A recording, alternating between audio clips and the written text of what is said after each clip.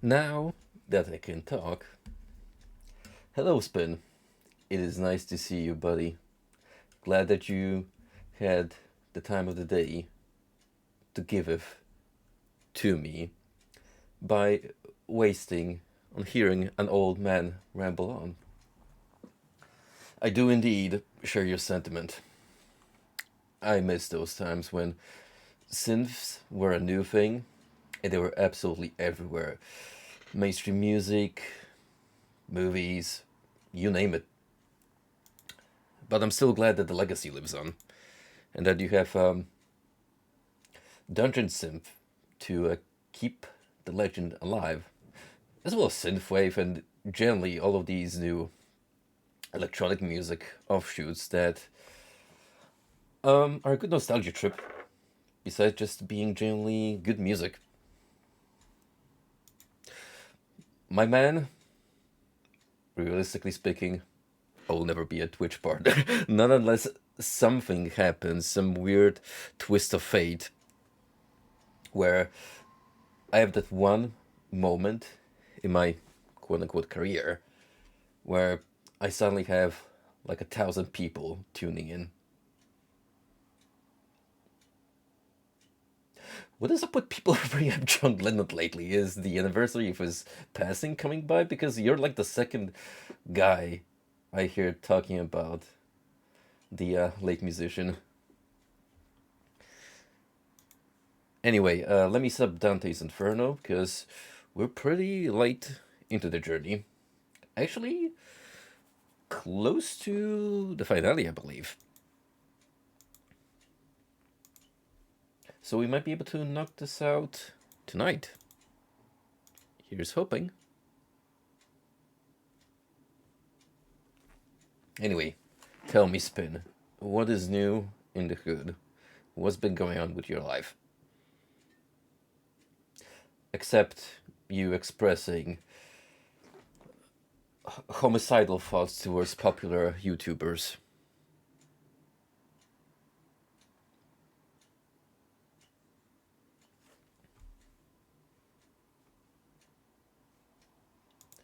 My Streamlabs layout has changed slightly because of an update, and now it's messing with my head because I'm looking for an option that's not at the bottom but at the top now, and it is fucking with me mentally.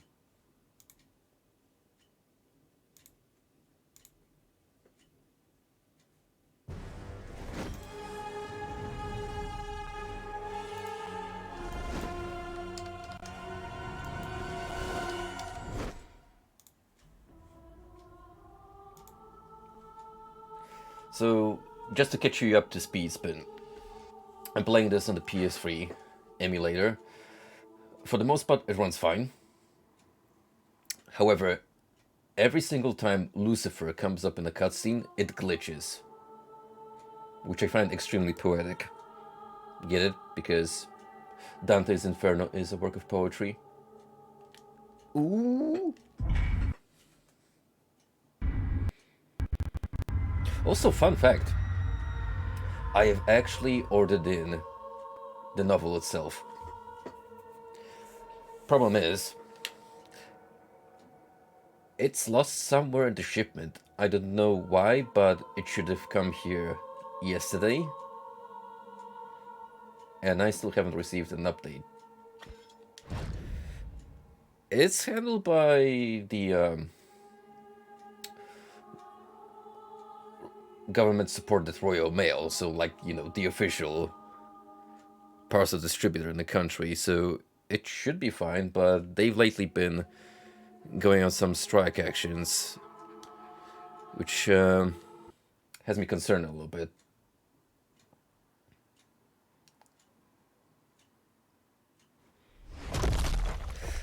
I know it's not, but I just find it funny how it inspired me to revisit what used to be a mandatory reading in my school days. So I think I got the wrong save file. I should be a little further ahead.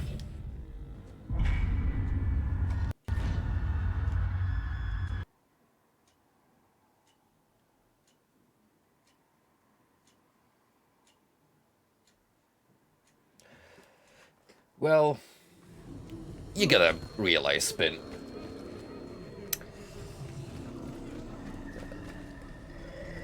God of War wasn't invented yet. So, naturally,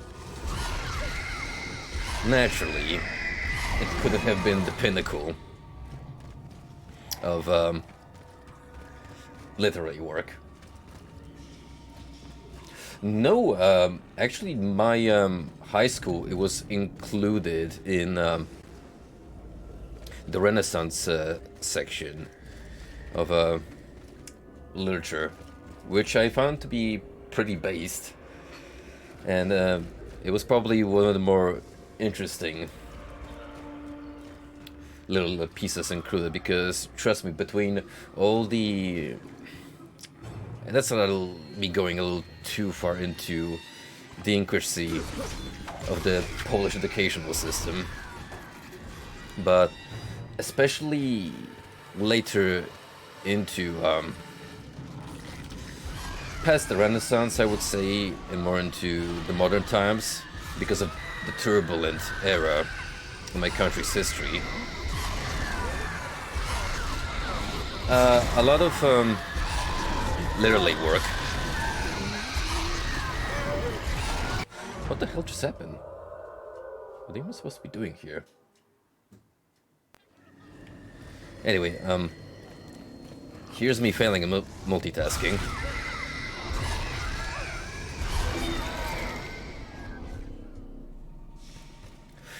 Well, here's the kicker. I went to a Catholic, middle and high school combined.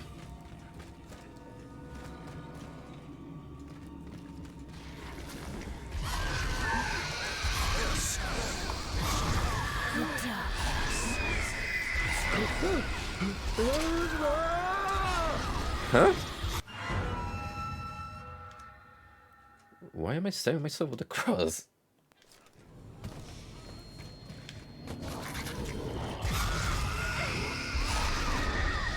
I don't know, maybe I should smack that red thing here?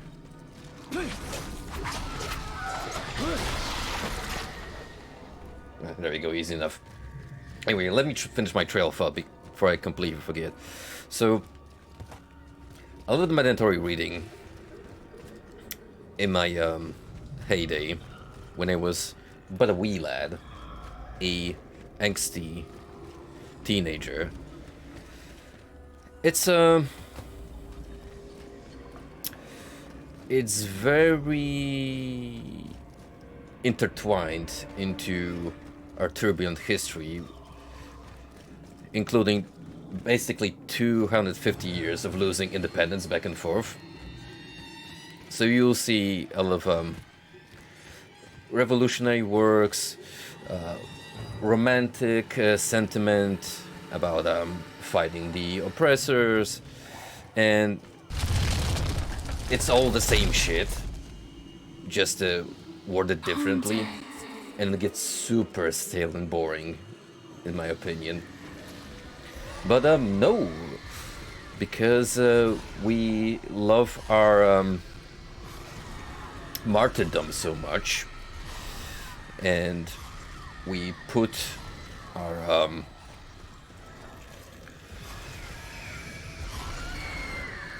underground movements and heroes of war on such a high pedestal. No, we take major pride in that era. So, speaking against it, it's kind of frowned upon. I just realized how difficult it is for me to explain the Polish mindset to foreigners.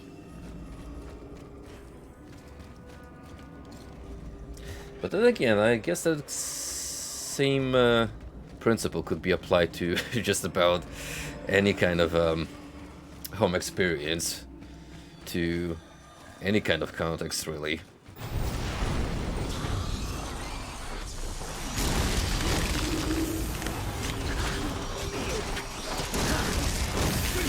Alright, Cultist has to go down first. And let me remember how to parry. Honestly, I haven't touched this game for a bit, so I'm already kinda slacking.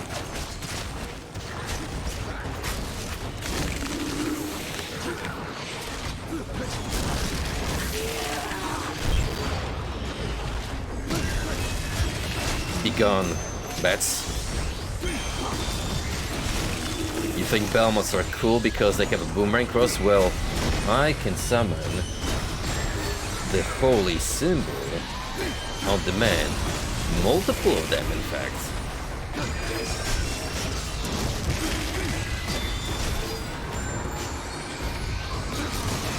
It is the Jesus bat signal.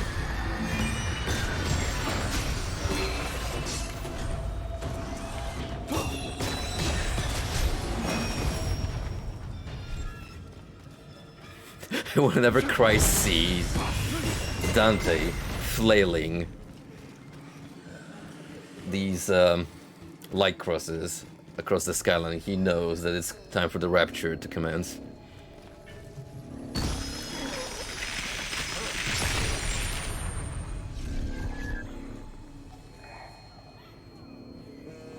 Just forgot to mute my phone.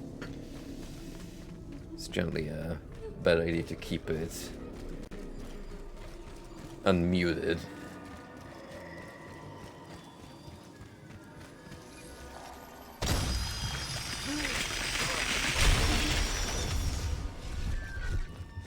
I hold the keys to Emperor Frederick's heart. Generally, I've been enjoying this game very much. I've said this already about a couple of video games I've played, but this I would sincerely count as an art piece, just because of how much a visual spectacle these environments and settings is.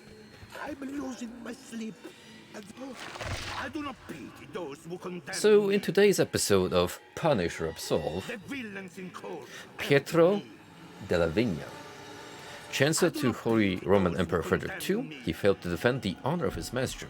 Imprisoned in ruin, he took his own life.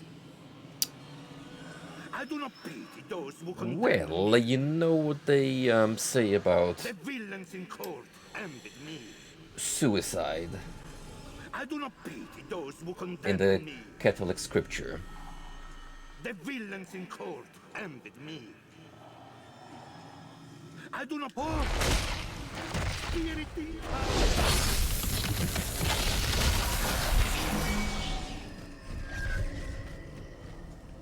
Again with a lot of these. There is no clear moral right or wrong, because the characters are presented in such a vague way that the interpretation is up to you, as well as the judgment. Ah, Dante, my old friend. You are so persistent.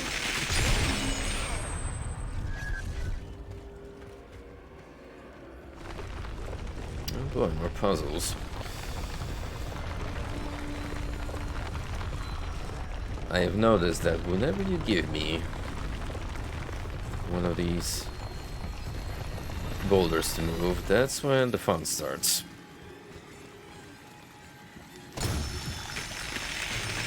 It at least takes me about 20 minutes to figure out where to place the movable object and how to progress from it.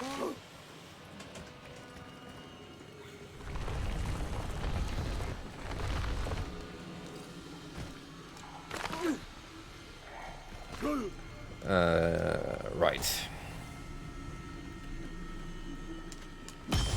I will want to push you, give you a good nudge.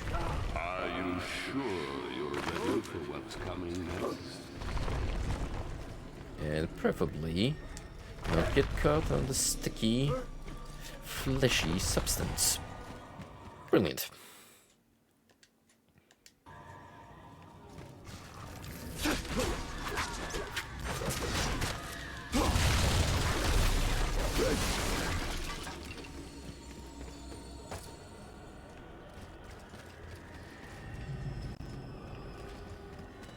Different branching pathways. Looks like it.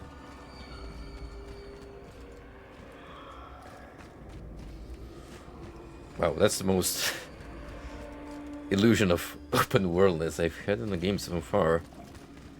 All these options.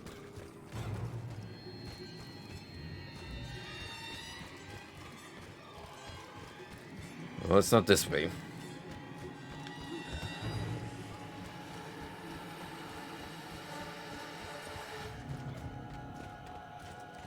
How about here?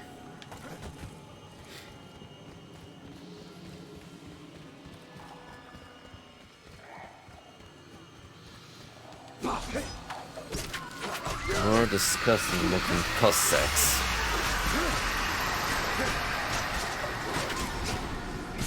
Well, you gotta pop them for fun and profit.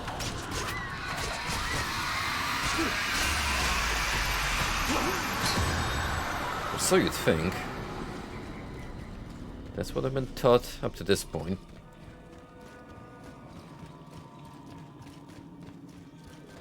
Still,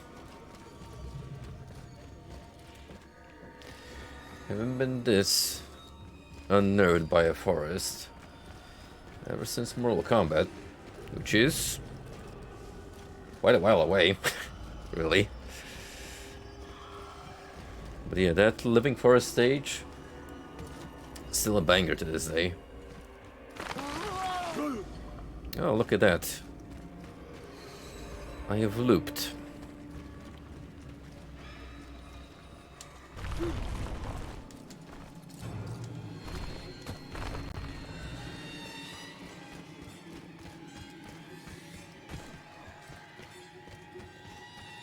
In that case, let's go here.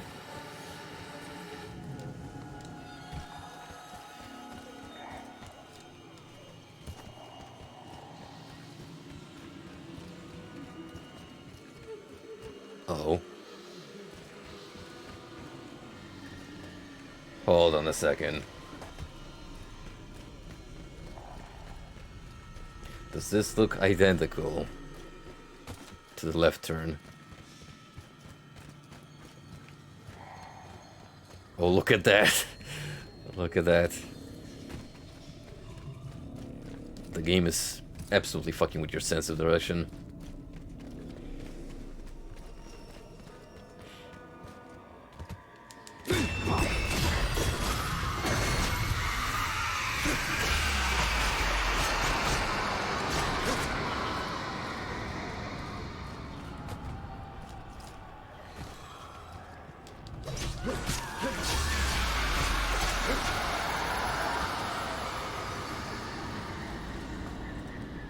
Alright, so...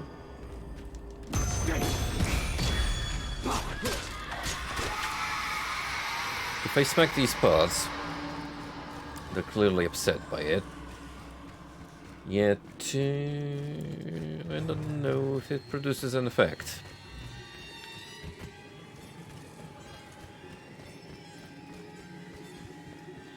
Can't really break him.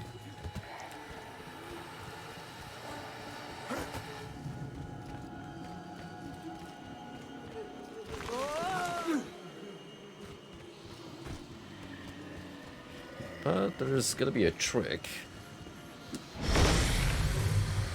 Because otherwise I don't see any other way of going about.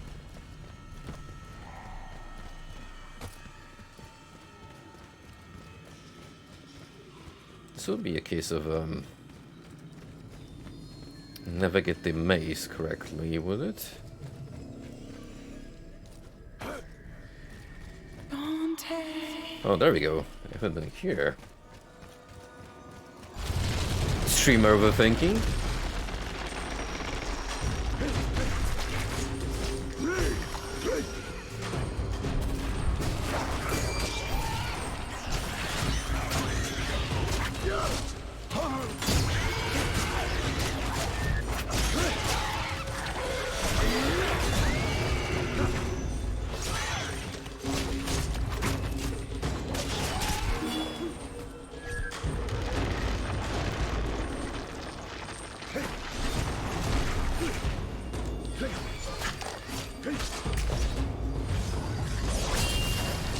Come here, big boy. I'm gonna completely nullify all of your attacks by simply deflecting them. Don't you feel like a fool?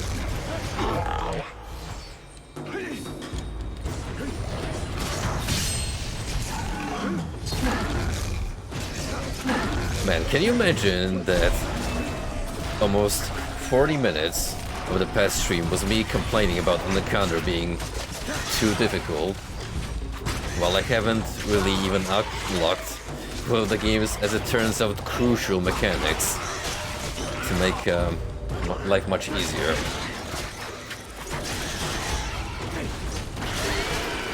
Now that I call a certified gamer moment.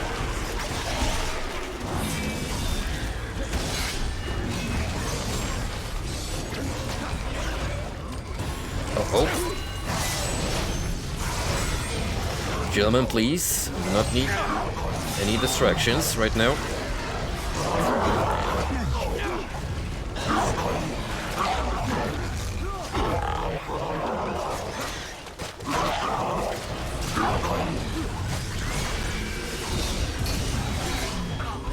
You son of a gun. That was very rude of you. You're gonna get punished for it.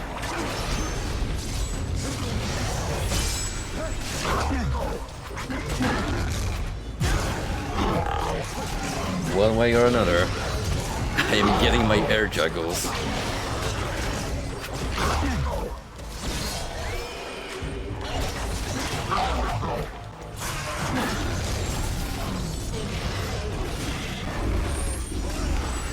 Accept Christ now to win a free PS5.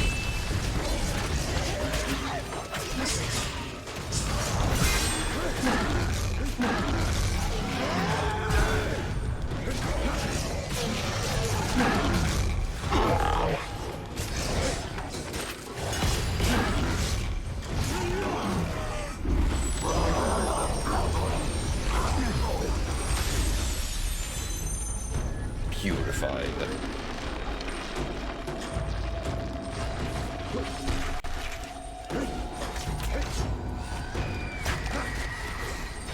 No. Why do you break No insta-kill gimmicks, please. Mother. No. When the soul quits a body from which it has uprooted itself, Minos judges it to the seventh circle. There, it Oh, no wonder sprouts, they turn out like shoots this. up like a sapling. Boy No grew up in a body, dysfunctional only the family. pain. For it is unjust that any soul possess that of which it has robbed itself. But you don't belong here, Mother. You died of the fever. But here's the plot twist. Her heart just gave out from the fever. She was too fragile.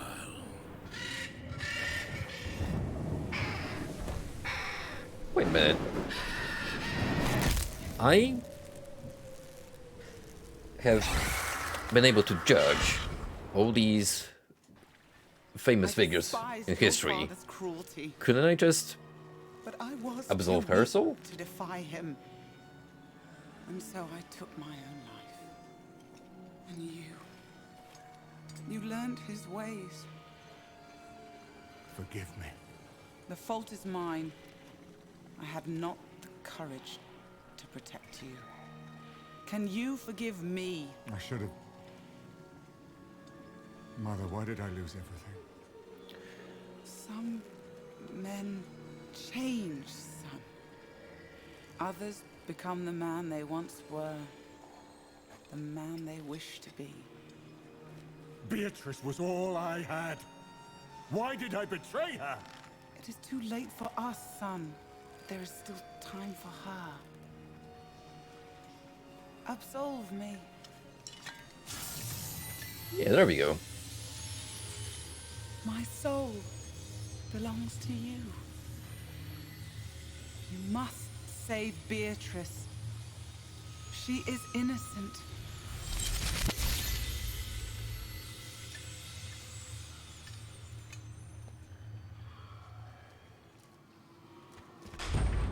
Well, that's one family problem resolved.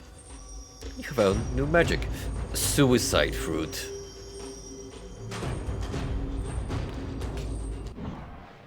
That's a hell of a name for an ability. Dante slams the rotting fruit of a suicide tree into the ground, stunning nearby enemies. Ah yes, a memento of my late mother. Just to hammer on every single opportunity into my head about the circumstances of her untimely death.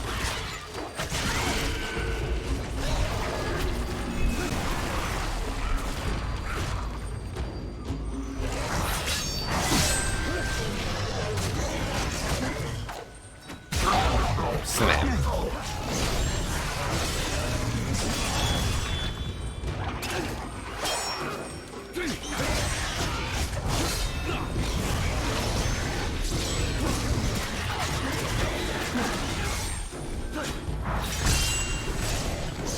No, playing Kiwami has kind of spoiled me, in the sense that that game also doesn't have a lock-on button per se, but at the very least you can center the camera on the enemy that's closest to you, as opposed to this game where I just kind of have to manually reposition myself.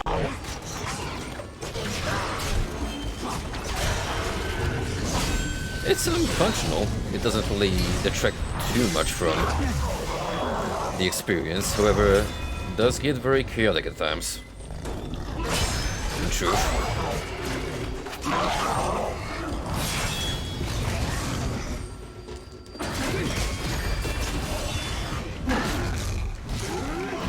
Sir, would you like to hear about our Lord and Savior? No is not an option.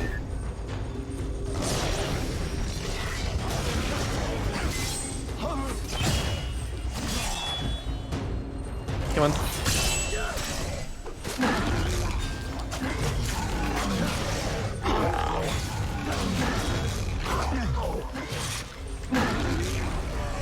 You too. You can go along with your friend.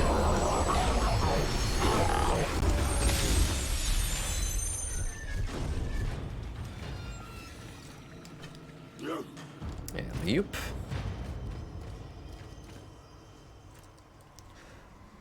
For a split second, I thought this was Goatsy. The internet has forever ruined me. Violence may be done against the deity by denying him in the heart. Okay, no. How about the layman's terms explanation?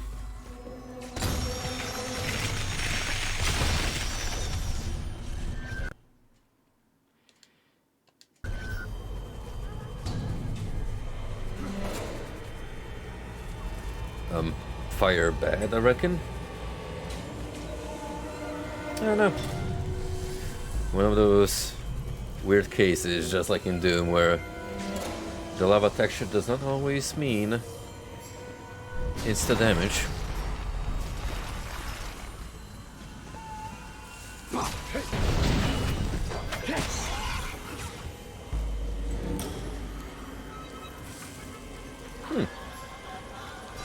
Reminds me of Painkiller 1. And the level based on the Crusades.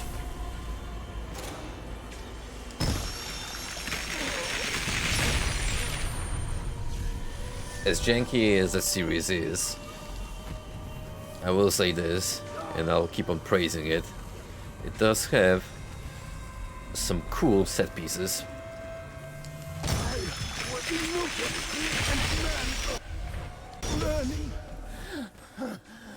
Anyway, next on the criminal offenders list, Why don't you let Brunetto Latini, philosopher and scholar of Florence, an early mentor to young Dante. He suffers in the seventh circle of hell for the sin of sodomy. Why don't you let me rest? Sir, I never Do you corrupted the youth of regret your Florence. trespasses? Why don't you let me rest? I never corrupted the youth of Florence. This is a vague one. Why don't you let me Alright, rest? let's flip the coin and you're off the hook. Nah, I just want an excuse to play the minigame.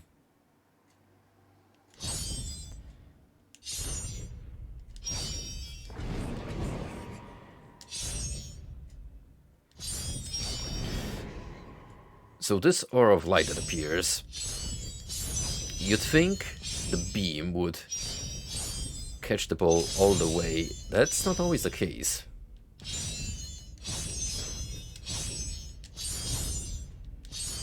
It's got a very bizarre hitbox.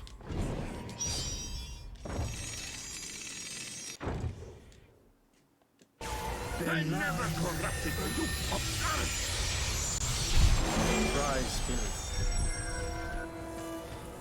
That earned me a trophy.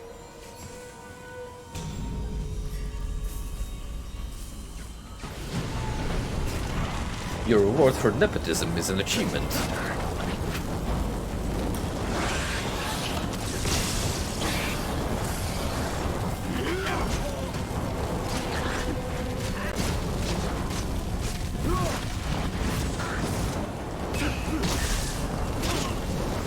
As long as the Magi is among the rubble, we cannot extinguish these flame zombies.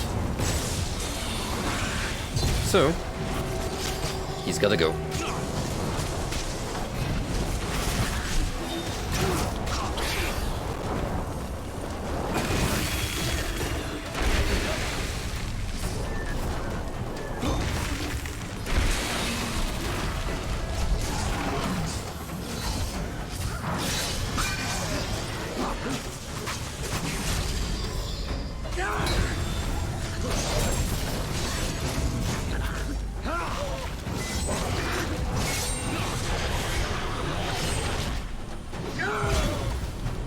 Again.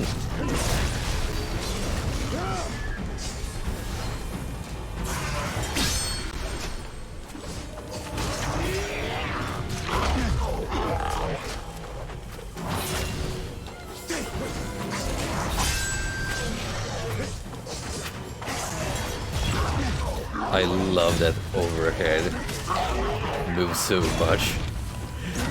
It easily goes over most of the shit they chuck my way. Really feels busted.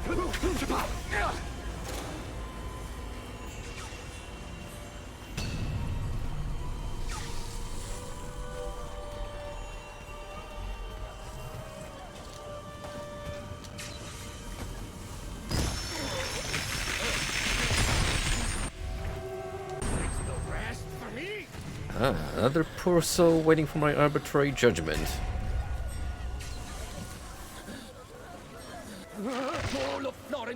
Guido Guerra, wise warrior and leader of the Guelphs, who developed himself in sodomy and the blood of men. All of Florence celebrate my name!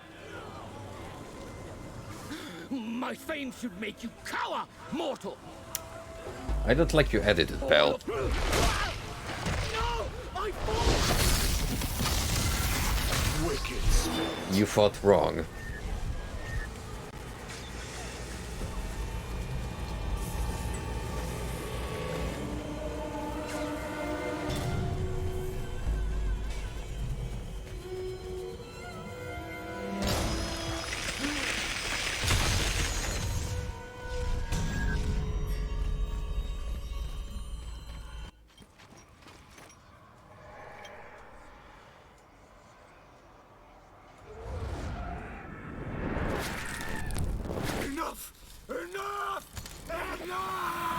No!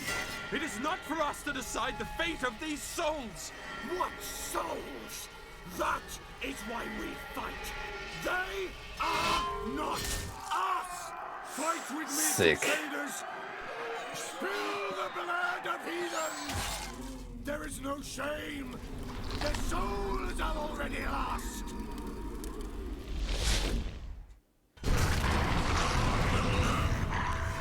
Say them be like, Dante is my most valued employee.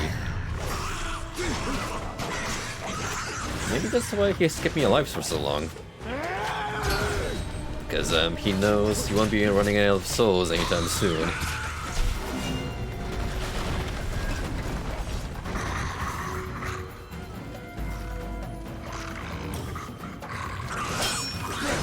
More fuels the industry. Be it military or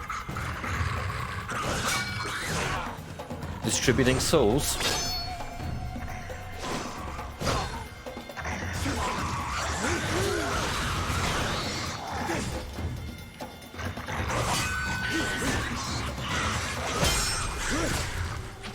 I'm sorry, gentlemen. Did you think you could just shamelessly deflect all of my attacks?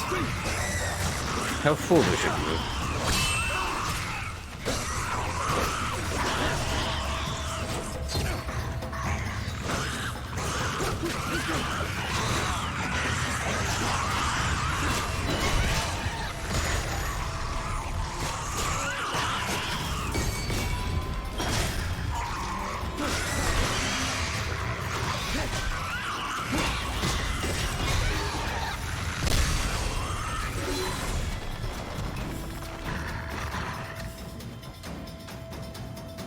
Step right up.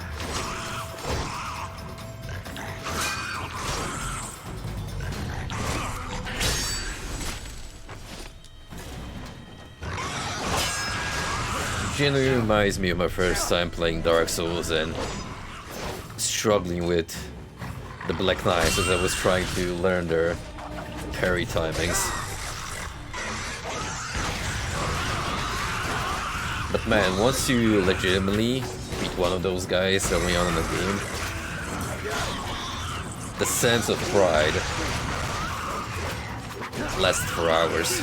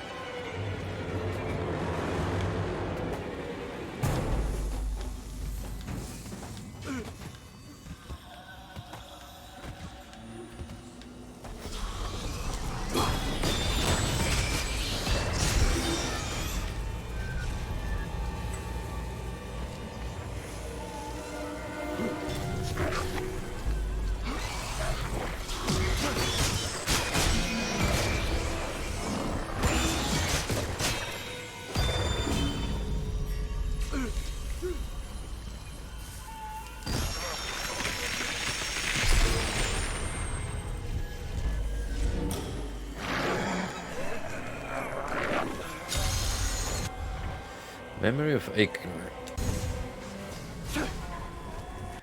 Let's check what that does.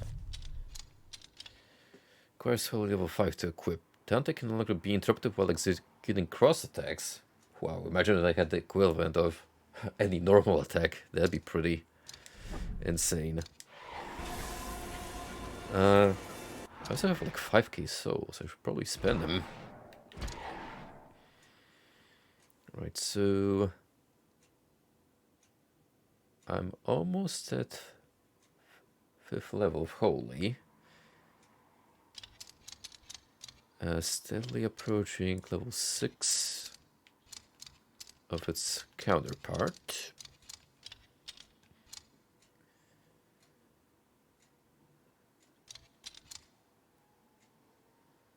Ooh.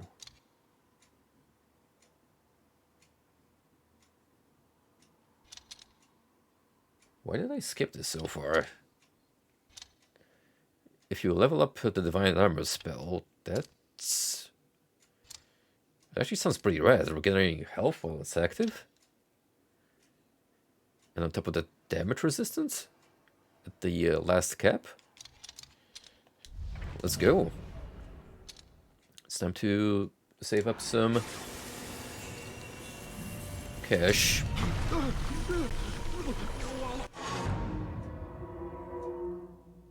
Oops.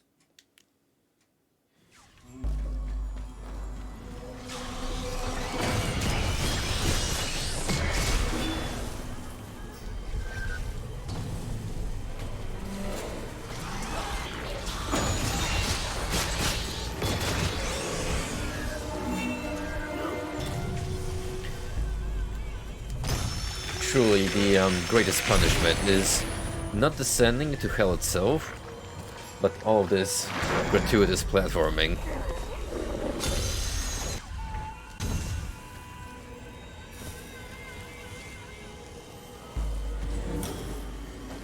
This is what actually goes on inside Mario's head when he goes through the Mushroom Kingdom.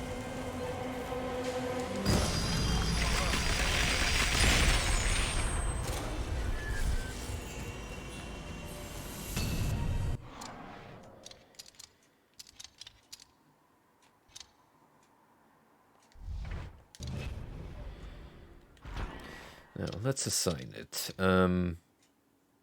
I doubt I'll be using the cross. Suicide Fruit, might try that out, just for the kicks. Other than that, I'm pretty content with this layout.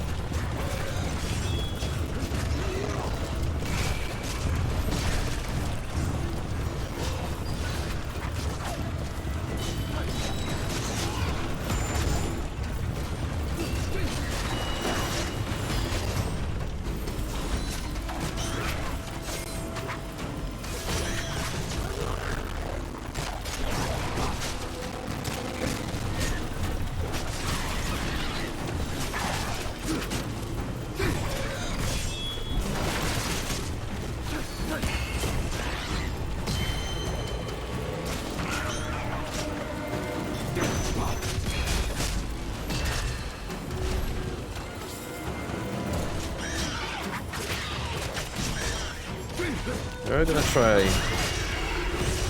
I'm gonna have to try a little more than that. And just sending basic goons my way to delay the inevitable.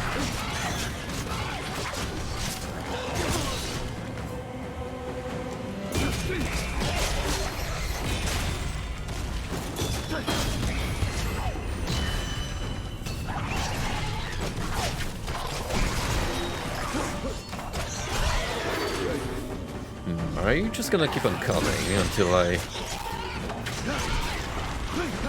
push the siege equipment all the way through? I think that's what it's setting up to be.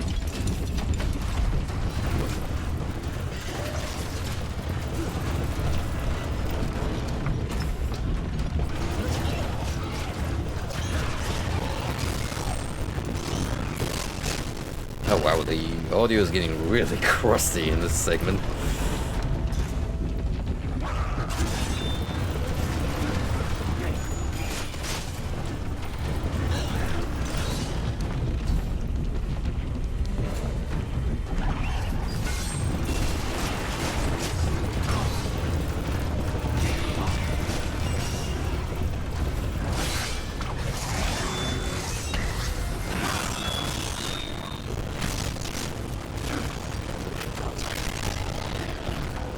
Please, come down.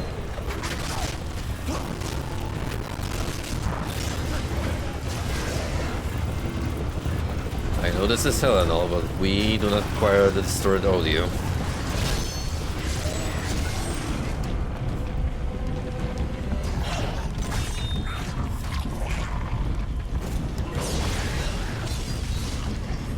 Oh, look at that! Because of the boost, I can ignore some damage.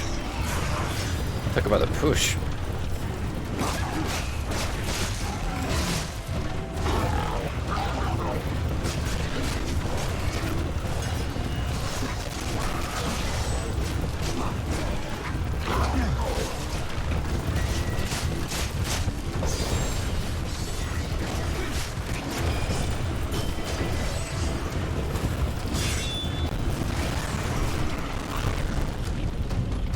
Aquilia.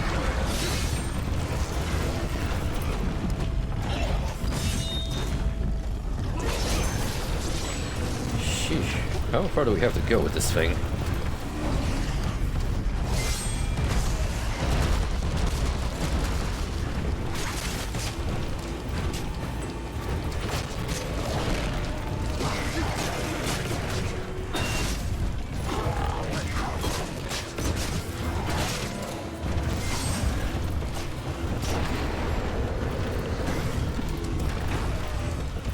Stay down. Don't come back.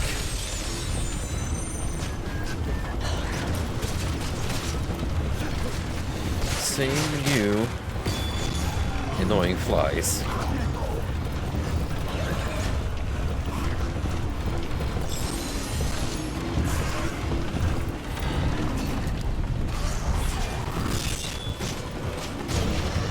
Goodness gracious.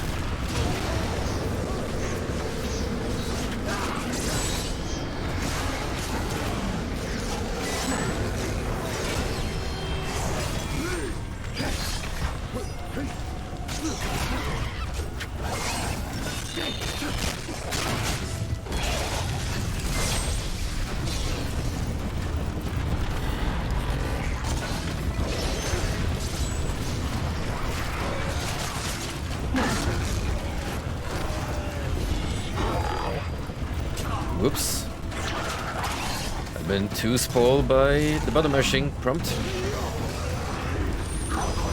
Speaking of.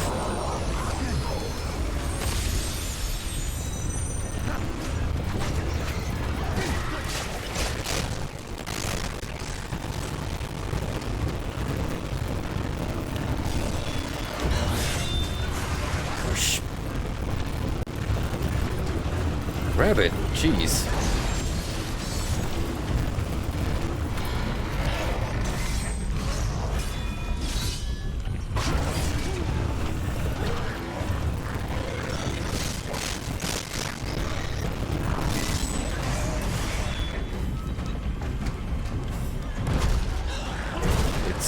Here. Now what? We're gonna climb the thing?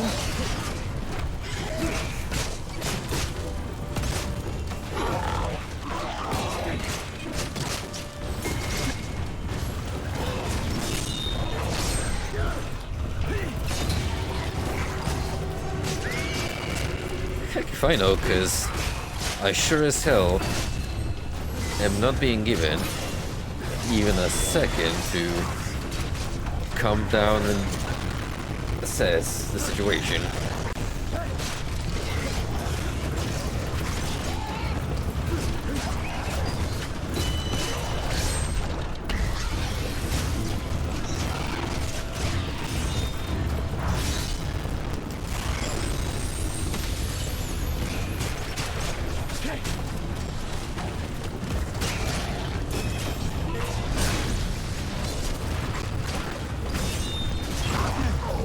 They'll just keep coming. That's clear as day by now.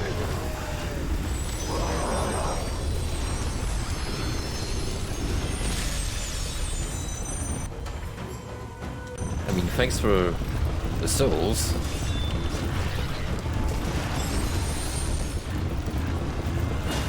But eventually there's only so much I can put up with.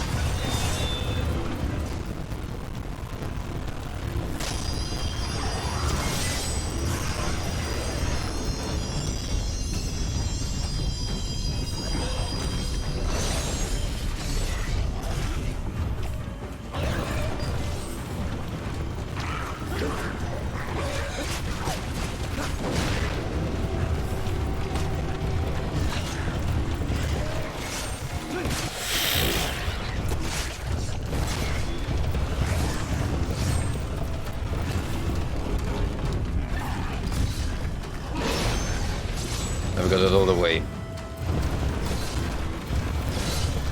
So clearly I gotta like platform. Oh. Alright. Well, do I feel stupid now?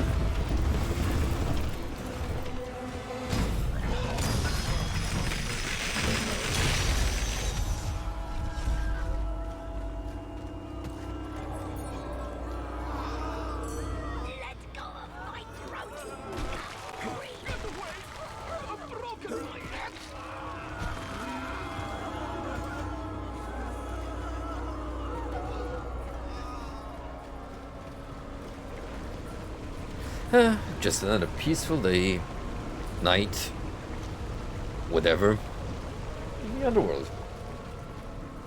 Business as usual.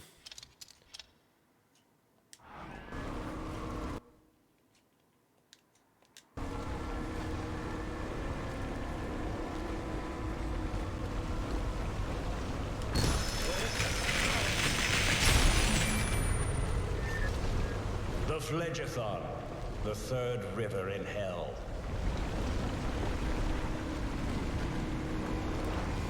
Famous for its contents of blood. A popular attraction in tourism.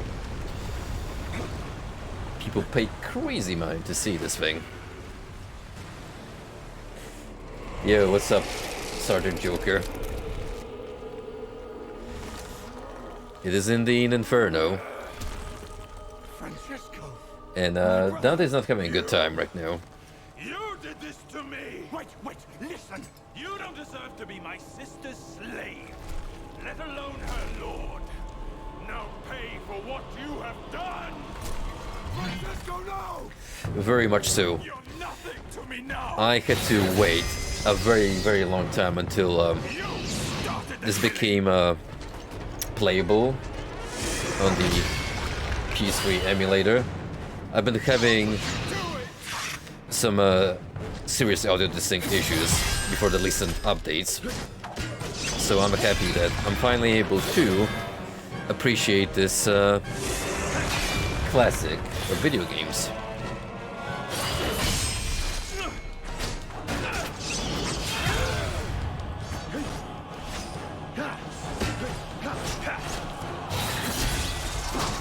It is certainly a very peculiar entry in the Visceral Games record. Although, given that it's the studio that made the Dead Space series as well, you can kind of see the no holds barred approach that those guys had.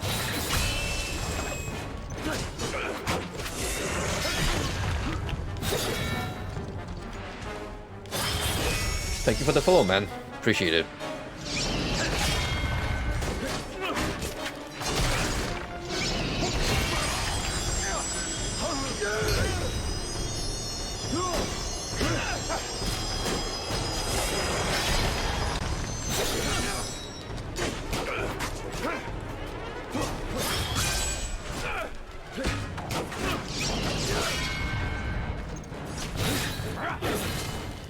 What I'm really liking about this game as well, and pretty much any game with a hell setting that presents it as a more, not so much fire and brimstone, traditional Christian depictions of eternal punishment, but rather it's a personalized experience where your past comes to haunt you.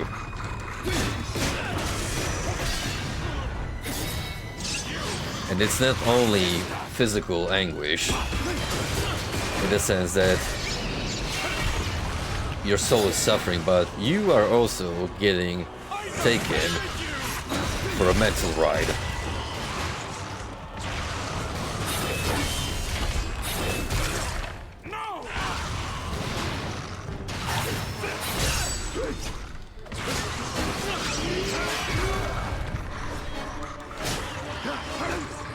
It is loosely based on Dante Alighieri's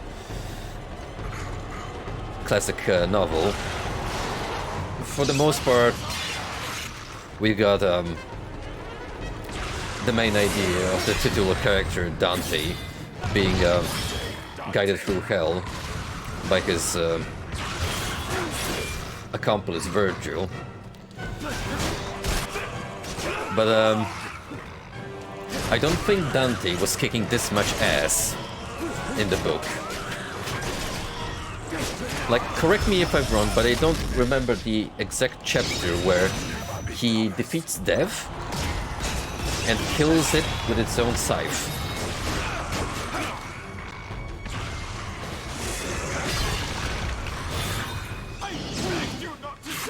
But hey, creative liberties.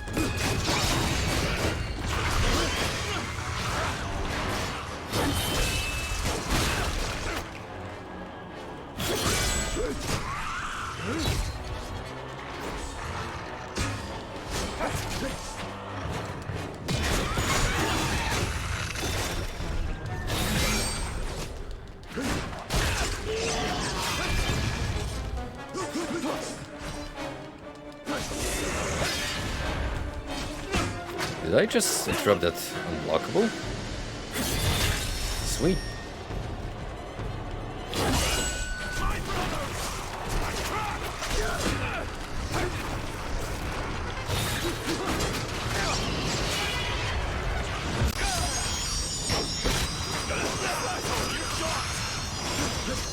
You should not be talking smack, Francesco, when your ass is getting beaten severely.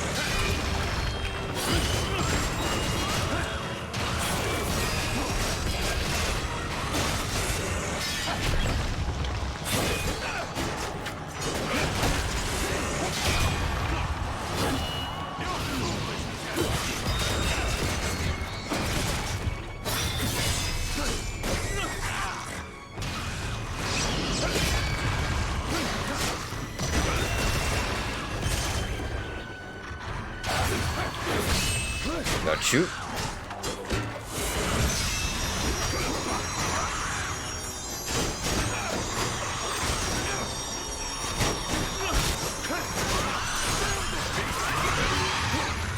Yeah, this holy shield is nothing to be shy of.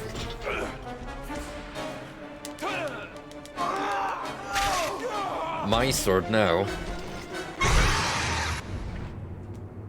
Literally, Francesco's forgiveness.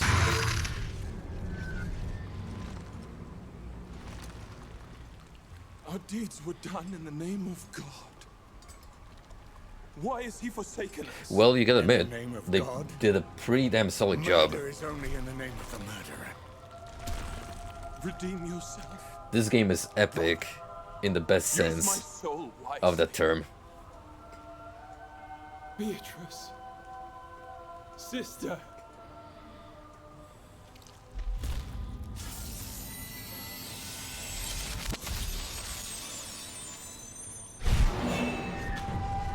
You have been pardoned.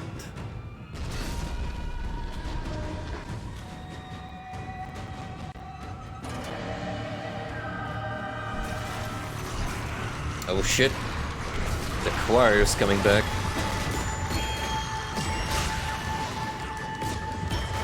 You know what that means? It's about to get serious.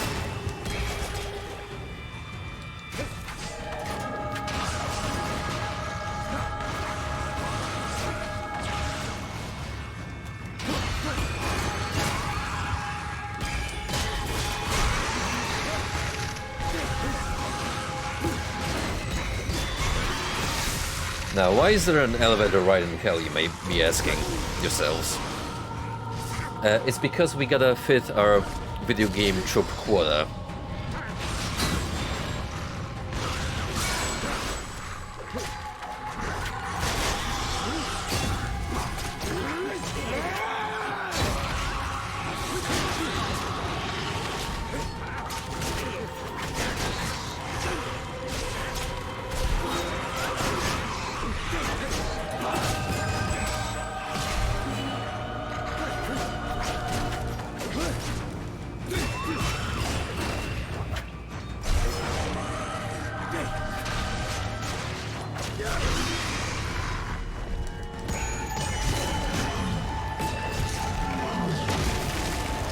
I remember you vaguely.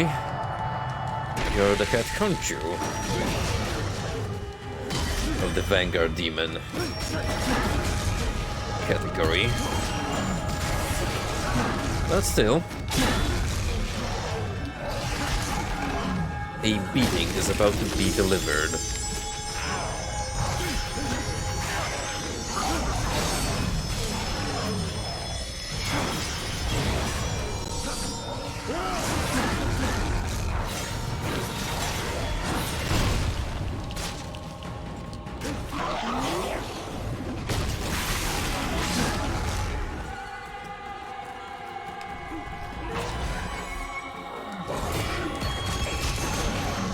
I just reenacted the beginning of Soul Reaver on that fella, and I don't think he appreciated the fact.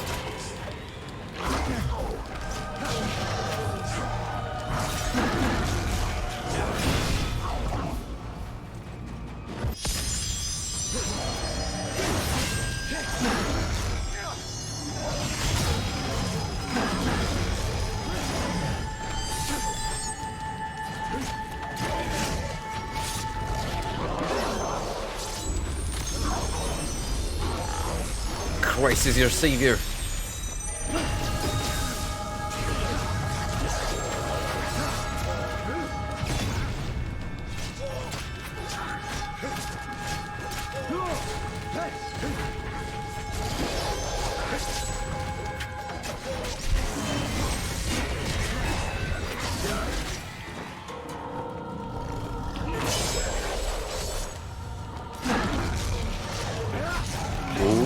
That model glitched out for a sec.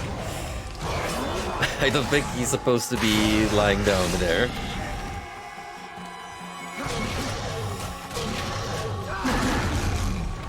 Truly a hellish sight.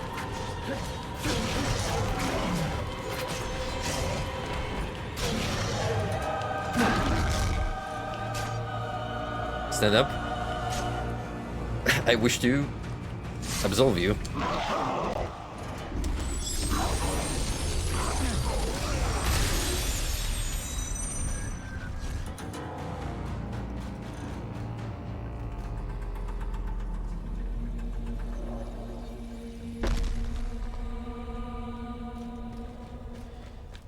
Well, without going too much into religious debates, it is a historical fact that many, especially major religions, have cases of genocide attached to it, because our faith superior to yours mentality, thankfully for the most part, we're past that era, which, you know, when you actually look at the scriptures, then that kind of mindset had very little to do with Christ's teachings, just saying. There is a place in hell called the Malabauge. Savages!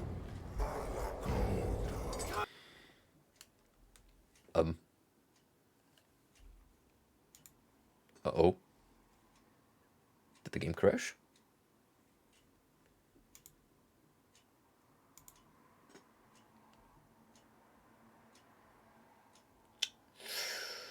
I think it has.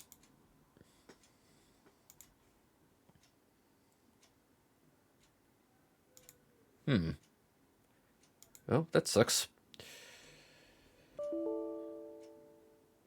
RPC S3 Fatal Error.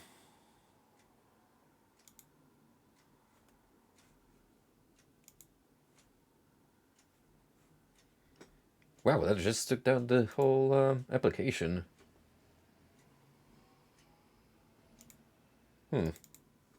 Well, let's hope it's a one-off situation.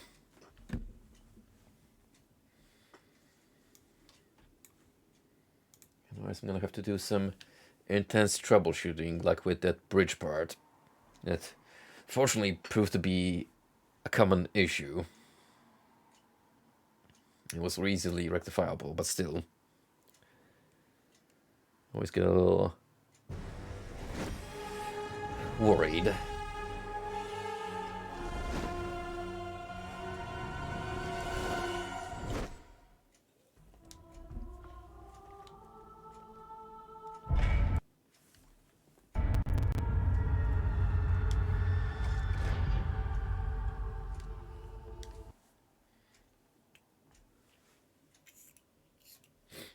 How much did I...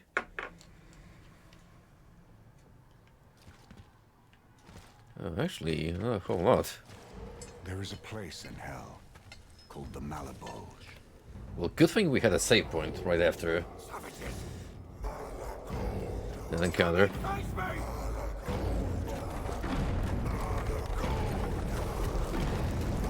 All hail the Queen. Looking mighty like Kerrigan from StarCraft. Beatrice? Is that you? My love, I have come back for you as I promised. I do not wish to see you suffer, but you leave me little choice. I am not what you think I am. There cannot be a rival. Lucifer forbids it. You don't have to obey him. Come back to me. Behold the 10 circles of fraud and deceit. Those who have broken the very bond of love and trust. In this place shall they be forever punished. Isn't it convenient that we have all these specific circles of hell to punish Show our guest. Is it very a resting place? specific sins?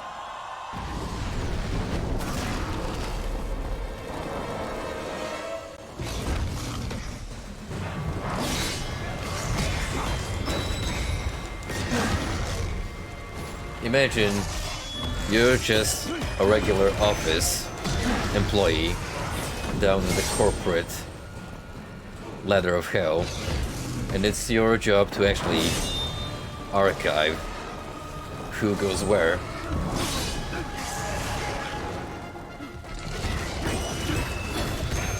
So yeah, it's basically just like life on Earth, but for all eternity.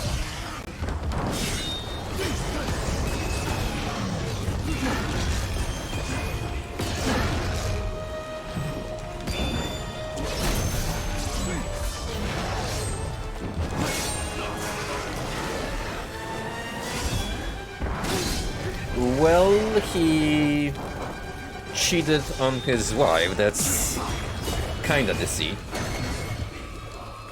Because he did promise her, after all, that he would stay loyal to her while setting out on a crusade.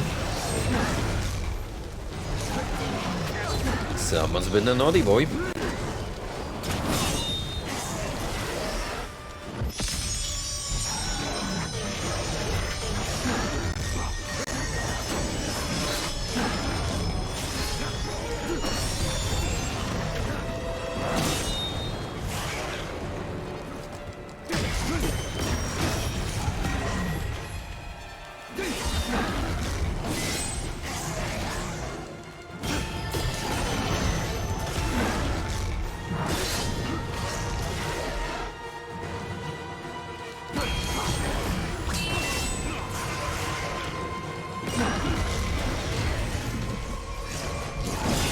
I kinda get the gimmick with this guy. You gotta keep him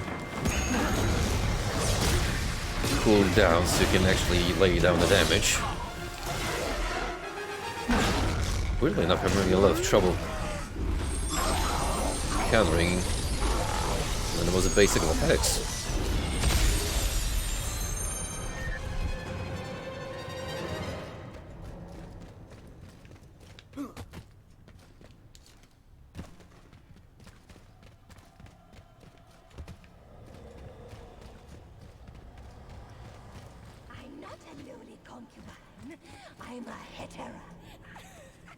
Hetera?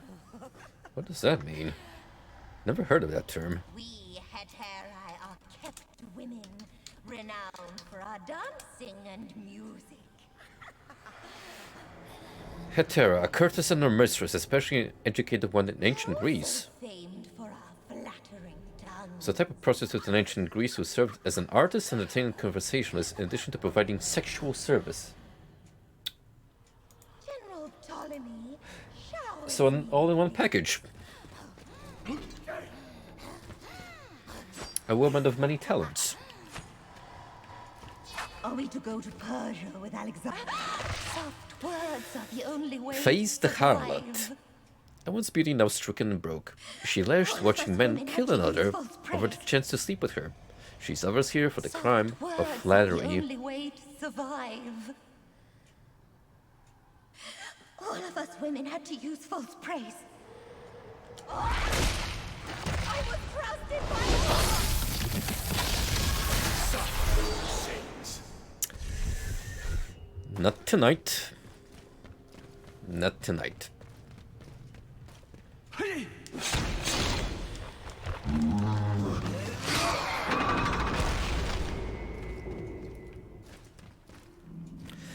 Yes, the main plot point that brought Dante down to hell is he was unfaithful to his wife by abusing a captive woman, and later down the road, this woman's brother went all the way to Italy and murdered Dante's father and his wife. And also backstabbed us, which caused that fateful encounter with death where we had to talk out our differences with death and quote-unquote borrow its scythe.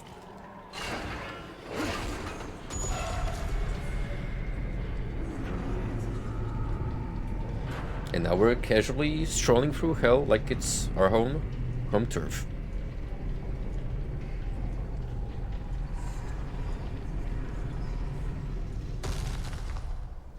Not the way I'd love to spend my weekend after coming back from several years worth of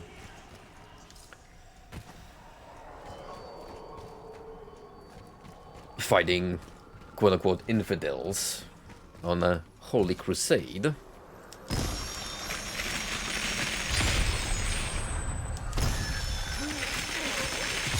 But you know what, all things considered, he's doing quite well mentally.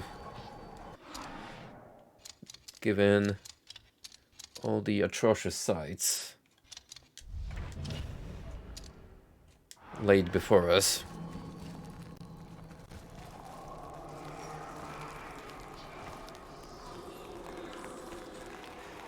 These beetles are not real.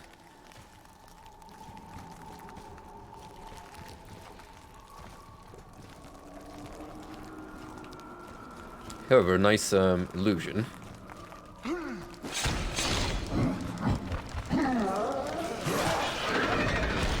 Allow the sight of these ill-born souls to strike you. Below, the panderers and seducers. The meaning of the word pandering sure has changed over the course of history.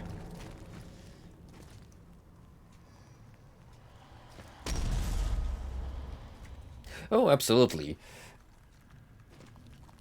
From the perspective of any faith, especially if talking about an offshoot or an opposing branch, you can easily label anything that you find inconvenient or disagreeable as heresy.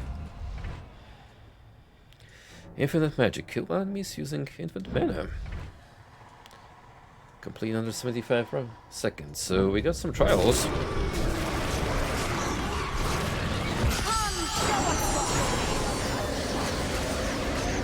Huh.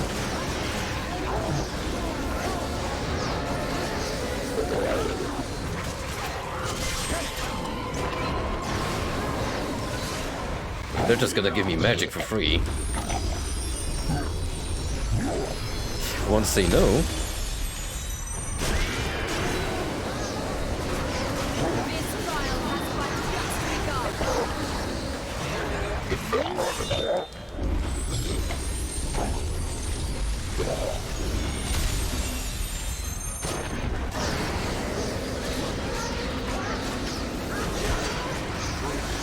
Infinite love.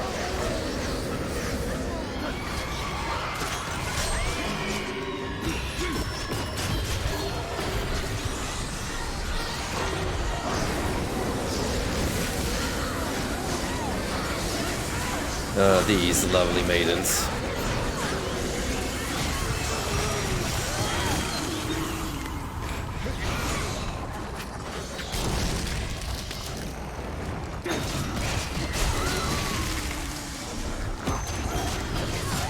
I used to have so much trouble with that enemy before I got the counter mechanic.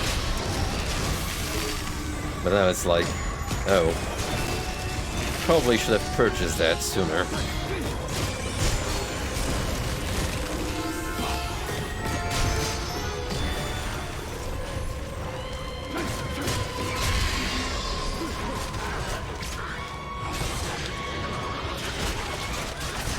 Not the babies. Not the children.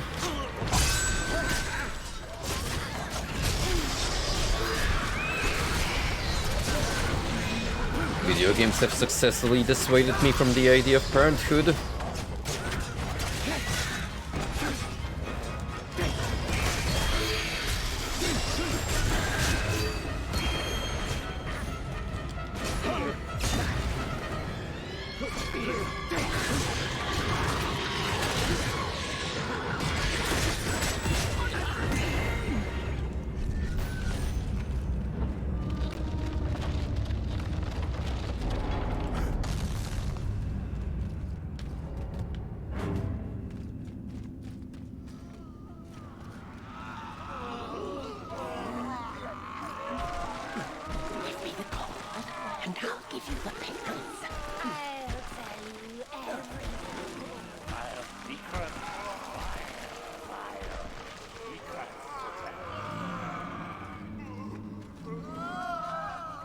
These flashpots containing the damned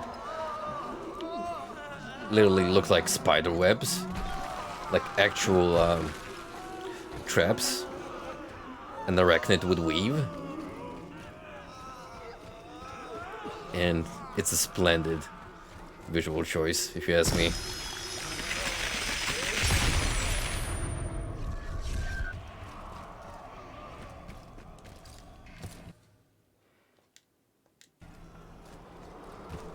Hey Frosty, what's up, buddy? No, we got still a little bit to go. I did peep a walkthrough just to have a vague sense of how much content I have left. I should be able to get through it all tonight, depending on the pacing.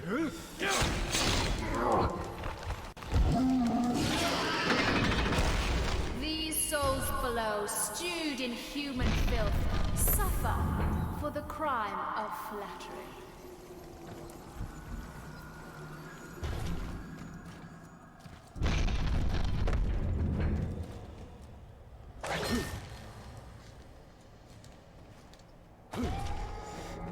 Dante is definitely an anti-hero figure, at least in this portrayal, because yes, you can sympathize with him going through his tale of basically redemption while trying to save his wife's soul, and you learn his backstory and you can help but sympathize with what happened early on in his life.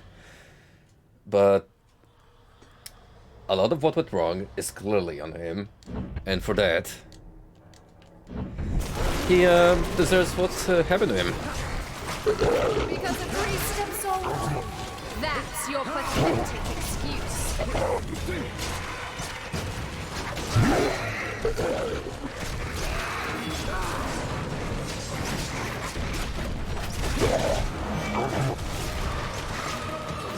Anyway, it's time for combos. Fight on,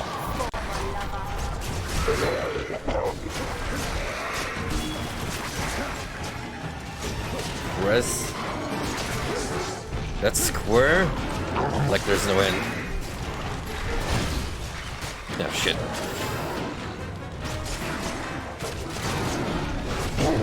These big fellas might disrupt my mojo.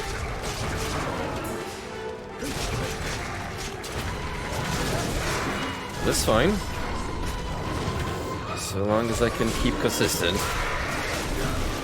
This shouldn't be too difficult.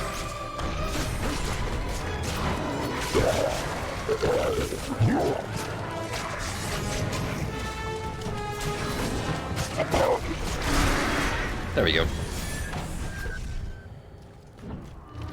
You can easily score a 100-point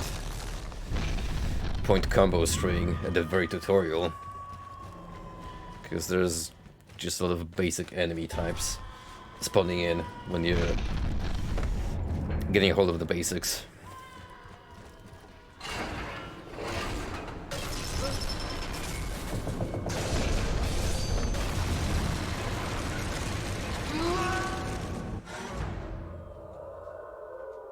Well, that's a little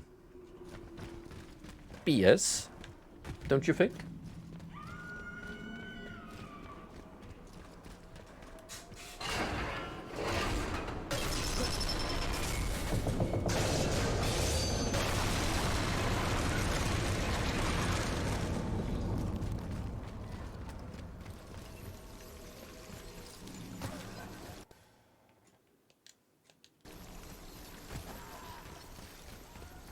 Next up.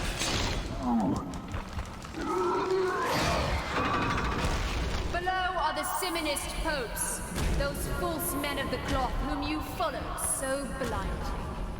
Simonists. I sure as heck am learning a lot of new terms tonight.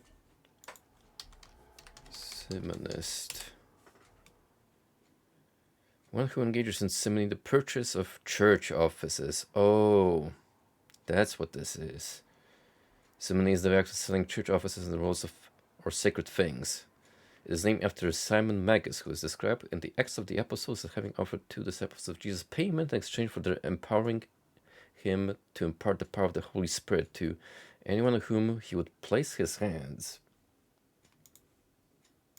Interesting. I didn't know the English term for that mispractice.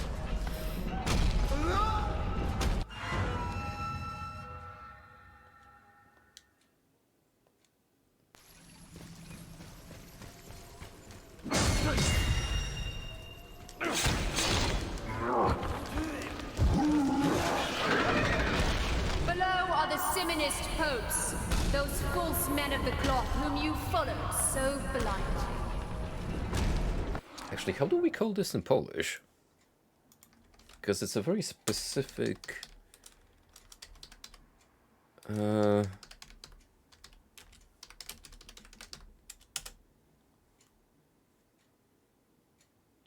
just Simonism. Weird, it's not something I would hear very often. I guess we just don't use that specific word to describe pardoning for sins with money and all that jazz. Hey, Golden. Welcome. How do you do, my friend? Perhaps it's your soul that's in danger, Dante, not mine.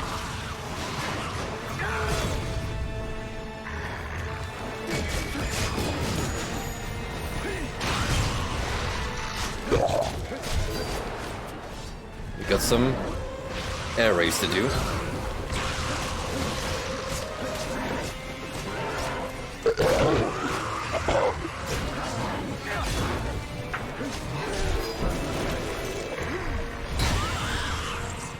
Alright, gotta extinguish those flames and then you shall become juggable.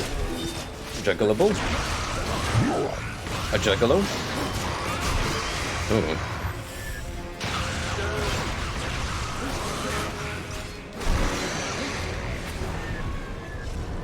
The bonus souls.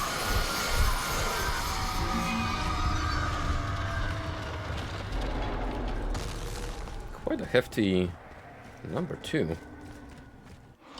Which is cool because now I can upgrade Divine Armor to level 3.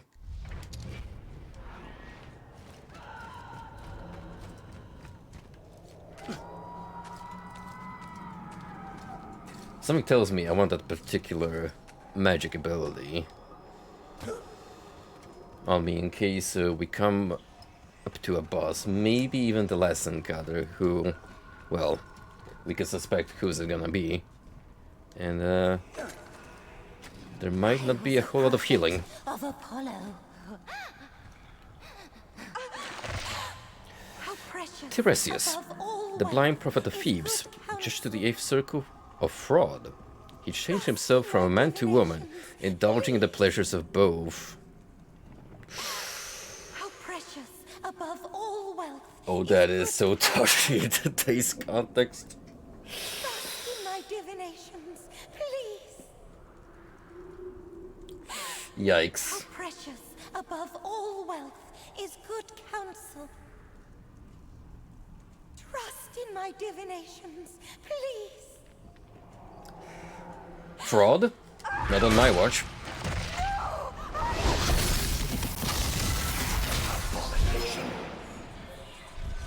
Dante, please don't make this any more uncomfortable than it has to be.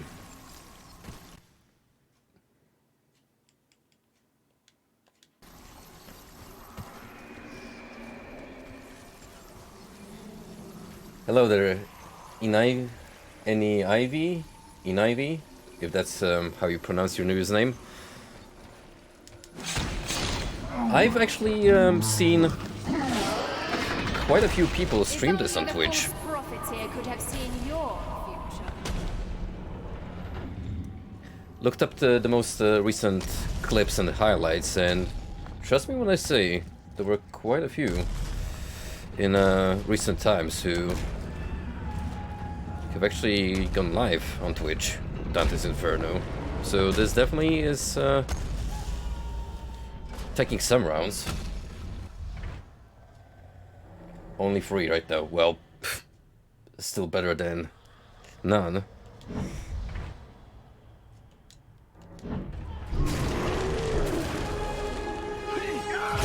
Did you think I'd come back to you after what you've done?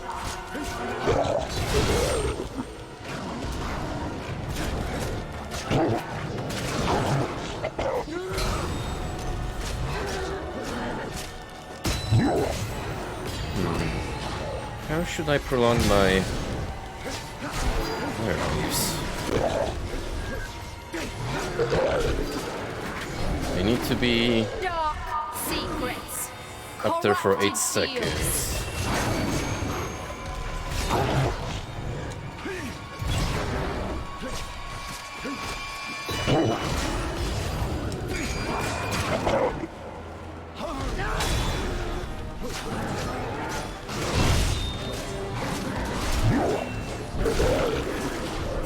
Guess I just gotta juggle twice and make sure I can extend the air wave long enough.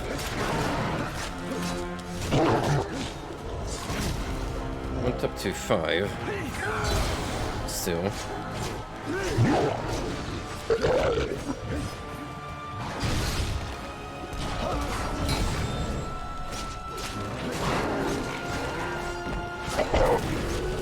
Or maybe just get a new enemy.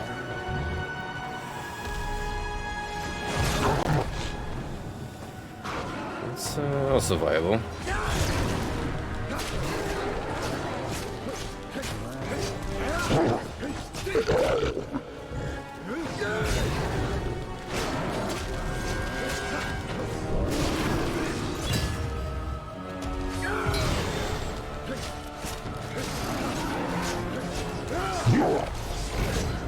Shit, blocked it.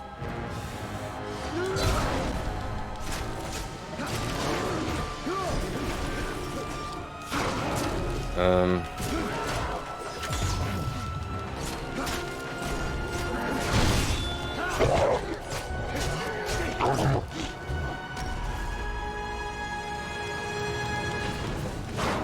I have any air attacks that could help? Let me double check.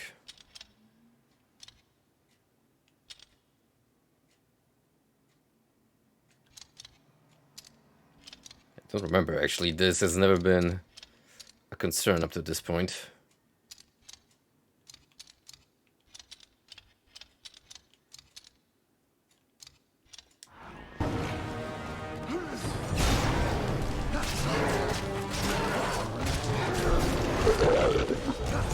Oh, hang on.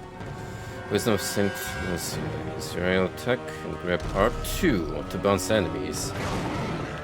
Did I completely forget that this is a mechanic?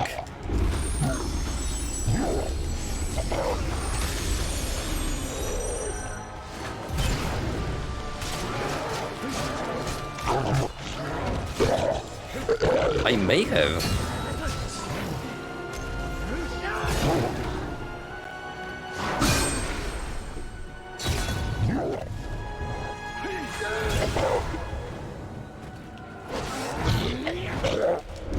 Well, isn't it kind enough for the game to give me a refresher?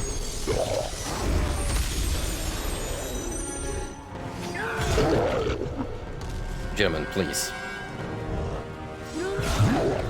I need the wombo combos.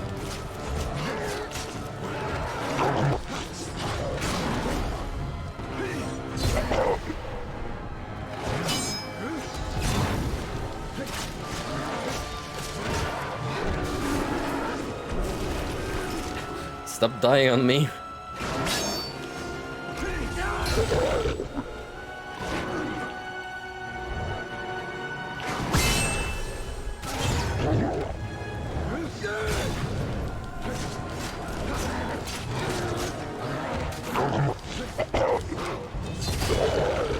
It's not doing a whole lot.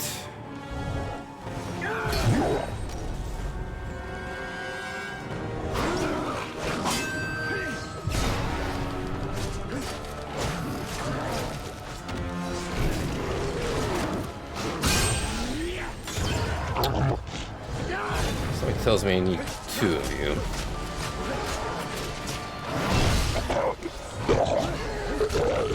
Ooh, 6 seconds. We're getting there.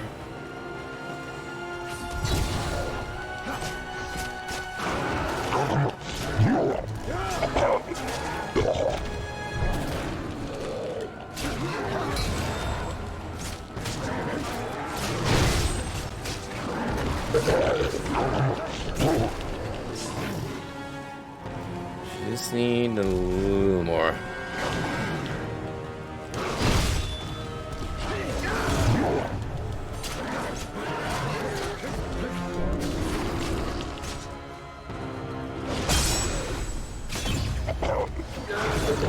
So I can't grab an enemy of the ground. It has to be an air juggle, specifically.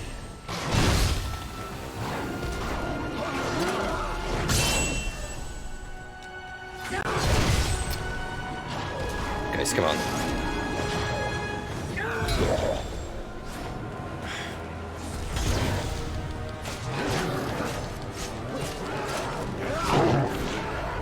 Ooh. That's not what I wanted.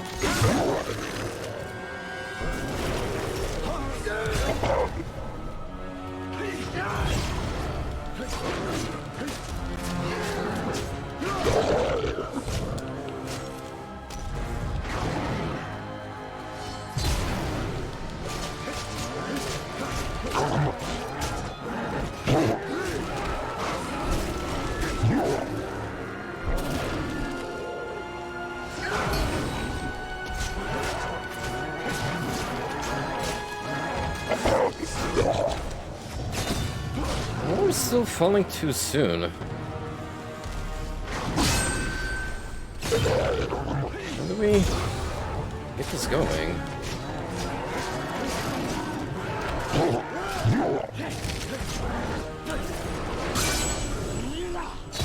You can get up to 6 seconds, no problem, but anything else is just not happening.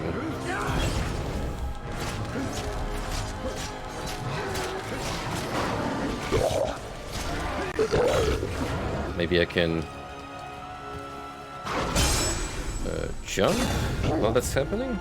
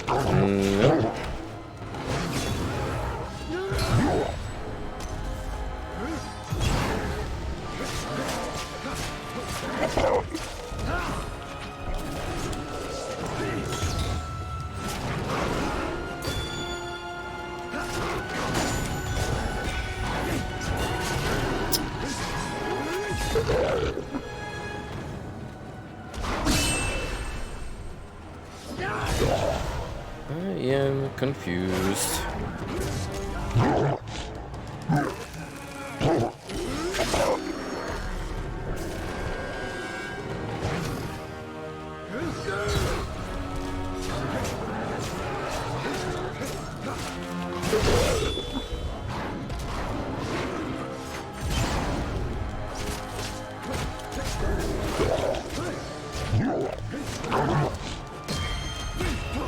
Certainly didn't expect trials to be part of the main game experience.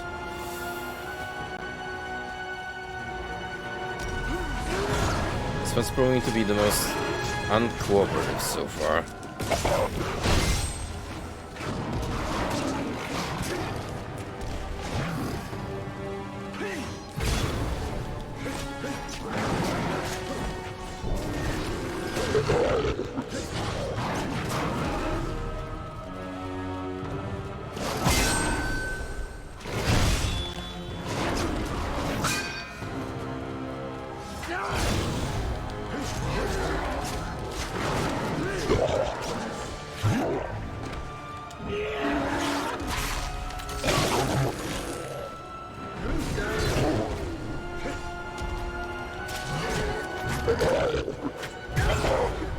There's gotta be something obvious that I'm missing.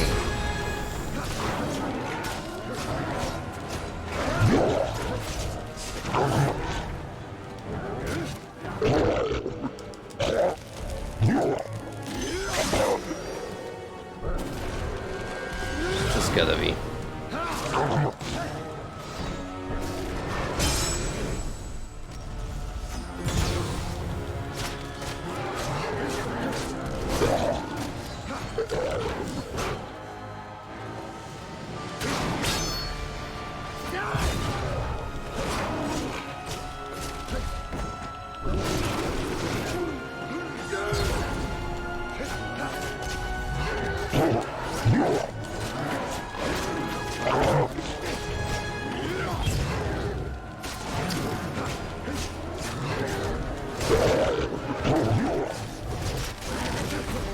Yeah, I can go up to 6. And then it's kind of it, really. Unless... Let's try something else.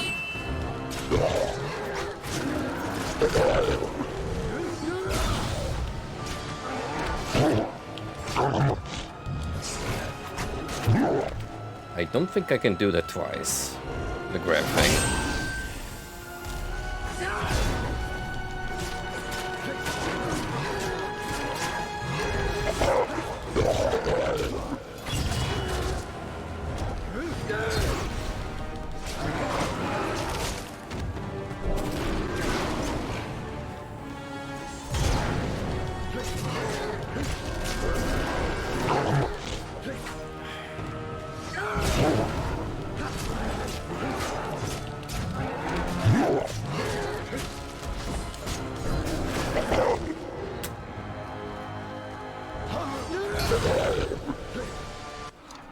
Hang on, I need to look this up. There's gotta be some obvious move that would make this easier.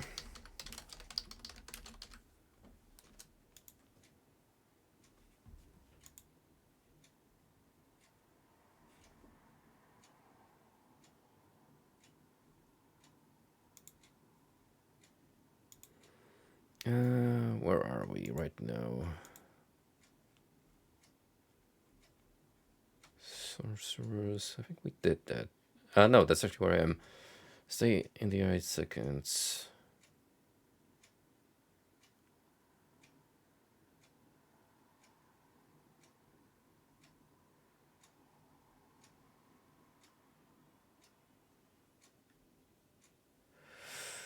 I think the cheese is mentioned.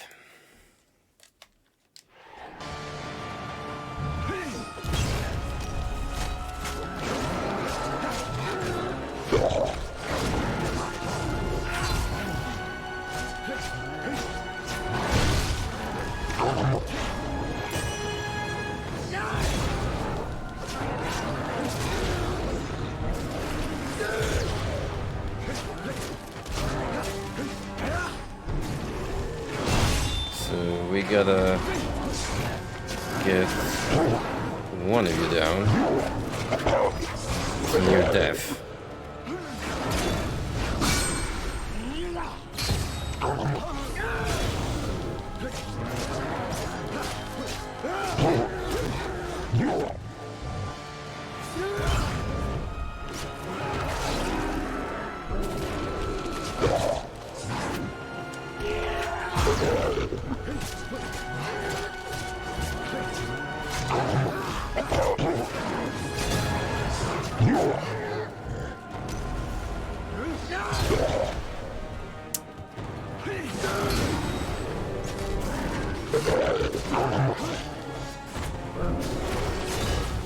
And now when I need it the most, it is not working.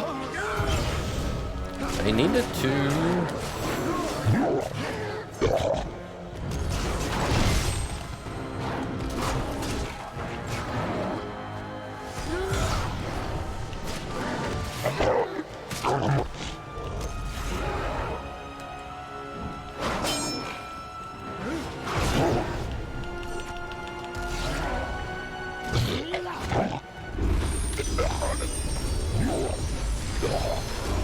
It does involve the absolve mechanic.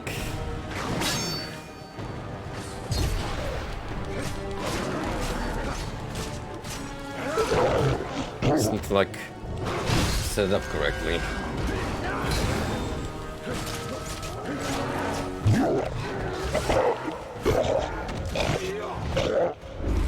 Yep.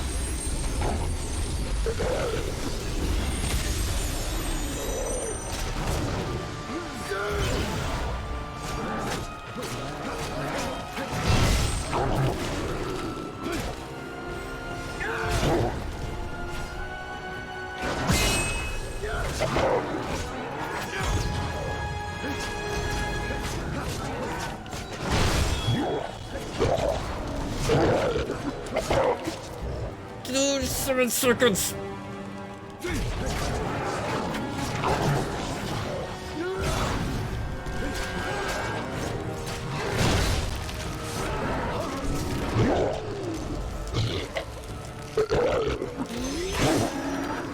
I have never been cock-blocked so hard.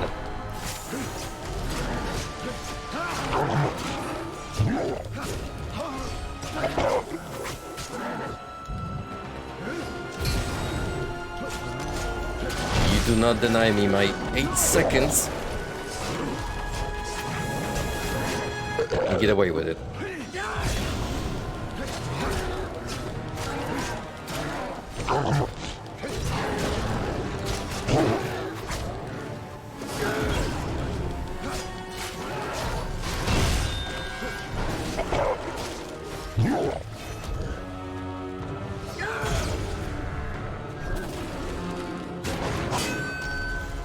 Eventually I'll get there by some sheer miracle.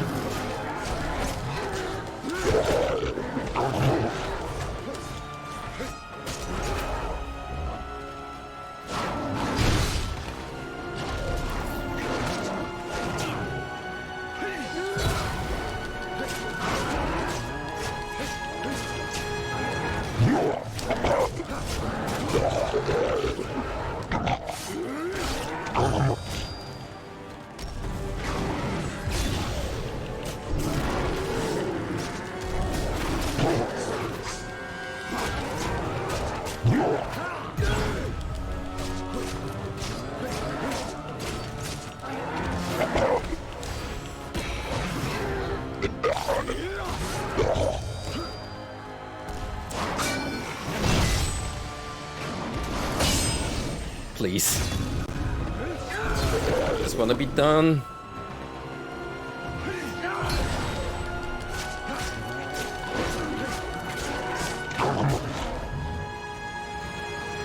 This is not a DMC combi music video, nor will I pretend to make such an attempt.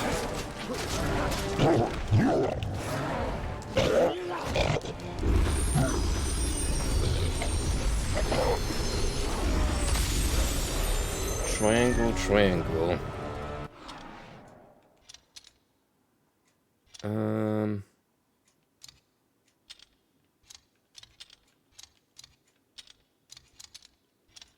Which one is it?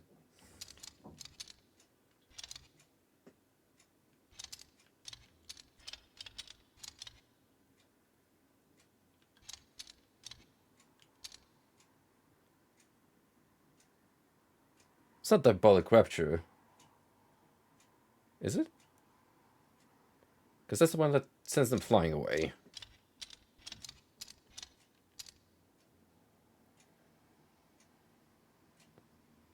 Maybe Vital Cyclone?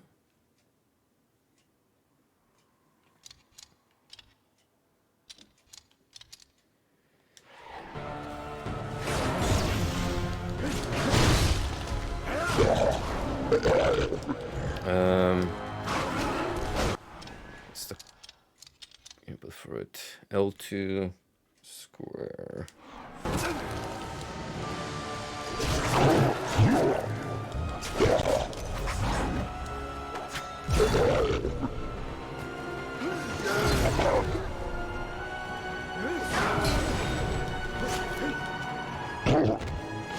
Is it?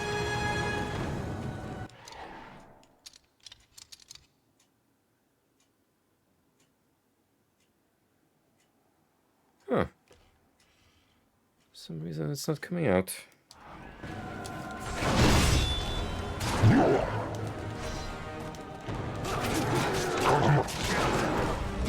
Wait, I don't? Oh. Dumbass.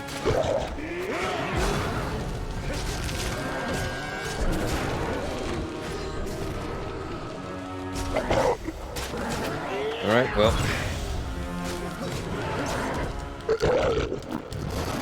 What are my other options?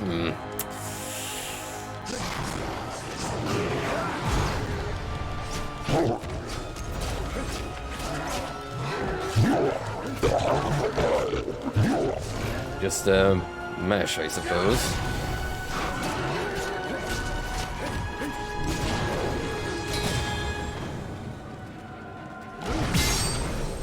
I don't mind. I tried to do apparently something that has to do with the absolve mechanic, but I'm guessing the setup for it has to be very specific.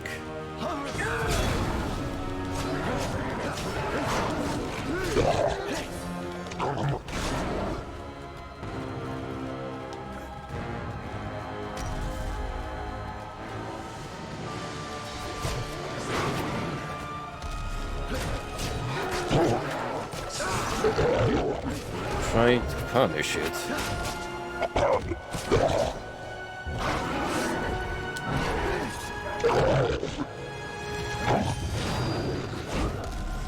It's actually counting.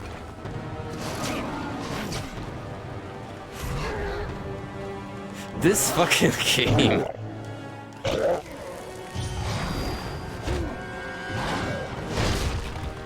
This frickin' game.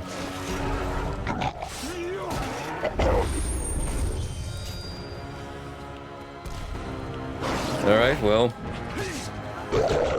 Let us blue ball the demon for 8 seconds.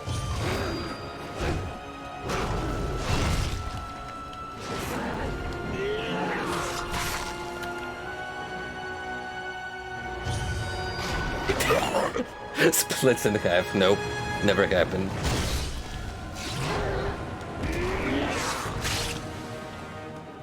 Cinematic.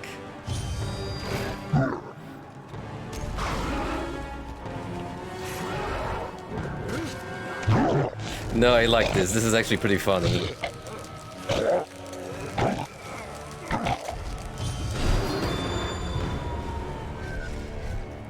The good ending.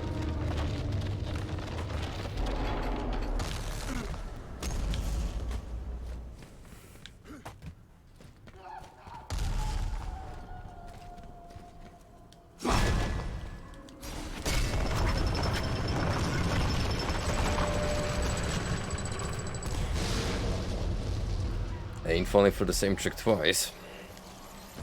Get it? Falling because Well, never mind. It's horrible for my already low standards.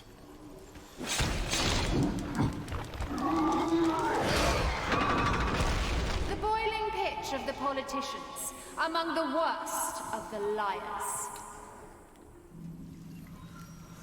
Now this is a timeless metaphor. Never becomes irrelevant. Never.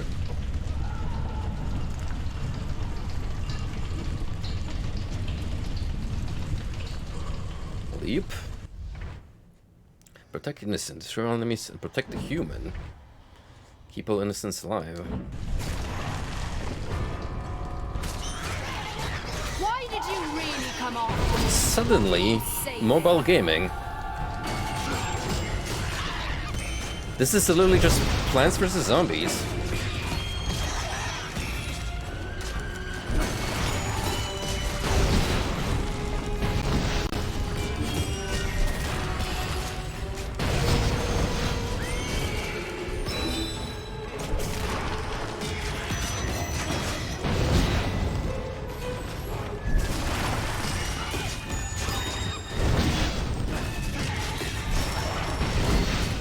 Looks like I already have the optimal strat down.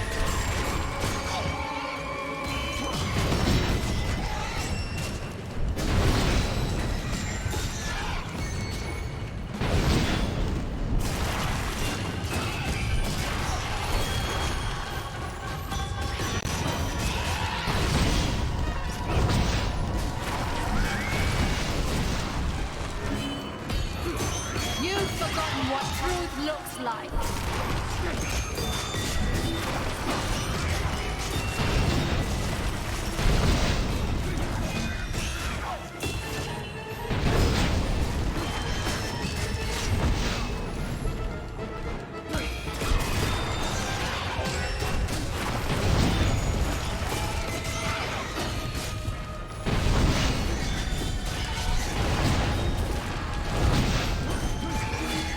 Triple cross?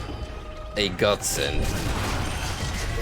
That wasn't even a bad pun. It was just the way this trial is coming out nicely due to the goated special.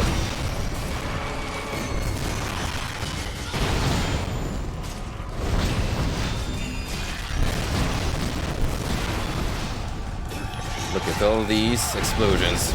Michael Bay, eat your heart out.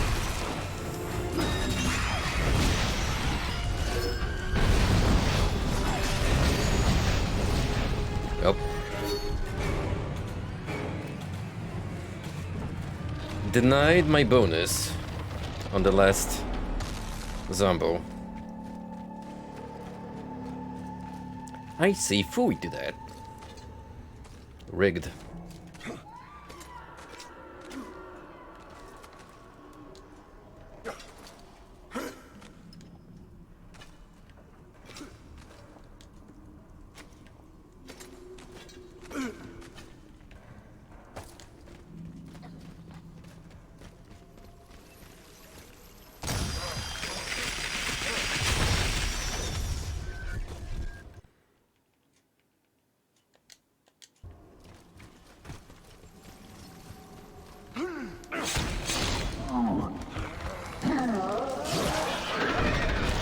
You're right at home with the hypocrites, Dante, in this sixth ditch.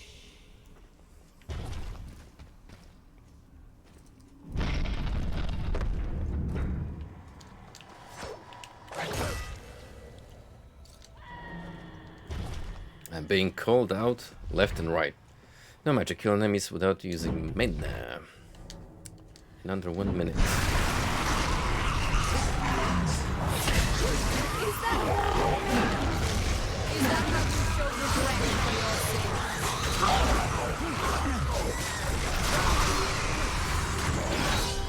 I don't think this counts as magic per se. So I am gonna go crazy.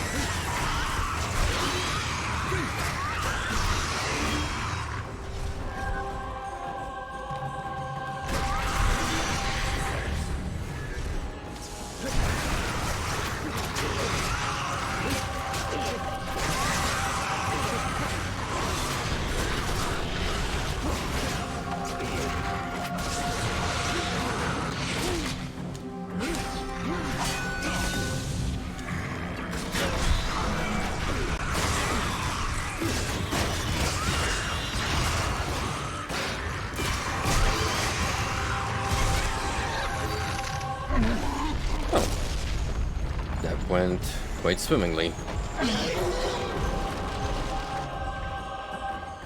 Challenge cancelled. Escape.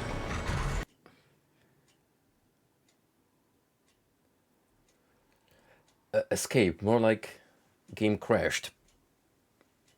Wait. That's the second attempt tonight. Yo, these trials really trying the game.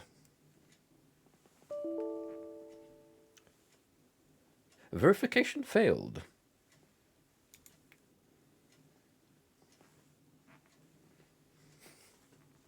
It's true. It doesn't want any more challenges. Just wants to be done, man. Alright, well, we're gonna take a quick little break and I'll be right back with you.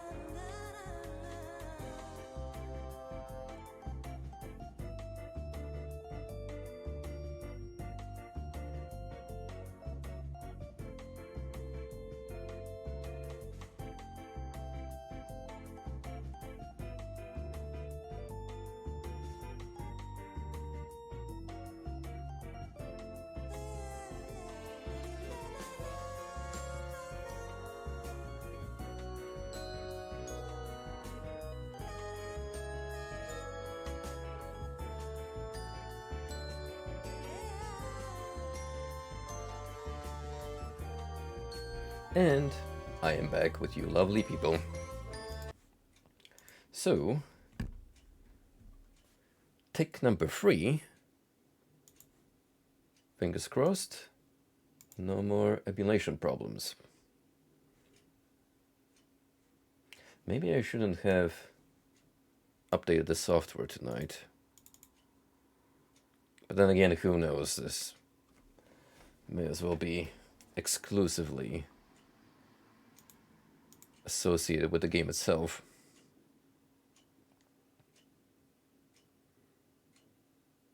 Or my setup, or millions of other factors that could be contributing to these specific errors. Don't you love troubleshooting?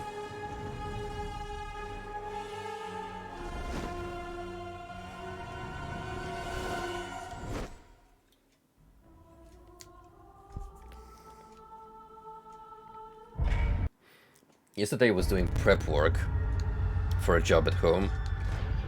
Basically, setting up a camera system with a recorder.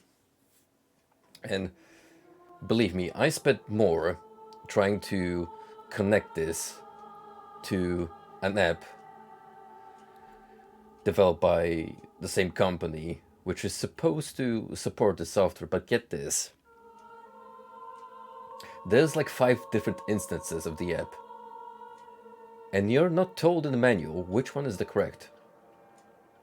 So you basically have to guess.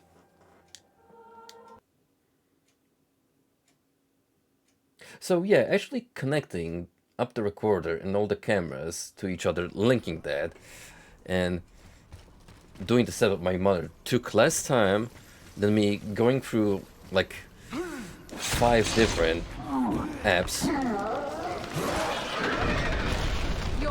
and try to get some sort of display. In this 6th ditch.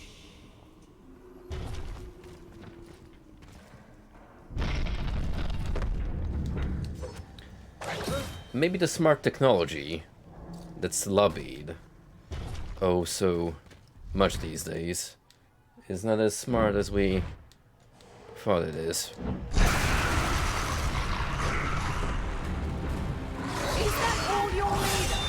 Is that how you show regret for your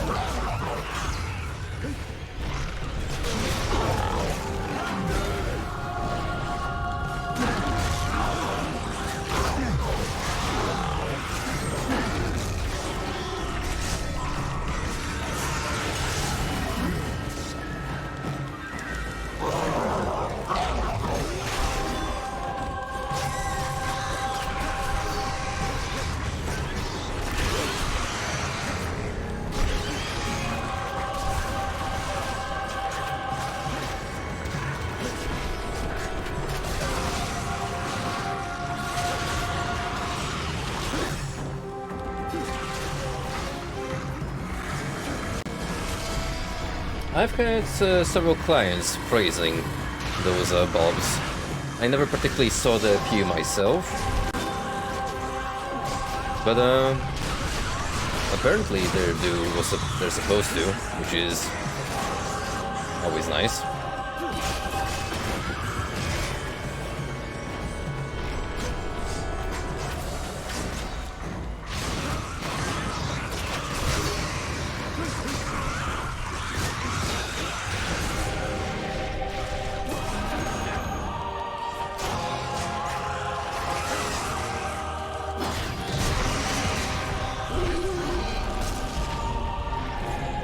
One particular instance of smart tech I personally like tends to be from Google. Surprisingly enough, they actually make some decent camera systems and heating that is fairly easy to link together.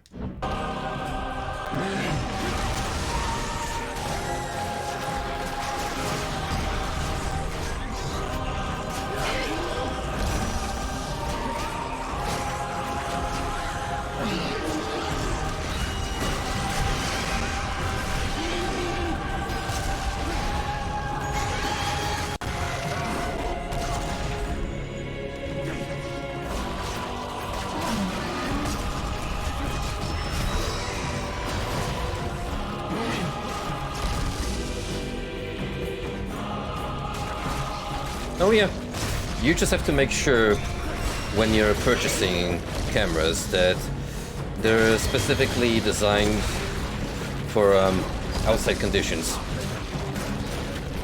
They have the appropriate rating and stuff. Because if the camera itself is not suitable for these kind of conditions, in some instances they will give you additional accessories, like for instance base holders and whatnot, that improve this rating. Everything from me.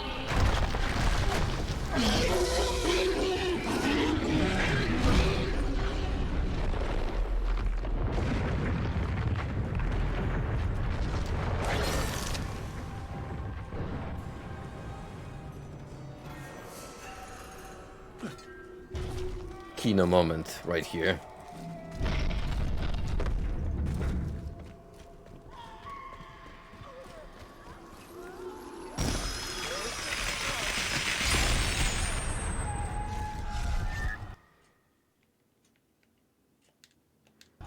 It is.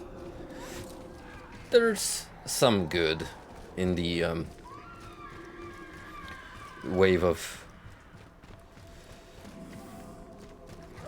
technology that's been taking rounds.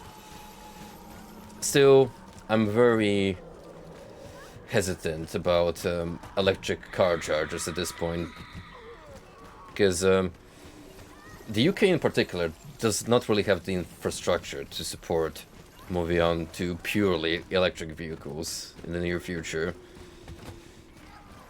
And you wanna know what's a cool stunt the government pulled off recently? So all the car charger models that have been already installed in the recent years, well, apparently they do not meet a certain safety requirement, so basically they will have to go through special authorization. Otherwise you're gonna have to change them out.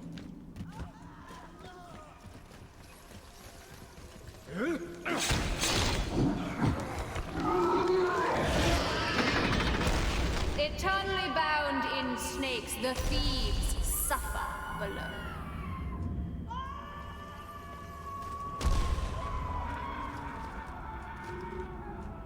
It is. When it comes to automobiles and vehicle infrastructure in general, the UK has not been doing too good, London in particular, because we got all those bullshit charges, like a congestion fee, just for the fact that you're going through the very heart of the city, and this ultra-low emission zone nonsense that they're planning to extend the entire city to keep it quote-unquote less polluted. And that's basically gonna incur you a set charge for whenever you move your car on the road and the camera picks you up. And what else am I supposed to do as a contractor but include that in my service charges? Which, you know, is already a problem for a lot of people, given the economic recession, COVID, and they're already, like, you know, pretty fussy at times when it comes to payments.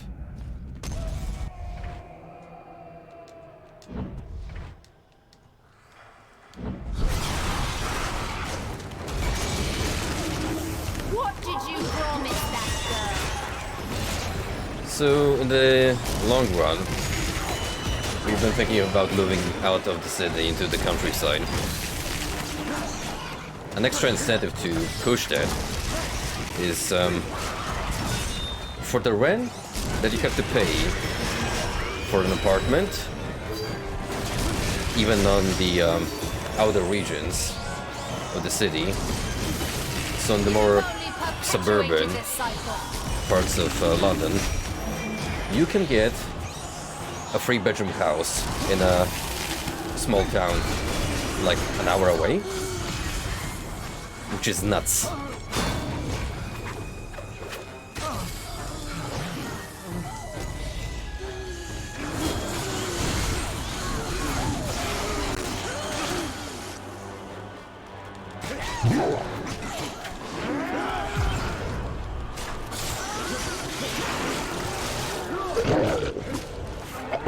And the crazy thing is, you're gonna get a house that's newly renovated and up to modern standards. It's not even like an old property, which is always a gamble here in the big city. Like, I've already lost count at this point of the amount of times I've been called on to jobs where, for instance, a young couple has bought a property, and it is a nightmare wiring-wise, because nothing has been done with it for decades.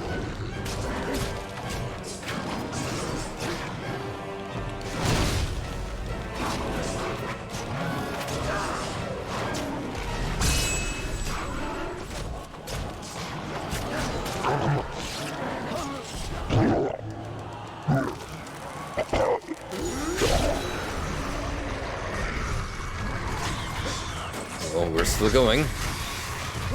Gotta make it fast. Gotta make it count.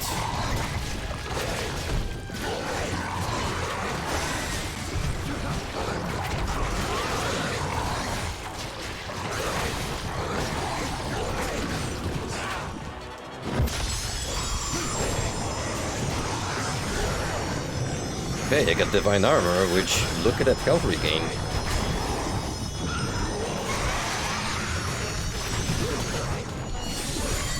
Holy smokes.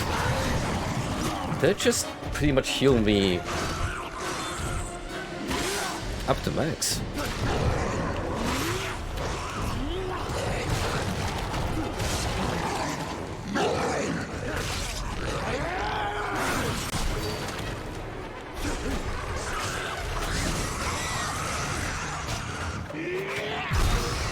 Indigestion, yeah, that's my reaction to watching Avocado for more than 5 seconds.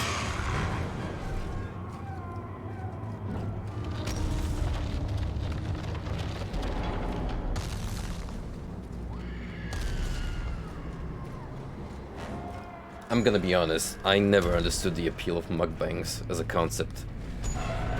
Like, I enjoy watching content while eating, like as most humans, I reckon, at this point.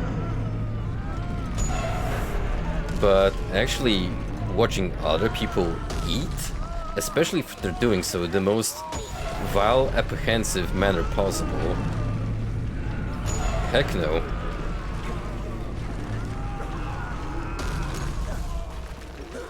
And you know that fella is hamming it up for the viewership.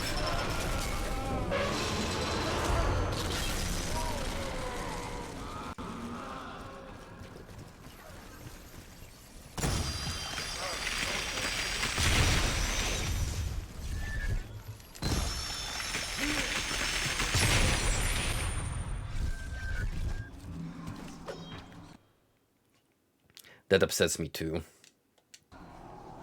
I always try to be as, you know, self-aware when it comes to eating.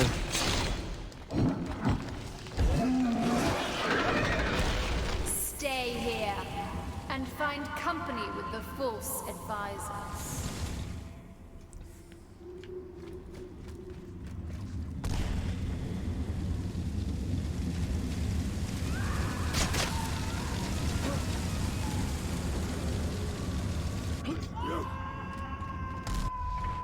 No block. Kill enemies while unable to block. You mean just how I played the game regularly up to this point? Hey, no problem. Give up! You'll never be more than a liar.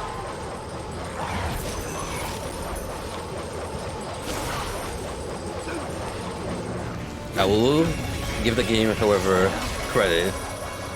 Choosing these mofos?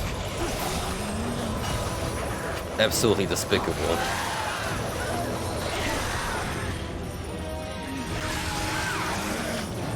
The end is near.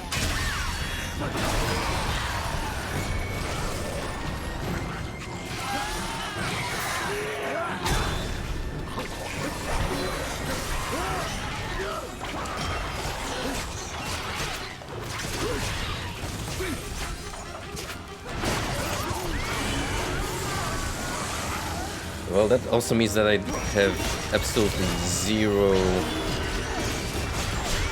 counter ability. That's fine. Divine Shield.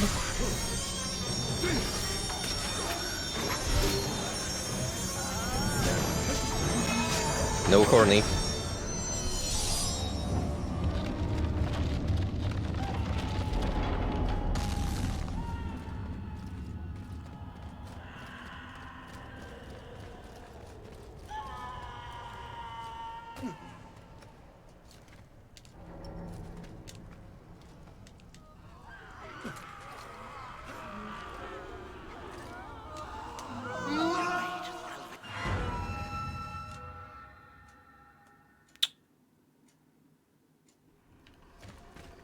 Okay.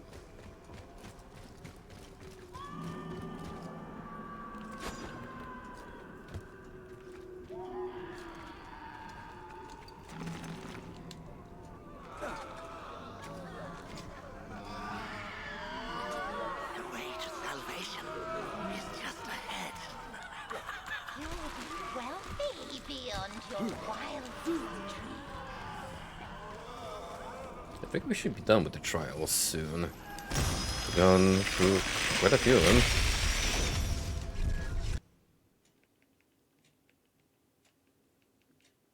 So you think, anyway.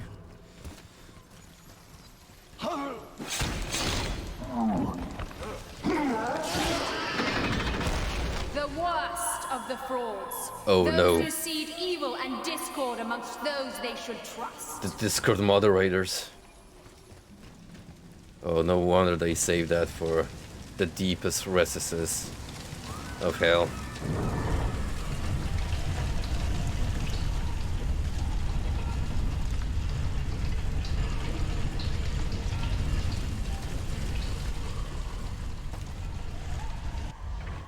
Single combo, kill enemies without resetting the hit counter.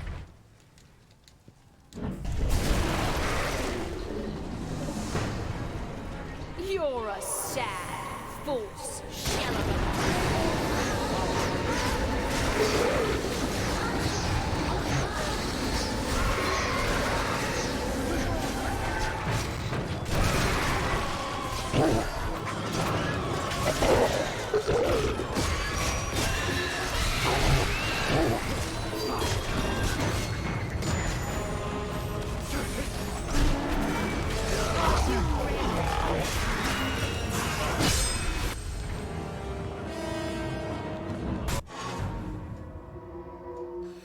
Okay, I'm not allowed to counter.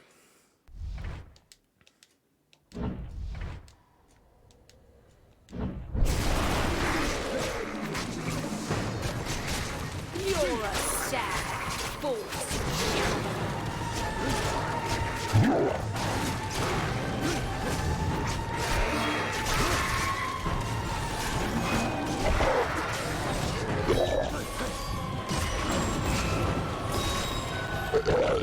This is where the crosses are gonna come in handy, just to extend the meter.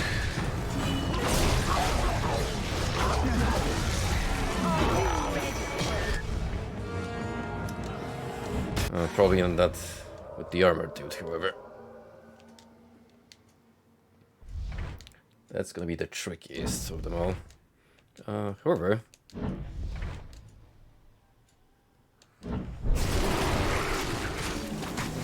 I do have magic.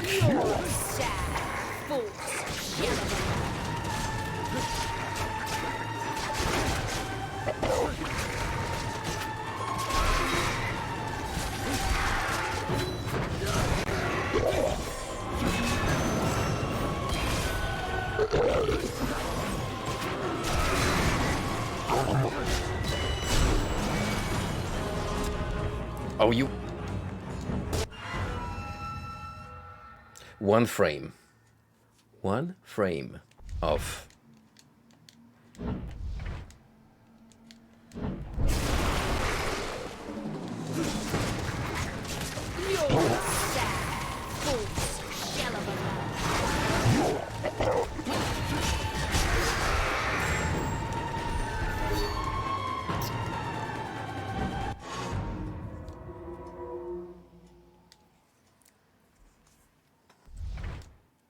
This might be the last one. Certainly sounds like what they do for a finale.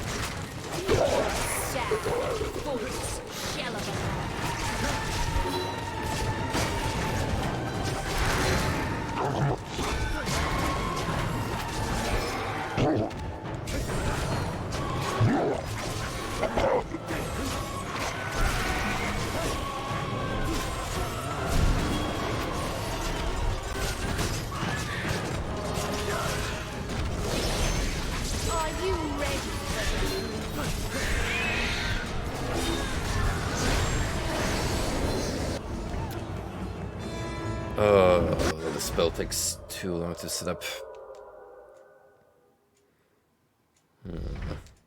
It's not good.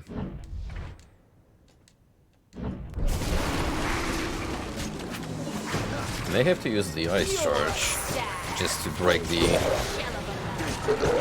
armored demon's guard.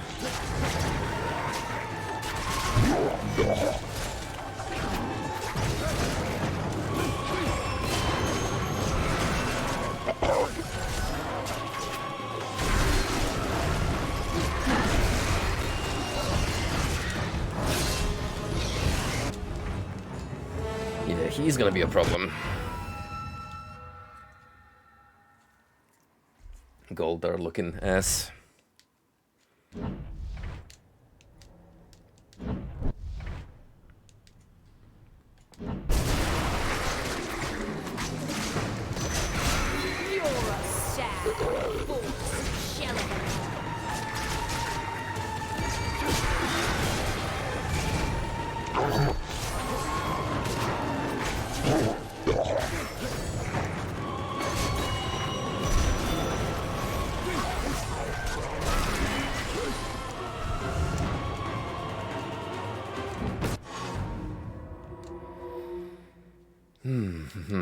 Not only that, but I actually have to space them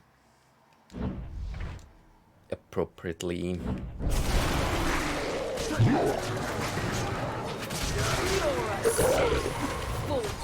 And I could delay my attacks just to keep the combos less lethal.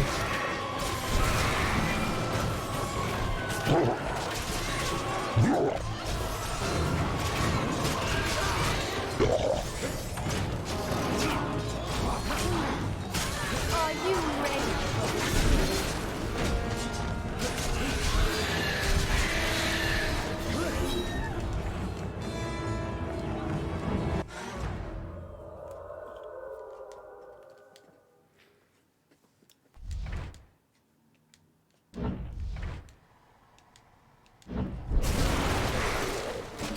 This is already tricky enough. Making it to phase number 2.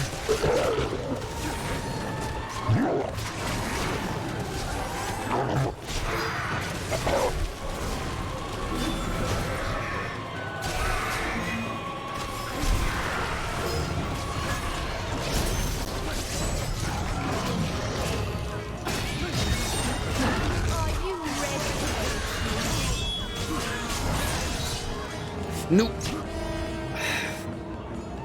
Fucker.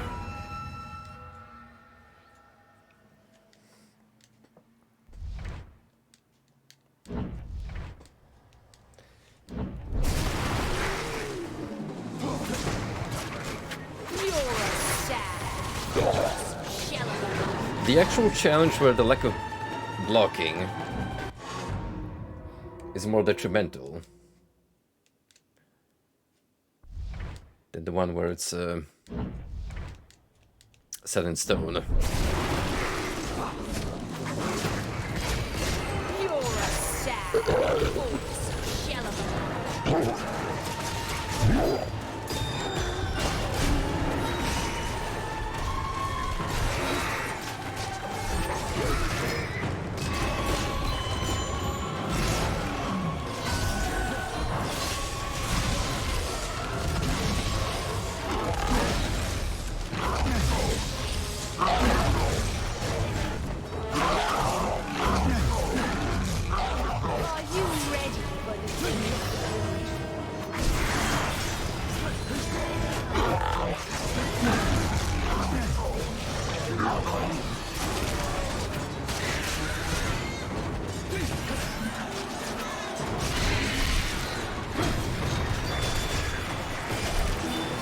Yeah, there's the tier number 3.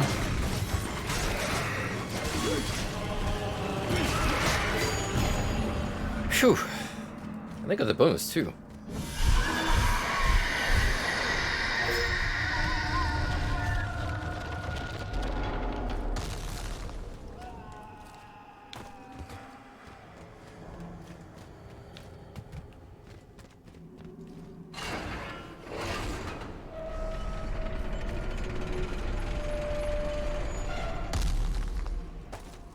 Ah. Who do we have here? Mira, daughter of the king of Assyria, who lies in the Inferno with only her insane love. She is disguised herself to seduce her own father.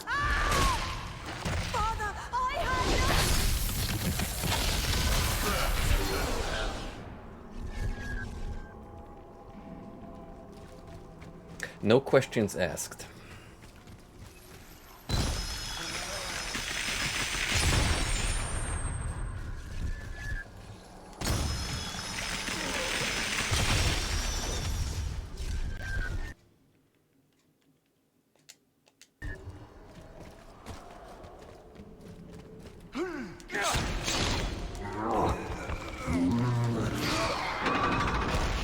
The final ditch.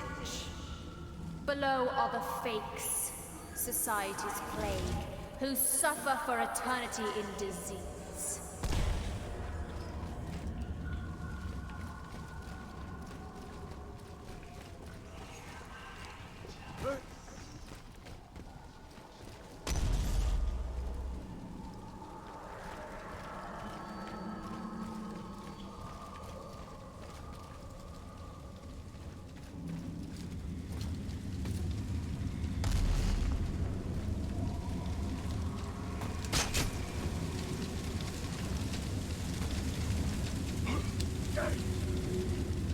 I feel like I'm in the circus.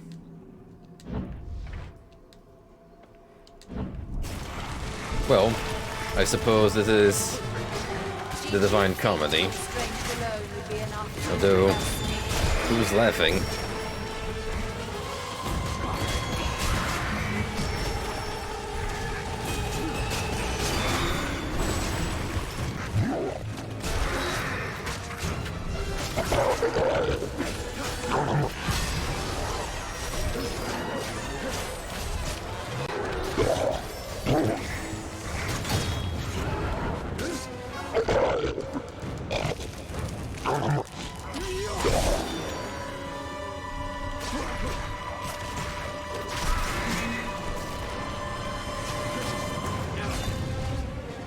Oh, I believe we have the unholy meter on the full now.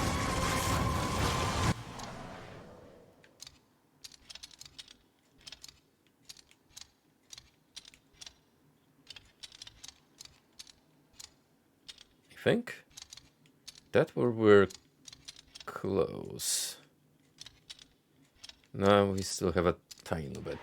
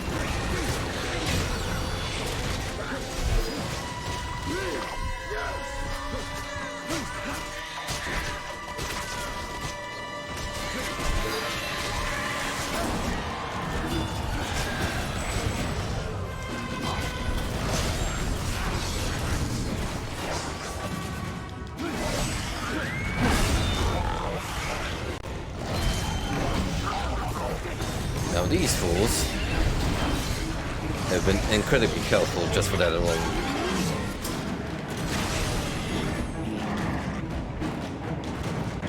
I'll see to it that your enemies grow strong.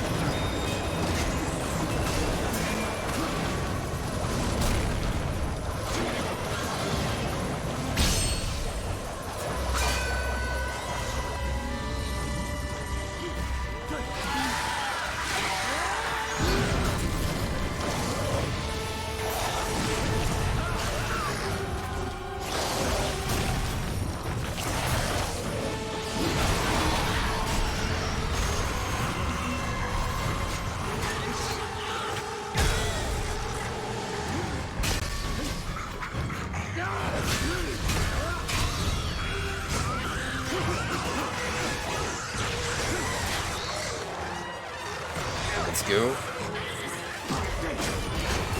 A minute left. Not sure how far we're into the endurance run.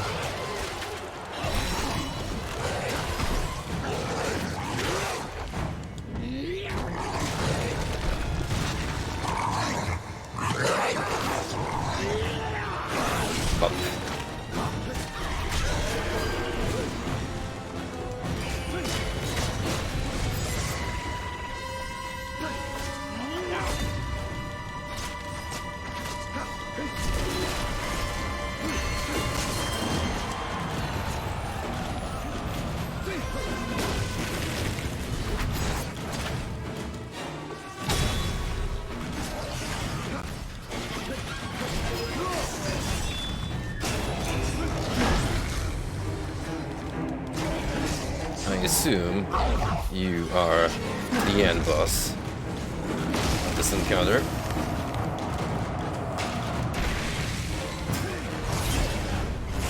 The final challenger.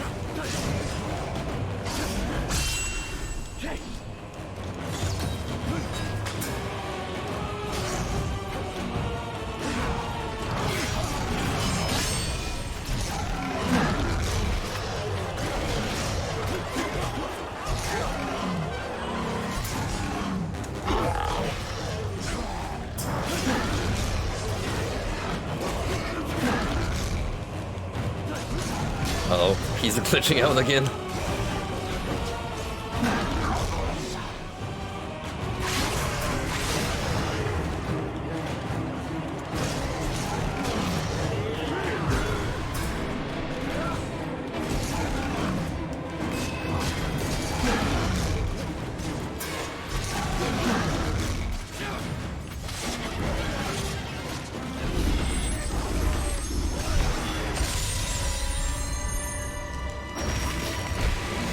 Nope. More incoming.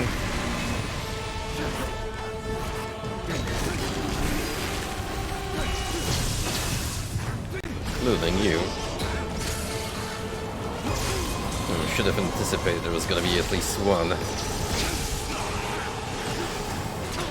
With buffing properties.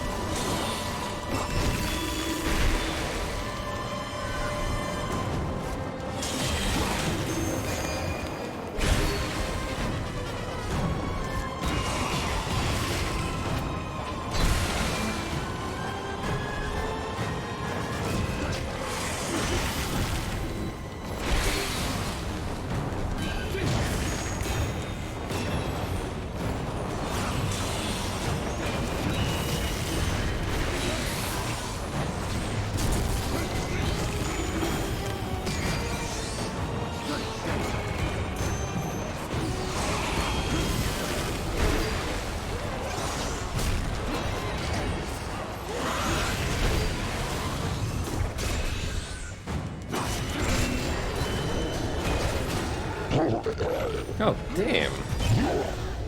They just keep crawling out of the woodwork.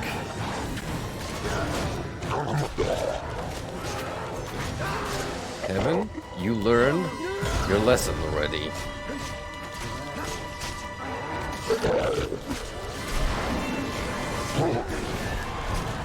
It's almost like these demons are gluttons for punishment.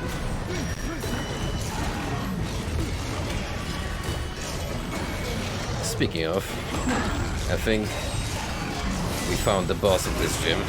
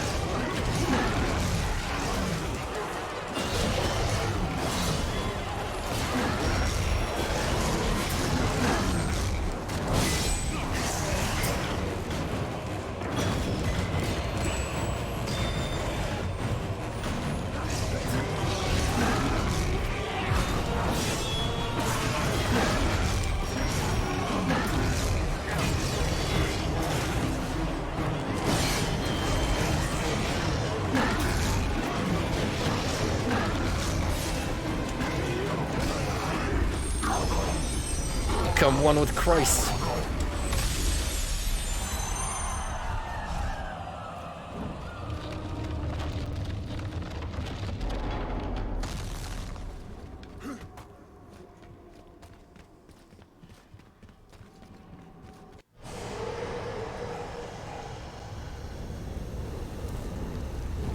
Hello, my beloved. Beatrice, stop this. I have faced all my sins, and I am ready to take you home. All your sins? I think not. Look into the 9th circle of hell. Look into the dark, cold realm of the traitors. She's gonna push him.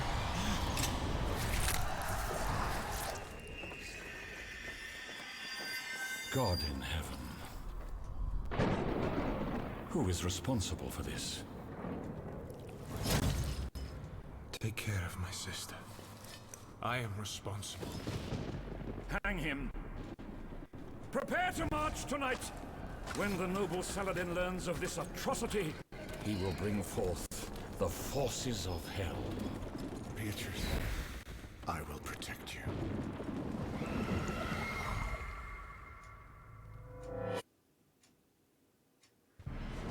You condemned my brother to death for your crime! What is your answer for this treachery? No. I give up on this journey. My place is here in hell. Yours is in paradise. I am truly sorry for what I have done. May you one day forgive me. My cross.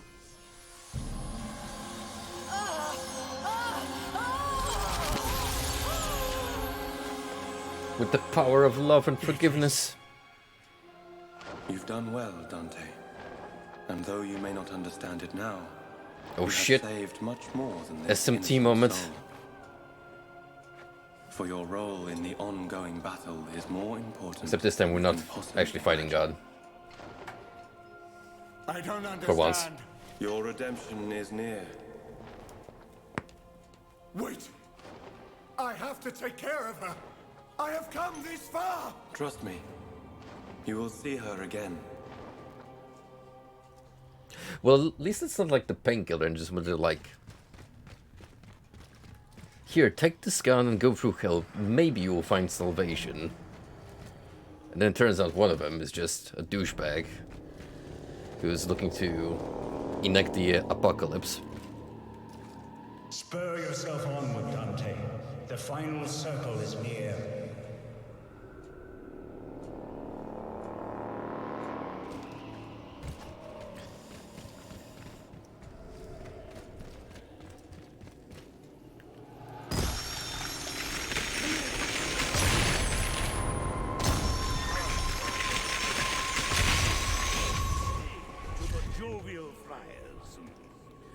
The glorious Virgin Mary watches over us.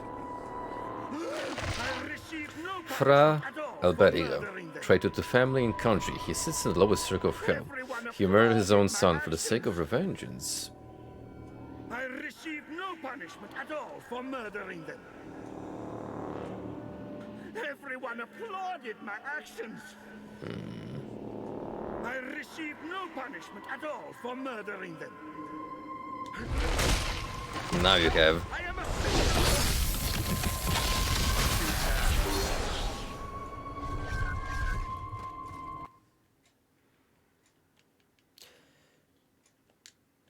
Watch your tone moment right there.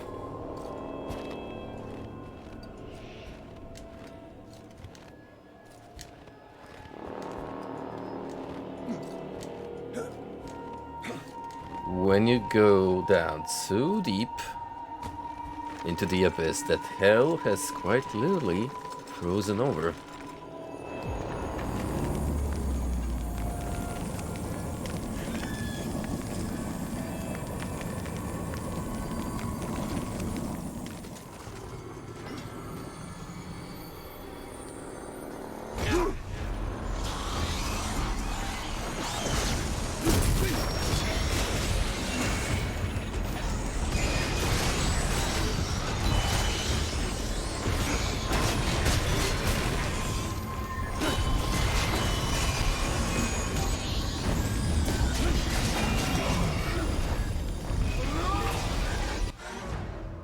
And, as befitting of an Ice Fiend level, we need the complementary annoying mechanic to go with it. In this case, it is not slippery surfaces, but instead a wind current caused by this giant lad.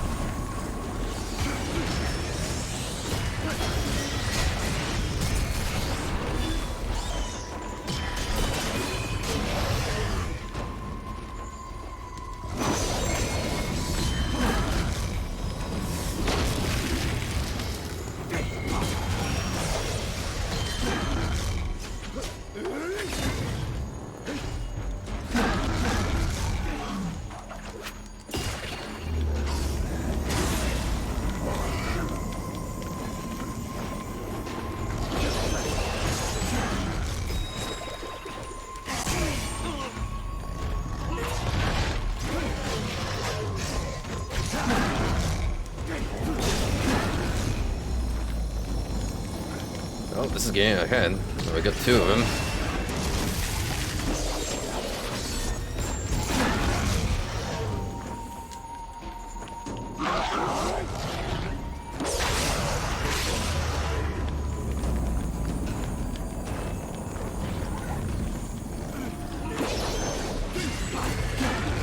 Of course, we're playing favorites here, and the devils do not get set out of bounds. I see how it is.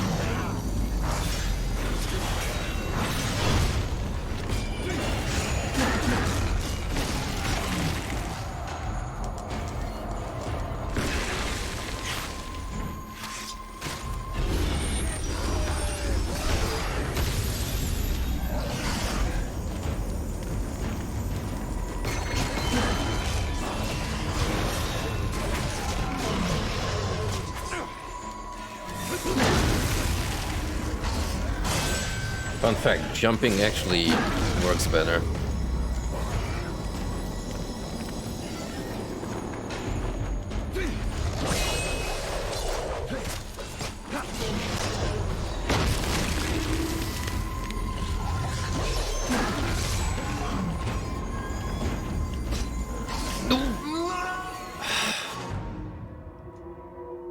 Fucking prompt didn't want to come out.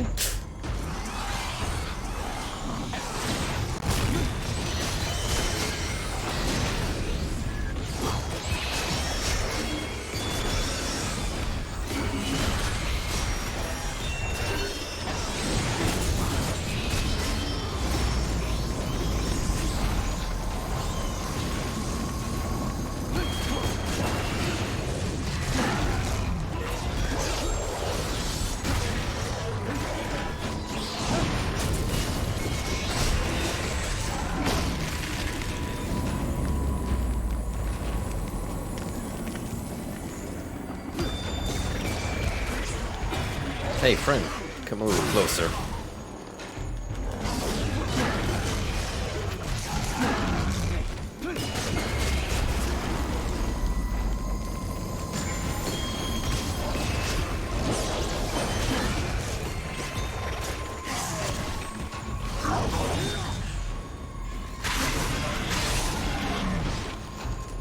There's a freaking solution, I just have to say those two, the icicles right here.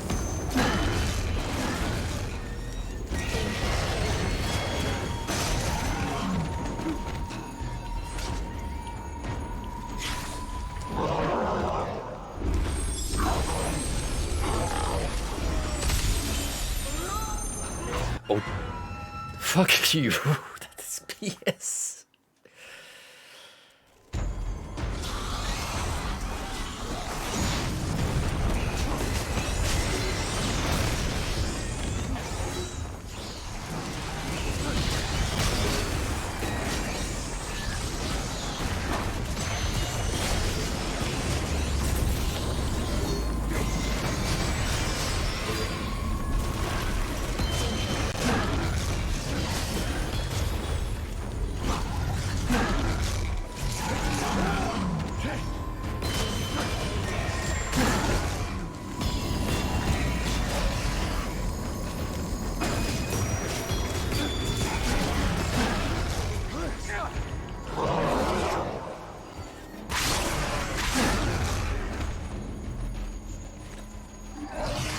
I suppose you can just not use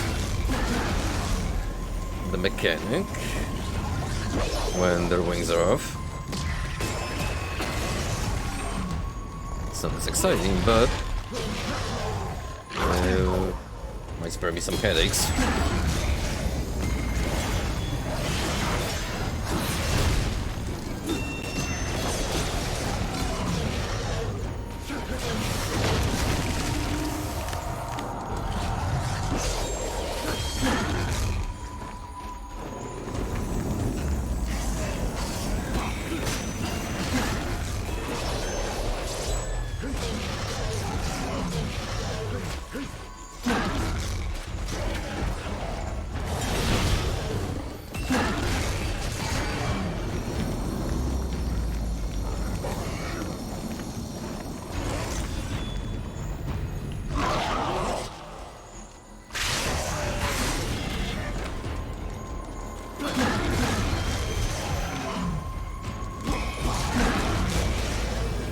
Let's soften it up a little bit.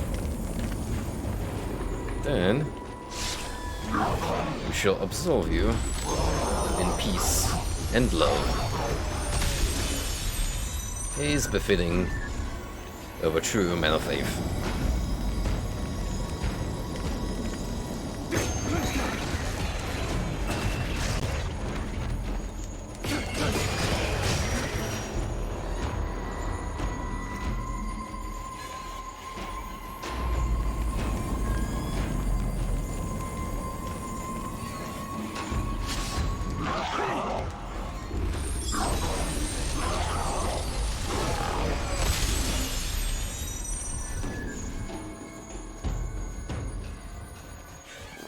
Time to skedaddle.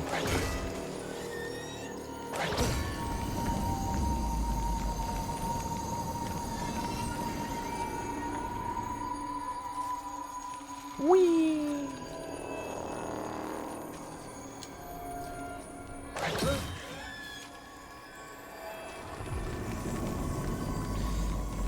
Not sure why I did that, but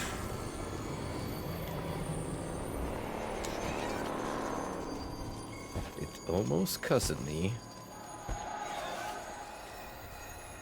This encounter.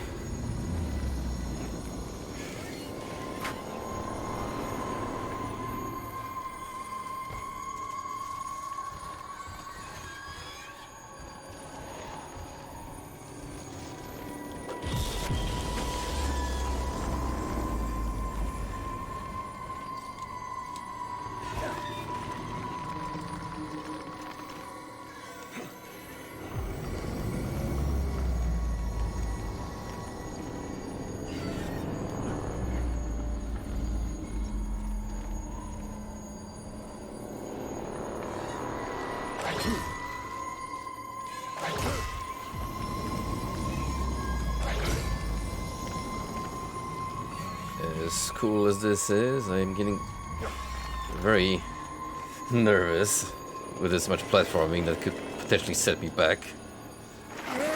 Case of failure.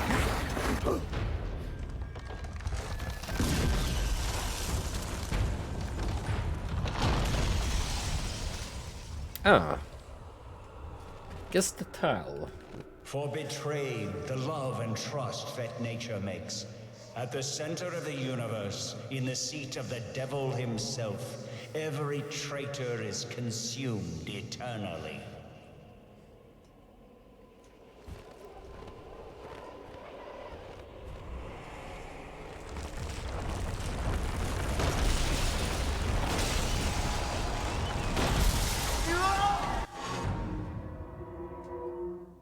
You know, maybe we should have just legged it.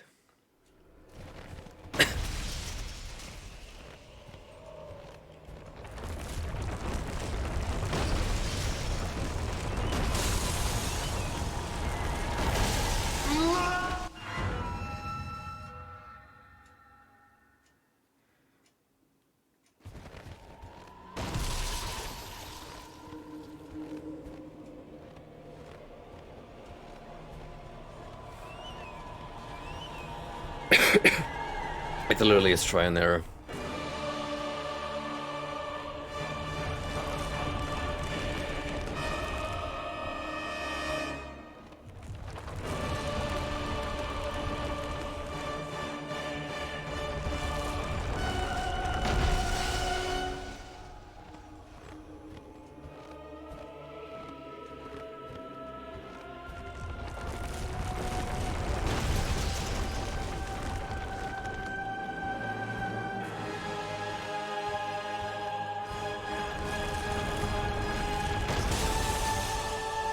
Now what helps is that there's always the correct one adjacent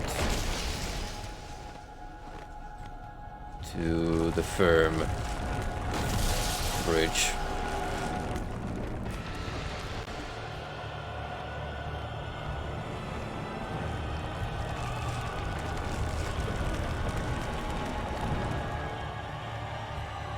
Gonna walk the long way here. Dante, me old boy.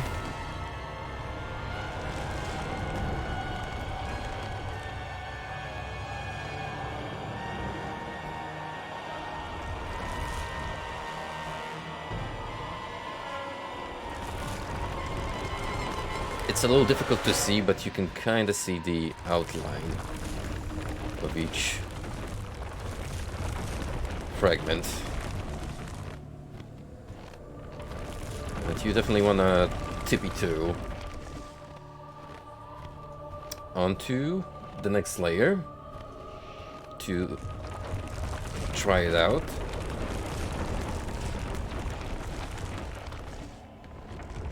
Before proceeding fully.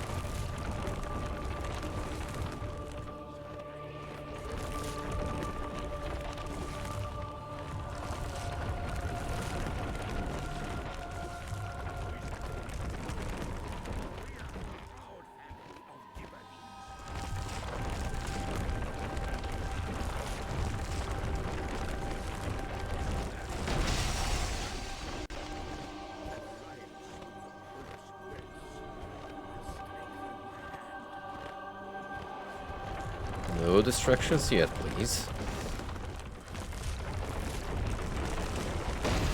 I am not messing this up on the final stretch.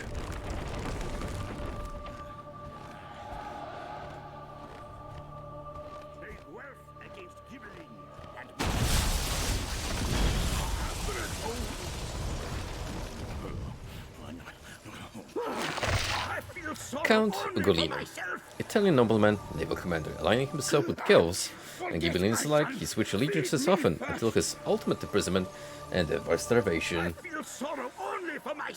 So, an opportunist. Forget my sons. Feed me first. No remorse. I feel sorrow only for myself. too bad. Me first.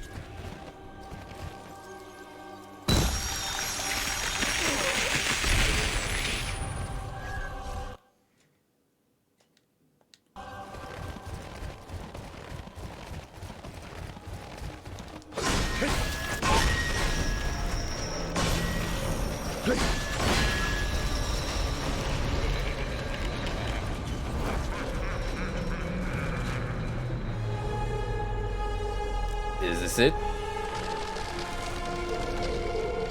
The big cheese himself?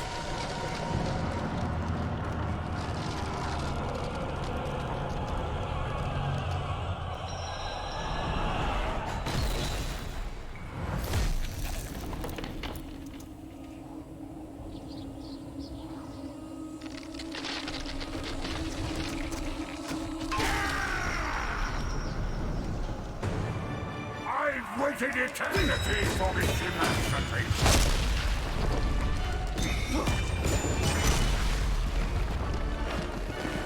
Now he sure has gotten larger since our last meeting.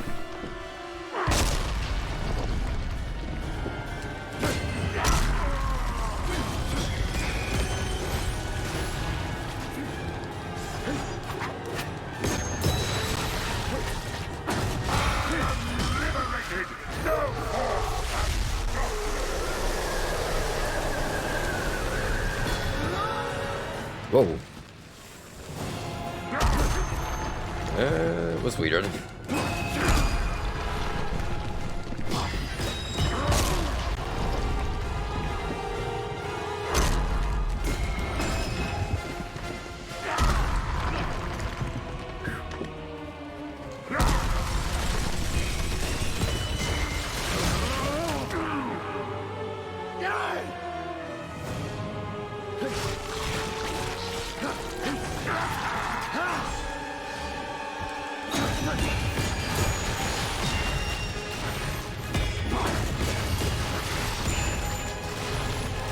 Alright, so we gotta soften it up and then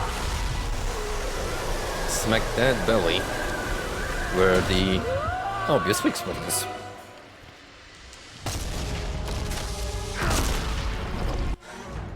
Sure packs a punch though. I've waited eternity for this emancipation.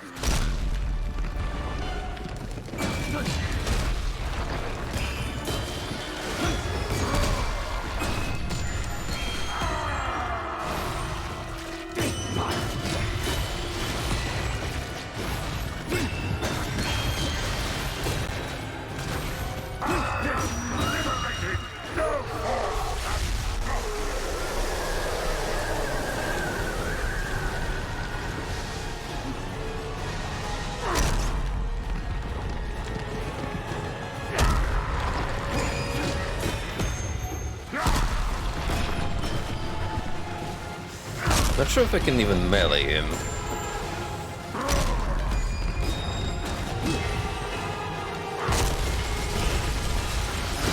Until the prompt comes out, at least. Which I get this cool epic slowdown, and then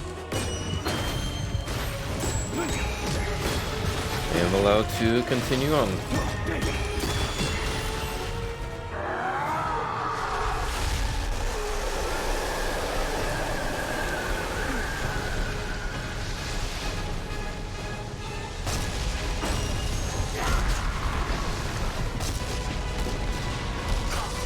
Oh, wow.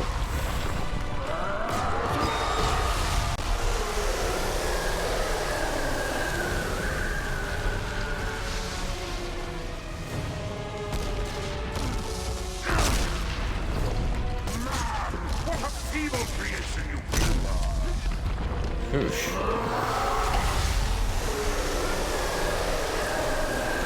Shouldn't have gone with that.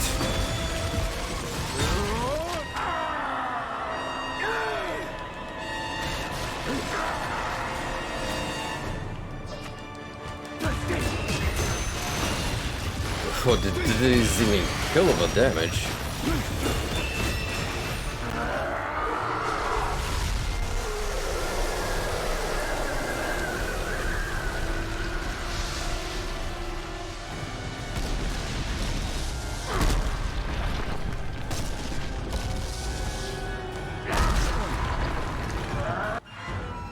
That one's strange because I'm getting a hit. Still. I've waited eternity for this emancipation!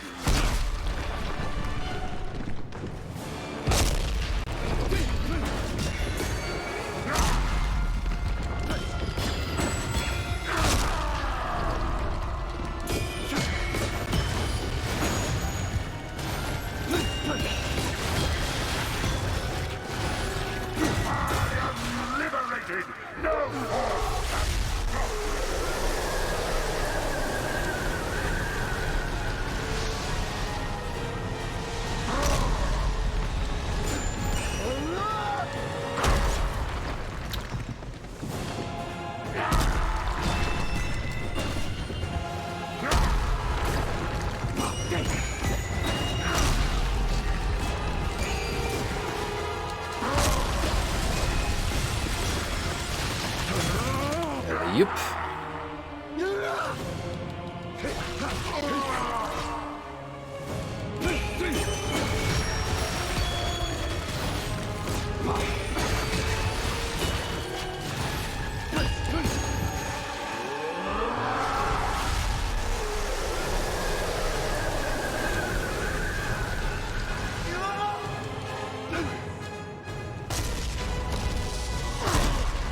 Yeah, that's shockwave keeps fucking me up.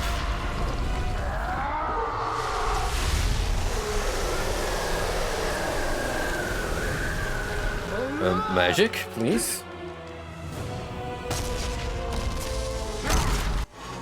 I can switch on the shield. I've waited eternity for this emancipation!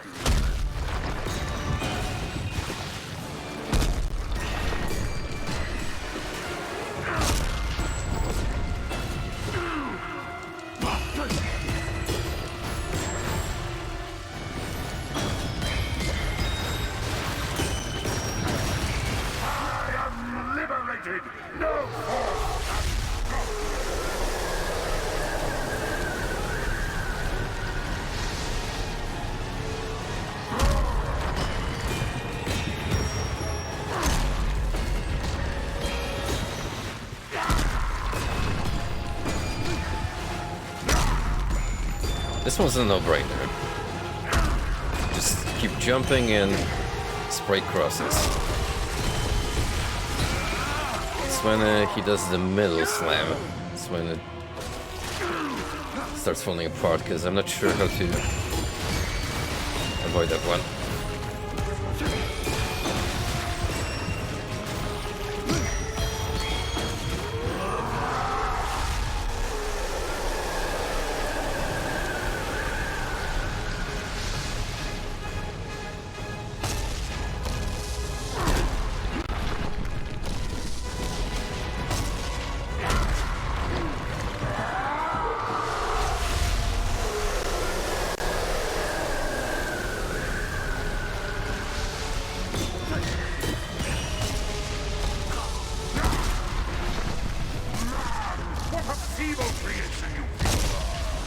Yeah, he does 4.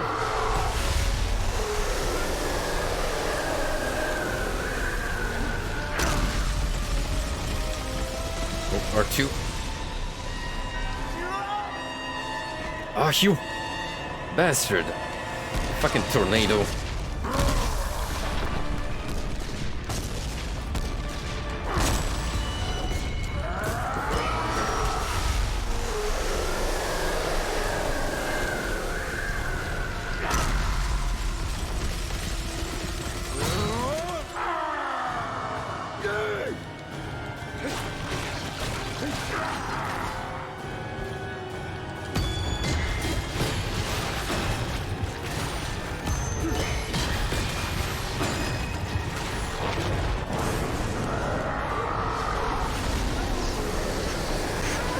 Strange, because I can activate this spell, not the other one.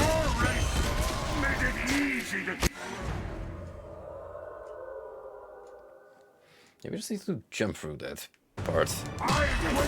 Not even smack him.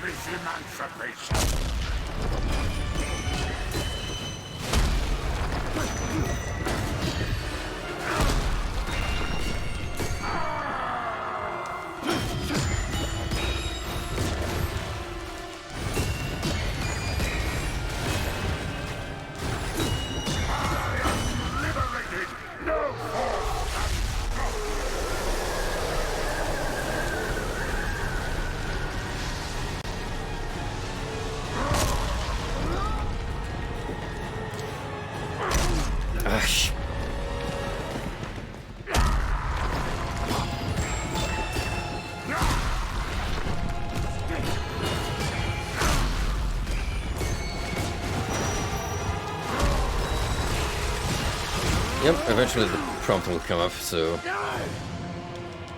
don't even have to really fight him like that.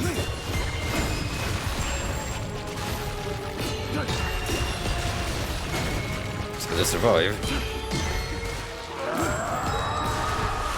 I mean, I can if I want to. It's just easy to dodge stuff around. So you'd think.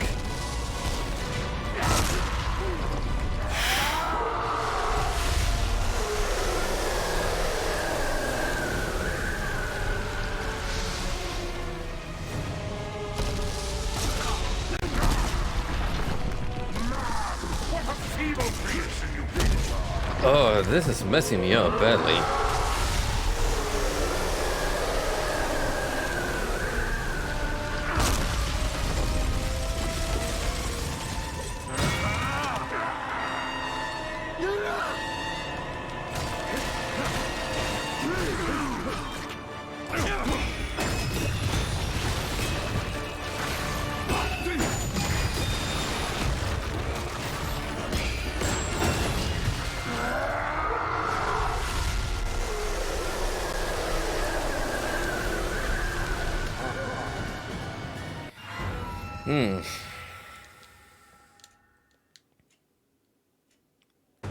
I've waited eternity for this. Just so I know. No, no blocking. So it's gonna be a dash or jump.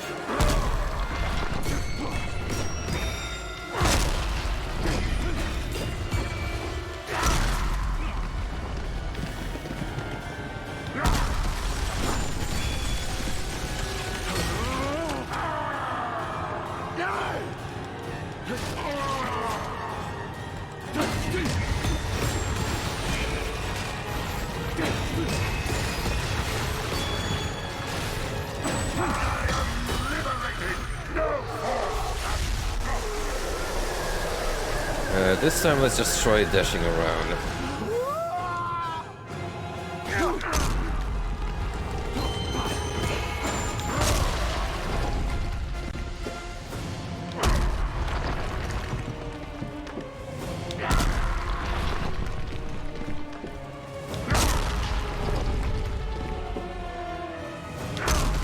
Yep, spread it to come out.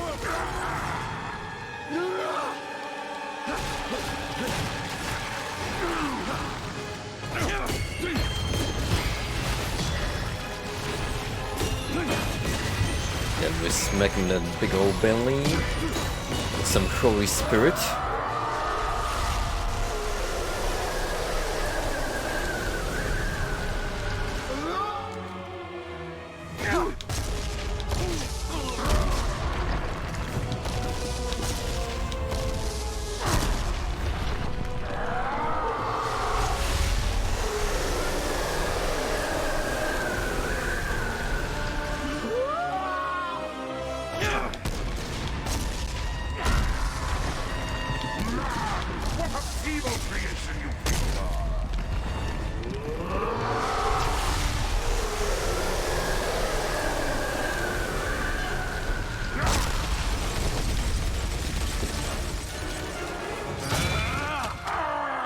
I think I'm getting the hang of it, but still.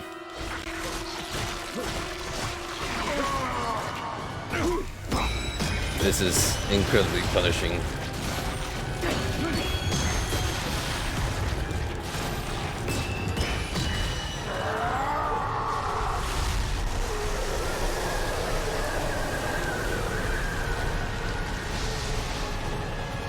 Those cyclones are pretty horrendous as is.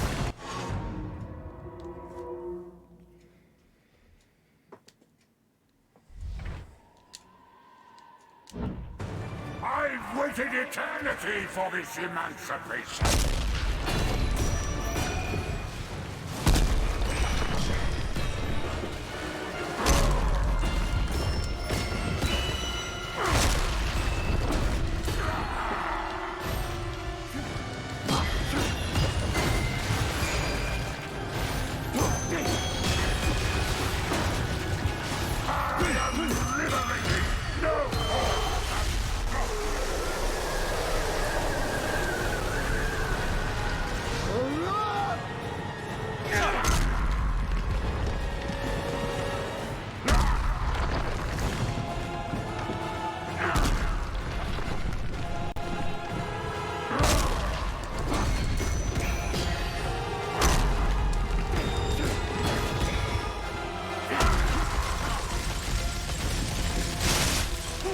Dante, please.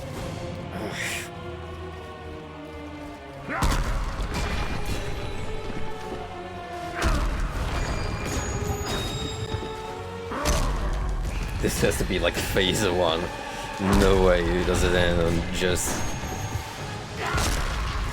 giant boss enemy Satan.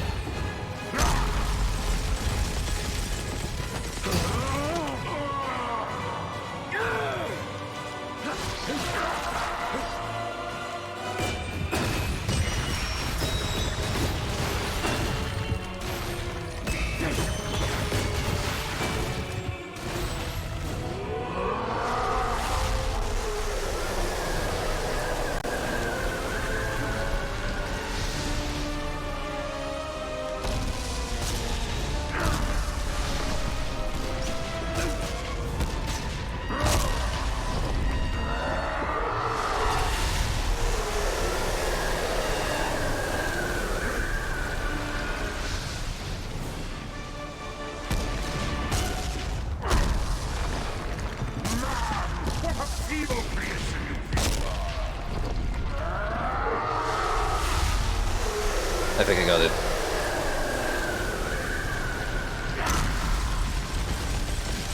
I think I got it.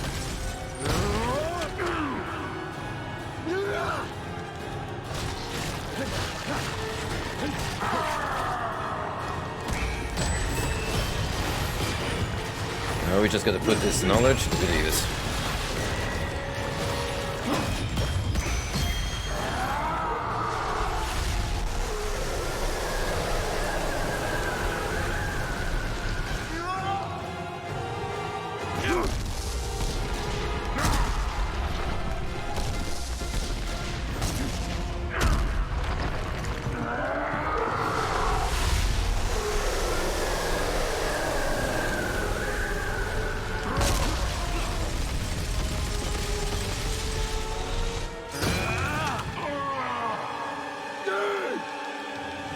Worst feeling ever is getting hit by a stray cyclone.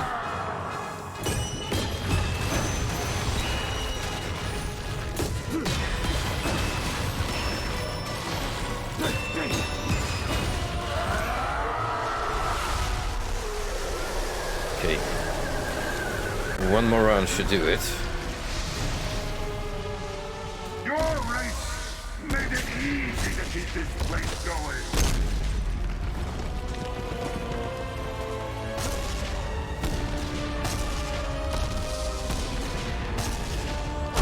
Ooh, Lord. He's going absolutely ballistic.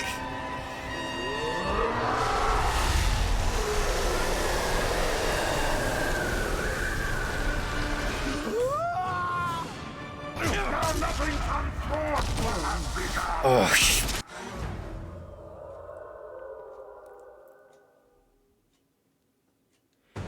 I've waited eternity for this emancipation. Harsh.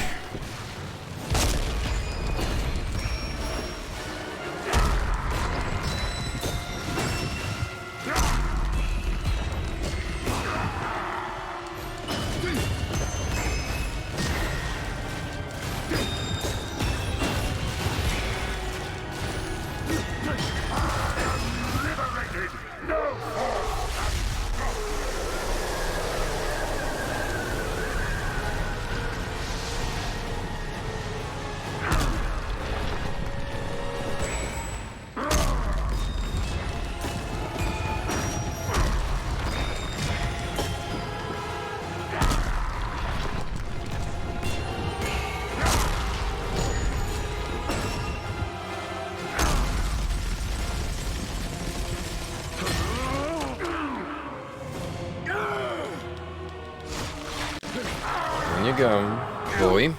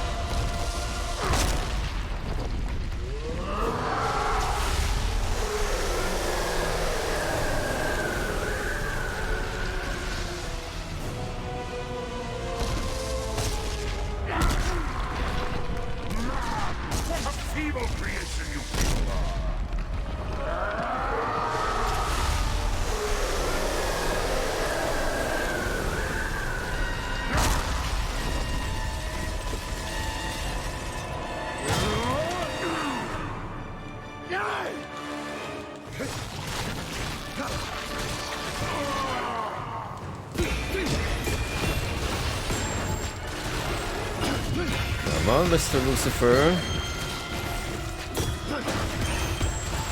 Be a nice leader of hell. And a keel over for me.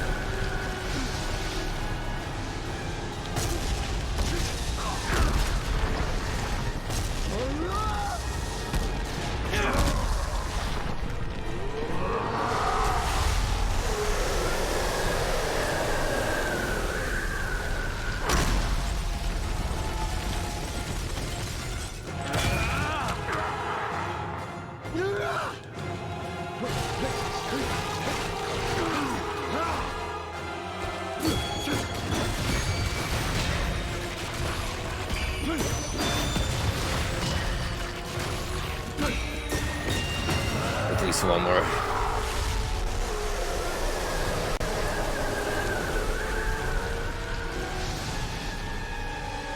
Your race made it easy to keep this place going.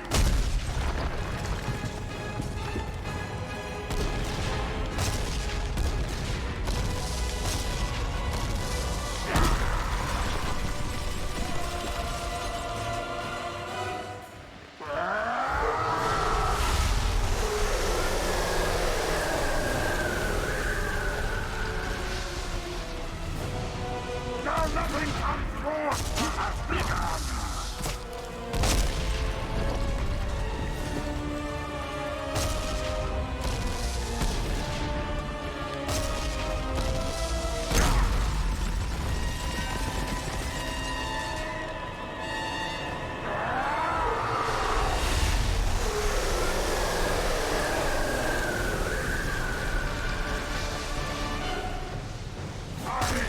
Sing your defeat in the halls of paradise! Fuck, I'm so close. I've waited eternity for this emancipation!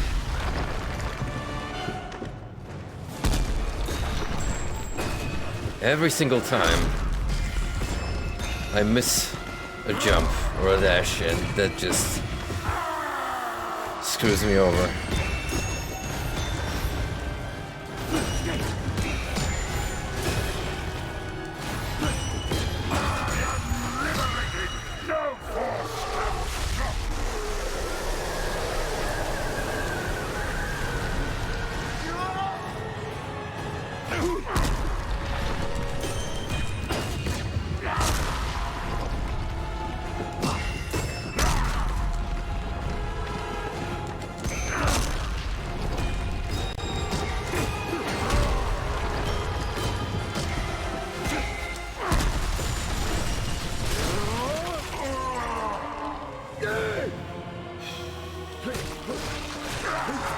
Gotta play more patiently.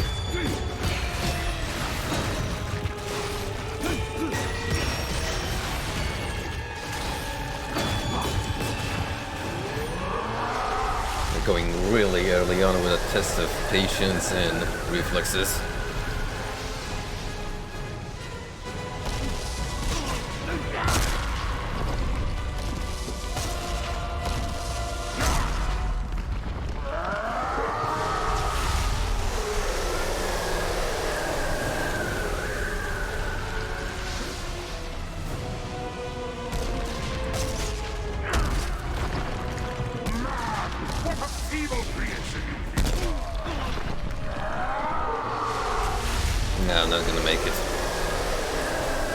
there's no chance.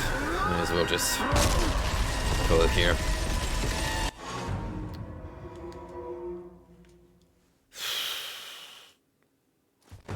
I've waited eternity for this emancipation.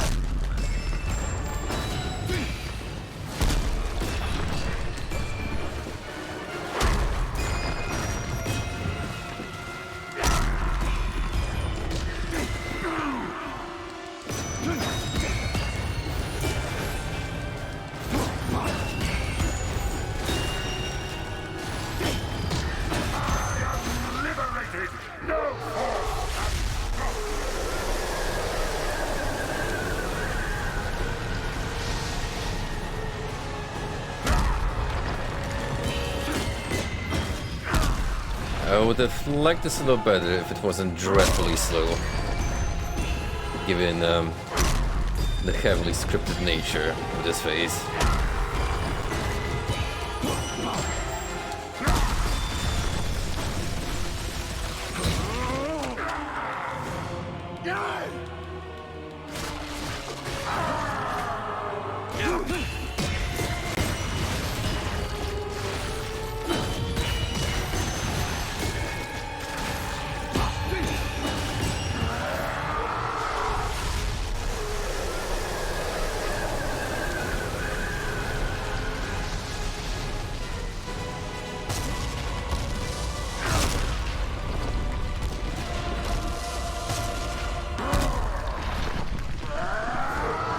This is where I need to be roughly, as far as I can tell, just to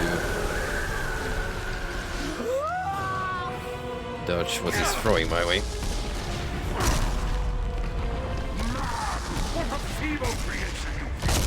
Cyclones still fuck me up though, as you can tell.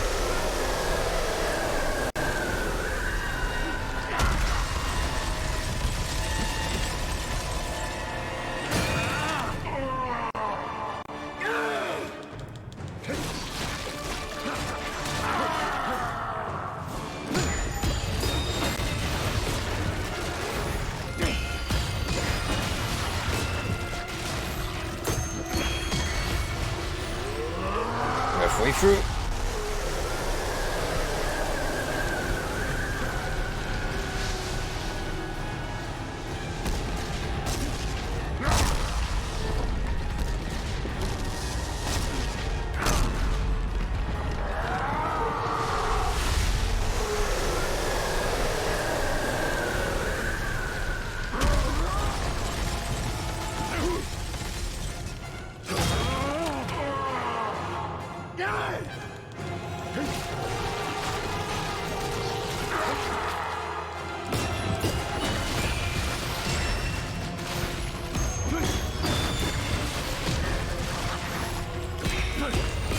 Okay, this is a pretty decent spot. Now we gotta cling on to what we have. Your race made it easy to keep this place going.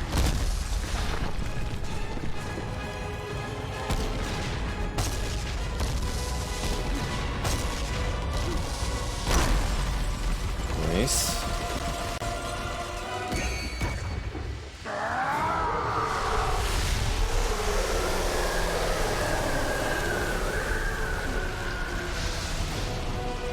Good. Now nothing comes forth what has begun.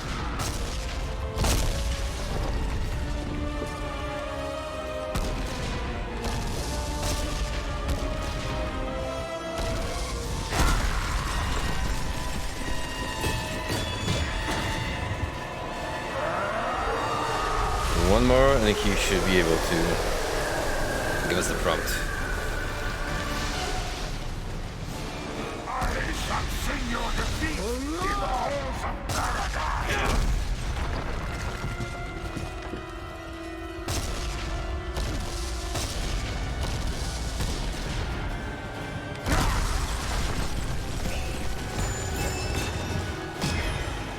As I gotta find my way, just looking more and more apparent.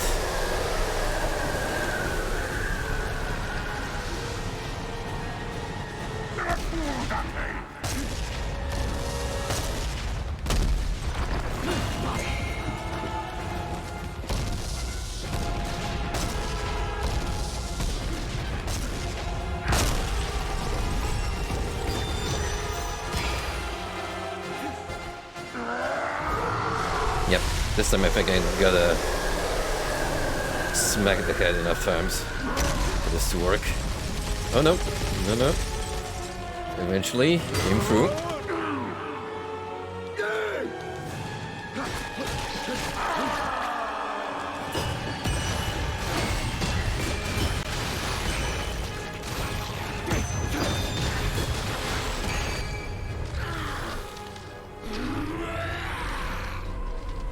You are the best, Dante.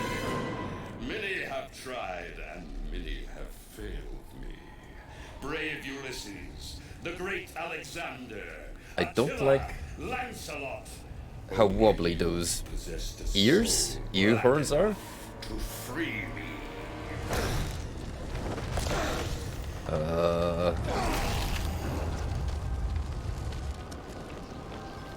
My honest reaction.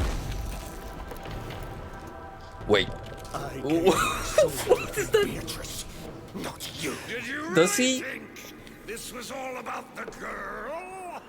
She was Is the that what I bait. think it was? Her soul is free now. Only you and I remain. Come for me, holy warrior. Come! Fulfill your destiny! Yep. That is a fully modeled and physics supporting schlong.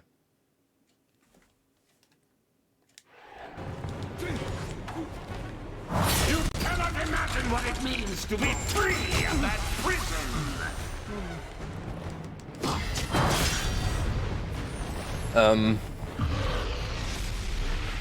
Oh, this is awkward.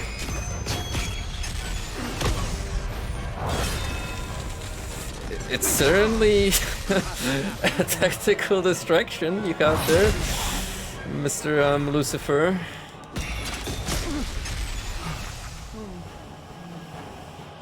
Oh, brother. You gotta kill him fast.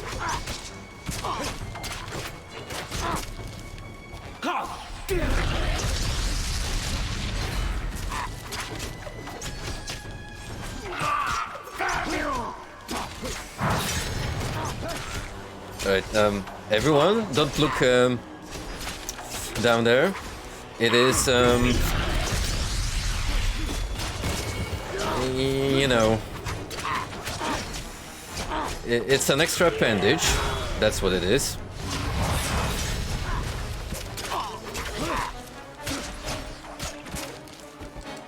Hello, Bits. What a time for you to tune into the stream.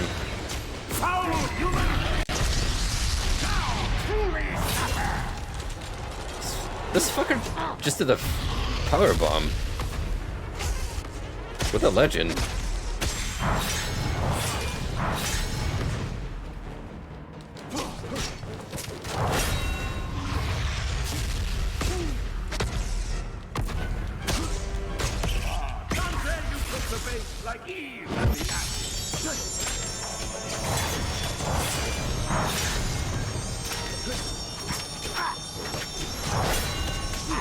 Honestly, I shouldn't be surprised given that we had Cleopatra and little baby fetuses coming from her nipple holes. Yes, that's the thing that's the thing that happens.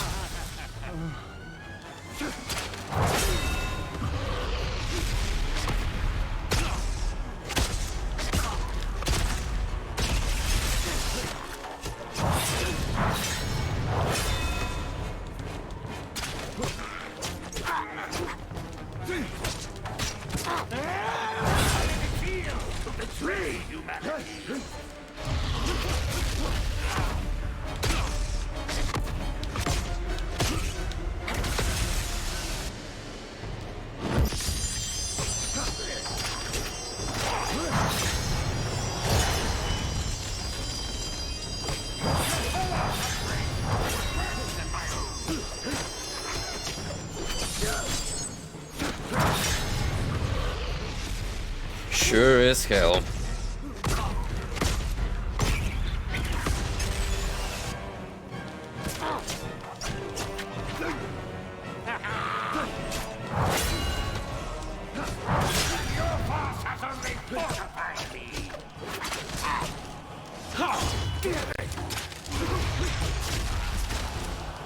Oh, I can kind of knock him out with that. Wait a minute. Hold up. Hold up.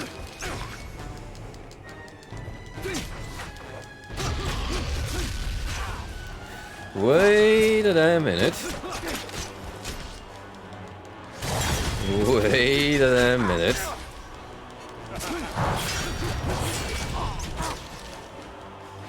Am I stun locking him? I think that's what's happening.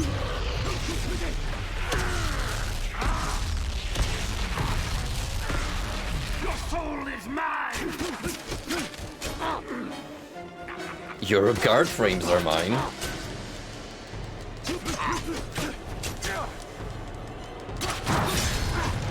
Yeah, I got combos.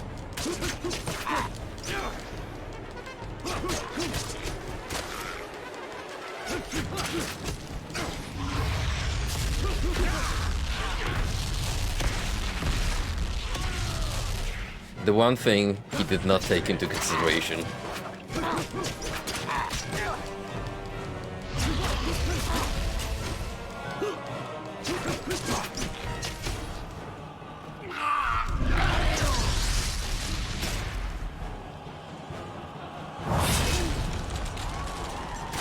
Damn you, Dante! You discovered my only weakness.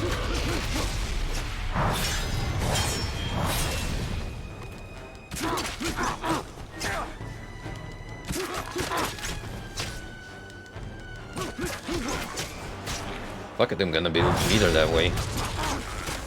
Save it for when he's really low on health. Put some pants on you. Assault me! You Filth. who have done far worse than I. I stood for my fellow angels, for reason and justice. And then he made you in his image. You, the flawed creation. And I was to bow down to you! My gratitude for breaking the chains of Judecca. You don't! Behold your ruin, and witness my escape into the kingdom of Purgatory and Paradise! I'm up. My planet needs me. Truly suffer!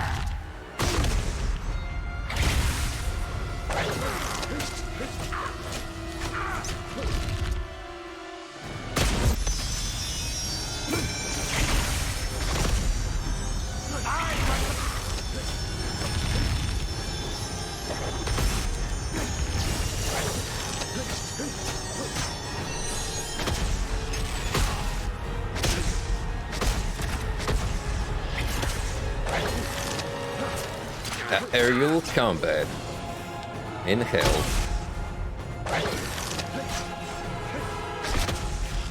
Guys, I think he found the counter strategy.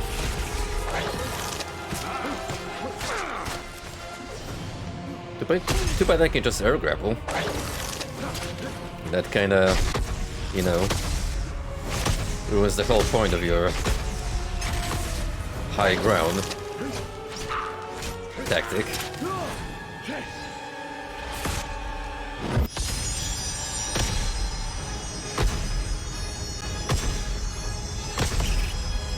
Why, father? Why?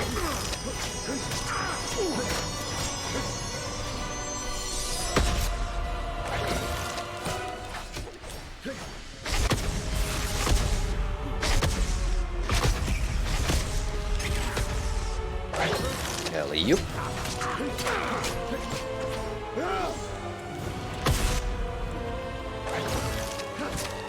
Remember the war in heaven! Remember the rebellion! Oh shit, is he gonna activate the Satan Megazord again? We shall all witness the end of the universe! Oh no, he's pulling out some Dracula nonsense on me. The force of paradise will rise!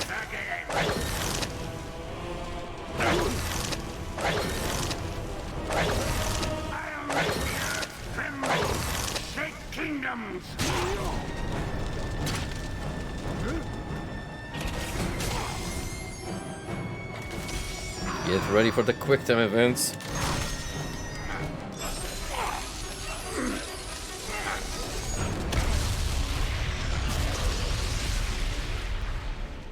Nuked with the power and love of Christ Almighty.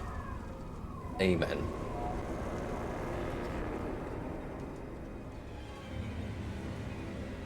Buddy, Wait!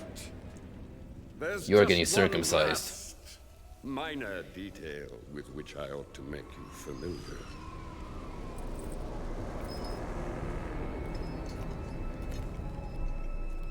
Yes, the PS3 one.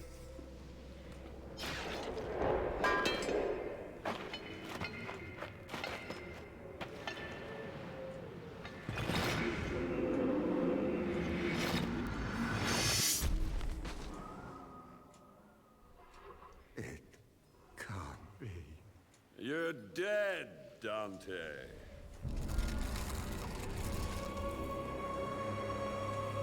You can't go anywhere. Not a single soul may leave this place. It is forbidden by him. I generally thought he was showing the middle finger from a second. So sick of you. We'll get used to it because we're gonna be stuck here for all eternity. Me kicking your ass, that is. I will reclaim my rightful place in paradise. My You can path still will get be achievements. paved with the sins of man, and yours, Dante, shall be I think there's an online attachment to and all that is good RPC S3 from the universe where it forever. tracks the official achievements. Not yet. I have collected many souls on this pilgrimage. Souls that I have freed from this inferno. And together, they now possess the power to free me. Father, mother, brothers, absolve me! This power, Dante, we can use it together. You and I, friend. Just think what we could achieve. I would rather not. Dante, I can reunite you with Beatrice. Together, we will rule the three kingdoms. You gotta love how he goes from It's not going to happen. big bad demon to comical levels of Satan. Dante, me old pal, me old chap. Get owned.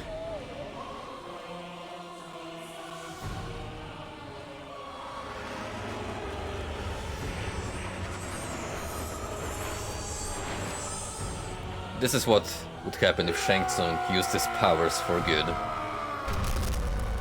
Except that it would still involve soul sapping, which is kind of inherently evil.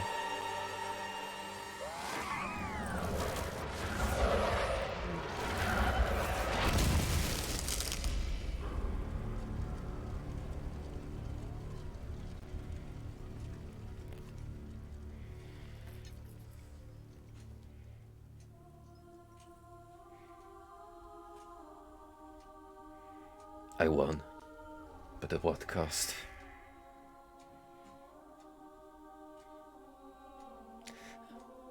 You know what? We saw a full-on dick out. A bit of cheeks at this point is mild. And cleavage.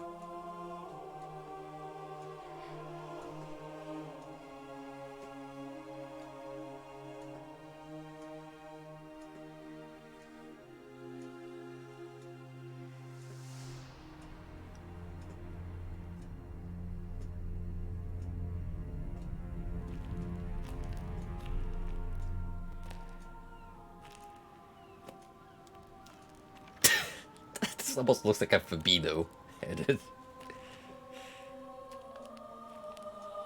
Oh my god, now that I think about it, he kinda does look like the new gen Doomguy model. I did not die. And I did not live.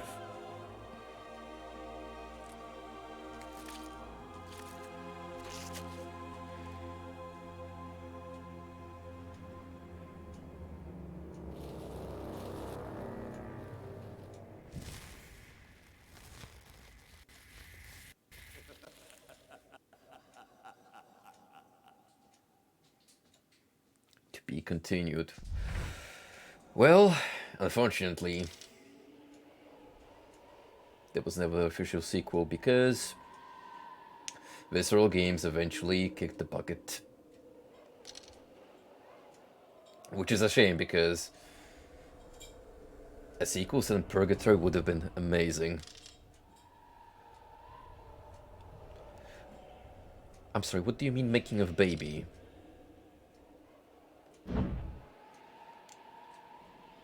Do I want to know? But man, that was sick. Love this game from start to finish. Glad I actually finally had the opportunity to play this with more or less no issues. A few crashes here and there, but other than that, this was almost flawless in terms of performance.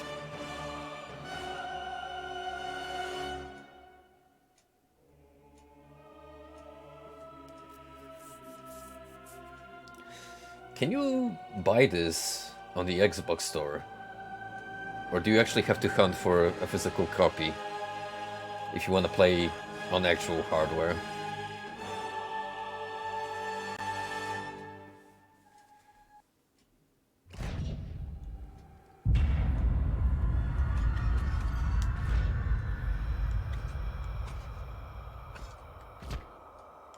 Oh cool, you get to view the cinematics. Really love the cartoony style they had going for some of these cutscenes. A brief look into the life and work of Dante Alighieri and how he has influenced artists throughout the centuries. Scoring the Inferno, a brief look at how the music was created. How the team ensured realistic baby motions.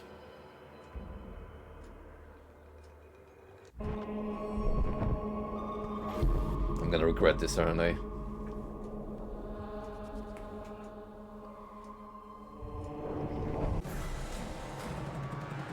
This is Dynecore right here. The whole concept of unbaptized children in hell really comes from the kind of medieval belief system that children who die before they're baptized, they'll spend eternity in limbo, which is the first circle of hell, and it's kind of the perpetual waiting room of eternity.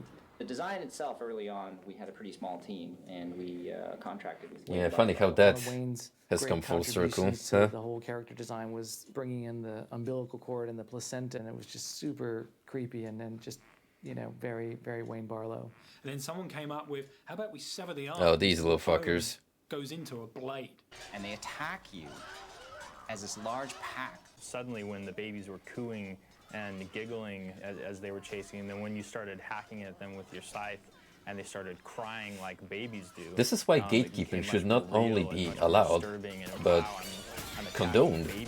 The introduction of the baby was important to me. When you walk in that room in limbo and you see the baby for the first time, I really wanted that to be believable as a baby, sort of like a toddler look to it. And anybody that's got kids knows that there's just a very unique way that they walk. And I just didn't think hand animating that. How do you think this kid feels as a grown-up watching really back on this trailer?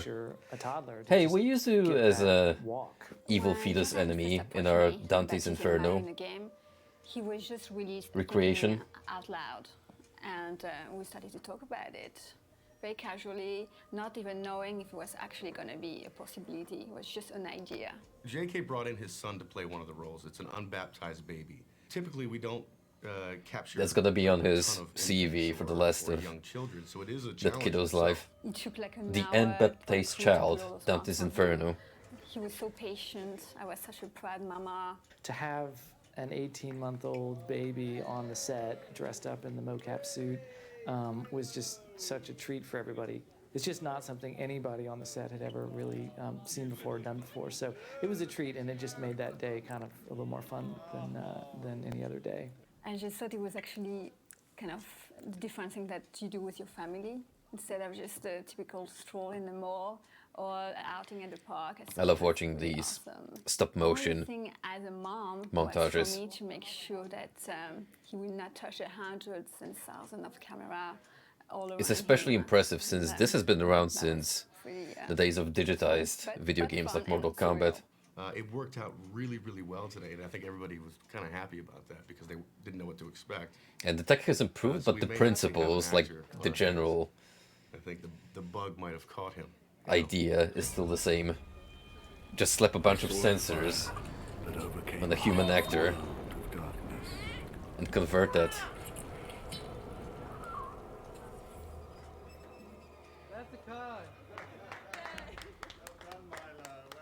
It's a weird idea that babies would be in hell, and so our babies are definitely pretty upset about their fate, and they're going to attack the player. They're mad, and they're going to swarm him, and it'll get pretty crazy. But in that first moment when they kind of climb out and they start walking toward Dante, I definitely want people to be a little bit confused about whether they're supposed to attack or wait and see, or just sort of think about how they feel about it. Oh yeah, it's been around for a very long time in the industry, whether it be video games, filming. It's just a very reliable way of getting lifelike movement. Hey, fuck it. Let's get some background. Bit of a educational segment by the end of the stream.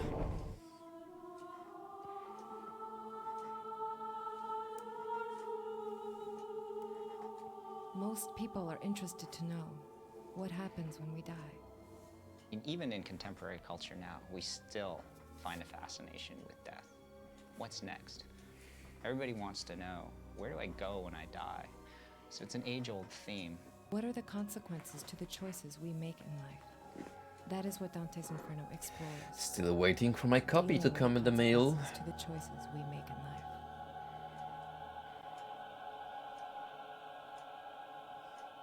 Yeah, no lie, I actually ordered is one of the most prominent a copy of Dante's Inferno. Really in a small group of the Divine Comedy, to be precise. Who've had these works that have kind of lasted throughout time. There's something magical about Dante's Inferno and the Divine Comedy in general, where it's so, the language is so vibrant and his descriptions are so intense that it's, I think, one of the major reasons why it's lived on. The thing he does best, perhaps, is create in a very few words memorable and striking visual images. He coins with astonishing skill these unforgettable pictures in words. It should come without problems. It's just that there's been recent strike action among the Royal Mail services, so it's probably lying at the post office until they feel like sending it over my way. The two of them met at a party when they were both 9 years old. And Dante admired her from afar. He claimed he fell in love with her at first sight when they were 9 years old.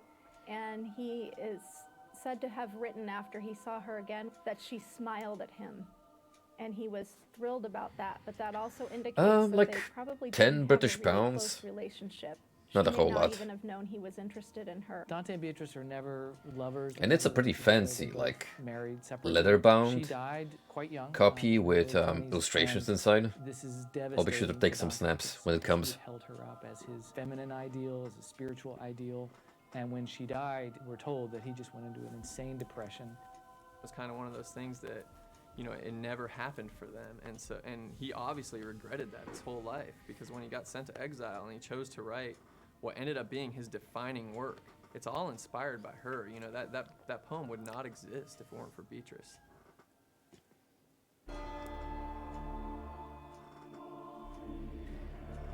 And one of the big things that I think made the Divine Comedy so significant for its time is that it was written in the common vernacular of Italian. And in those days, there wasn't a lot of reading and writing in general, and a lot of texts, particularly religious texts, were Imagine you in spent ancient all languages, your and life Dante chooses to writing this write, awesome novel, in the and no one can read language it because of most Italian people literature illiterate. that he's read aloud even in his own lifetime, and as his work is handed down, the sort of larger population is able to enjoy it. But as well as increasing the size of Dante's potential audience, the choice of the vernacular also conditions the nature of the poem that he writes. It makes possible the force and the vigor and the concision and the liveliness of his images and the colloquial nature of the exchanges among characters. It adds immeasurably to the drama and to the excitement of the poem as we have it today. It would almost be kind of like going to the movies for us today. It's kind of like a very kind of mainstream consciousness about what the afterlife is like. That really hadn't been done in that way prior to that. It Most seems of so the given descriptions of what from the today's afterlife might be standpoint, like were really received writing on in very like sort of common language, but back in the day, discounts, if you you have to After remember, the invention of the printing press, literature was kind in of considered 1440, we see the high first appearance entertainment, of the Divine Comedy, and so you in had to be print at a certain as opposed social to level manuscript form. to be able to People could partake. pick it up and read it, and you know, it was But here a comes ton a of dude people who's read it, like, and actually people thought that "Nah, it was almost an I extension want a of large the Bible. audience." They thought that it was true. Very cleverly, he casts himself in the poem. He's the main character. It's a first-person piece of literature, which is very unique for the time. Him putting himself there and speaking to people that he knows and political figures that he knows a lot about, or mythological figures that he spent a lot of time researching and knew a lot about.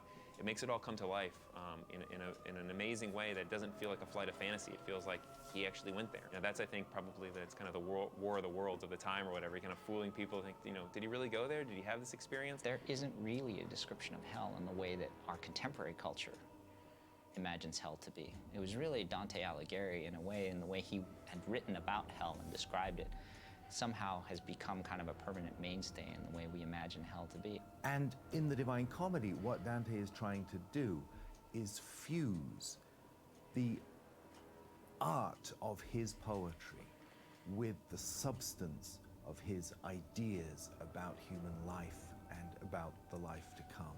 So he's trying to create a verbal artifact which will have such an impression on its reader that not only will the reader step back and say, gosh, that's beautiful, but he or she will also say, wow, that makes you think.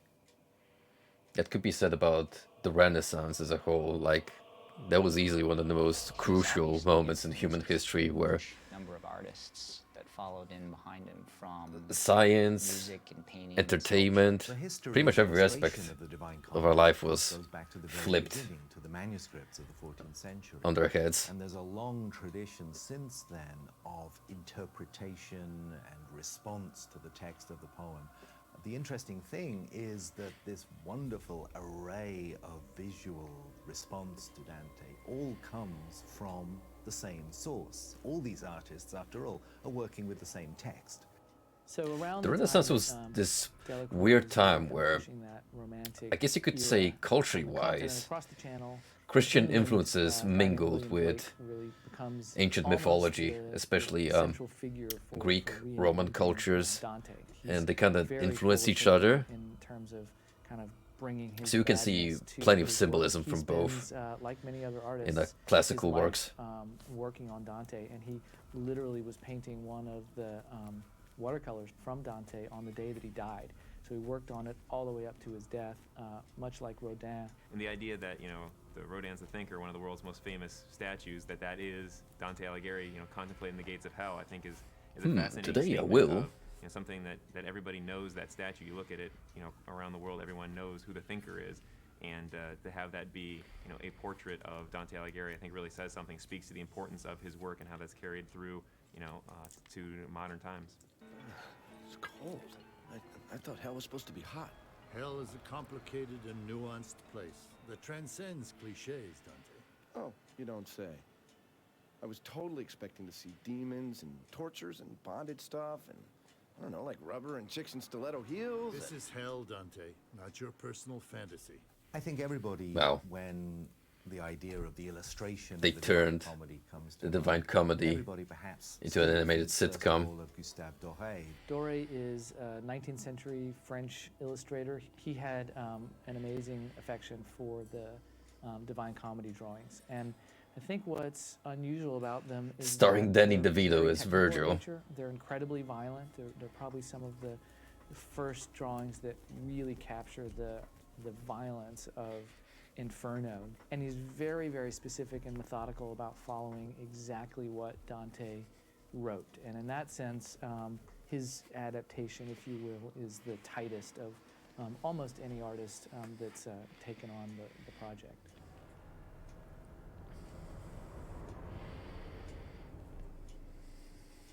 One of the things that's really interesting about Dante is that obviously Every it's an single time I amazing look at artistic those and intellectual achievement, old but it's also paintings, always been, sculptures, commercially I am flabbergasted viable. by And how you much know, in the 20th detail century, and we've really life seen one could Disney and pour Electronic into Arts an sort of animated using Dante object. as a platform to create entertainment experiences that are going to sell. He's always been both, you know, kind of that artist favorite, but also something that's commercially viable. He is remembered, and he is continually brought up again and again. God, this looks so much like that High culture and Castlevania pop Netflix culture. series. The game project has made a lot of people Those 2D interested in Dante animated again, cutscenes, but it's with each surreal. kind of new adaptation or new tweak on the Divine Comedy, there's a kind of resurgence in people finding out about him and about his life and about the poem.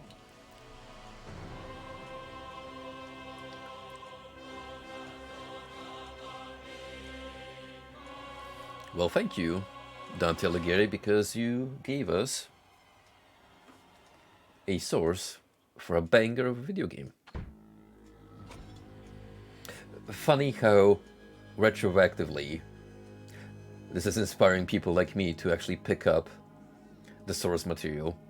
But hey, if it actually makes people read books, mission accomplished.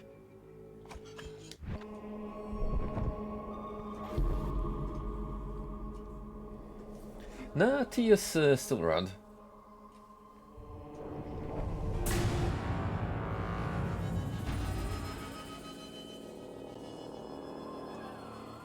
In this game, hell is the main character. It's the venue is the main character. That's really what the score is about. The vastness of it, the infinity of it. It's old. It's archaic. It's older than human history. My thought was not to do the typical orchestral score, certainly not the typical game or even movie score, but to do something really unique nudge him for this environment. Definitely, we're trying to to look into that. Give him a heads up that you've been trying to contact we want to expand well the team in. to make you feel constantly surrounded, enveloped by the immensity of the score. This was something sonically unusual, something that had to match these vast expanses of visually stunning and yet frightening environments that the music was going to accompany. Whatever works, We felt buddy. that there had to be a really human connectedness. Hell is practically built out of souls, so we really had to push all the vocal components to the front and center of every moment, just to kind of keep reminding you, like, yeah, there's just thousands and thousands and thousands of souls down here. The vocal stylings, Or that you could hear just rip throughout the off score, I guess old one name Megadeth for it and is Metallica songs. atonal or aleatoric. That works too. The style is very closely affiliated with two composers from the 20th century, Penderecki and Ligeti. It's something that was used commonly in the late 20th century, but it's a very unusual technique, and the cool thing about it is that it never sounds the same twice. But the person who really brought it to the public was Kubrick, in most notably in 2001. Of course, and later in films Pantera. like The Shining.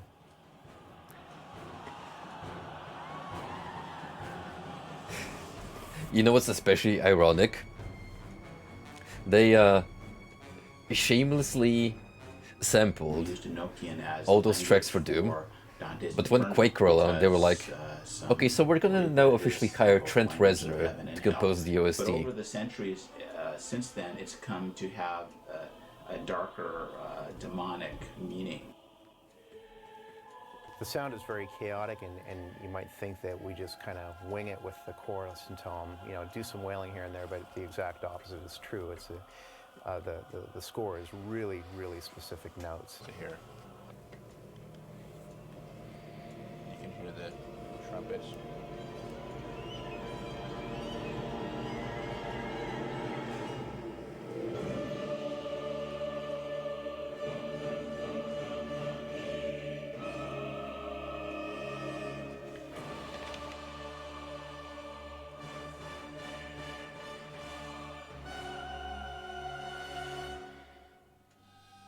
there are Well, yeah, precious I few mean, large-scale rooms left in London. It's whoa, basically Abbey either Road. Abbey Road Studio 1 or Holy Air shit, Studios. they got Here we the were place in London. to We record the had score. really two of the best recording groups in the world. Metro Voice Damn, these guys was went recommended to all us. out, did they? We knew we were going to be recording in London, and they're well known for their film work.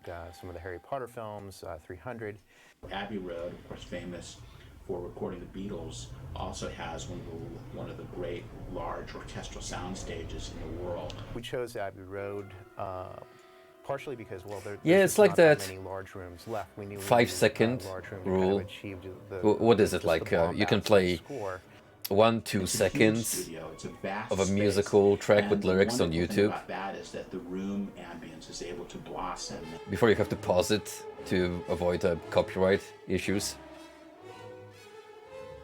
I tried to use the orchestra and also other special sounds that we created, whether it's with percussion instruments or special sounds that I asked the orchestra to do. For instance, at times we'd ask the entire orchestra to stomp their feet.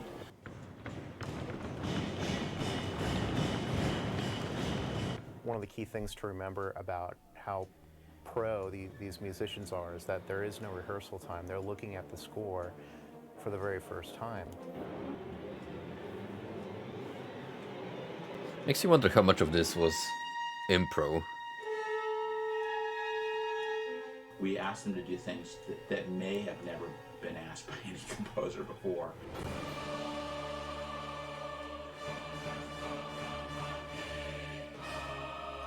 I would like you to imagine you are standing on the edge of Tartarus and are about to be thrown into the depths of the abyss.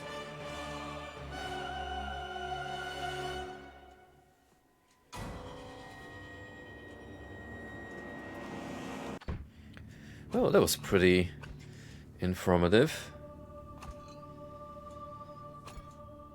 Behind the scenes.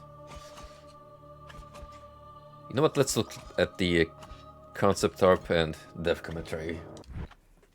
Why not? Wayne Barlow. I have been an author and illustrator for the last 30 some odd years, and for Always like these extra maybe snippets. the last 20 years I've immersed myself in research and an interest in hell.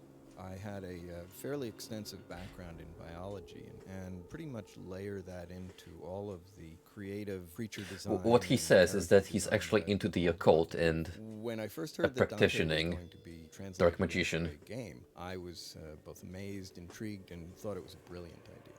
What I was striving for with the creature and character design here was drawing in large part on notions of the surreal, but also Have you ever tried to summon an evil spirit by a full moon?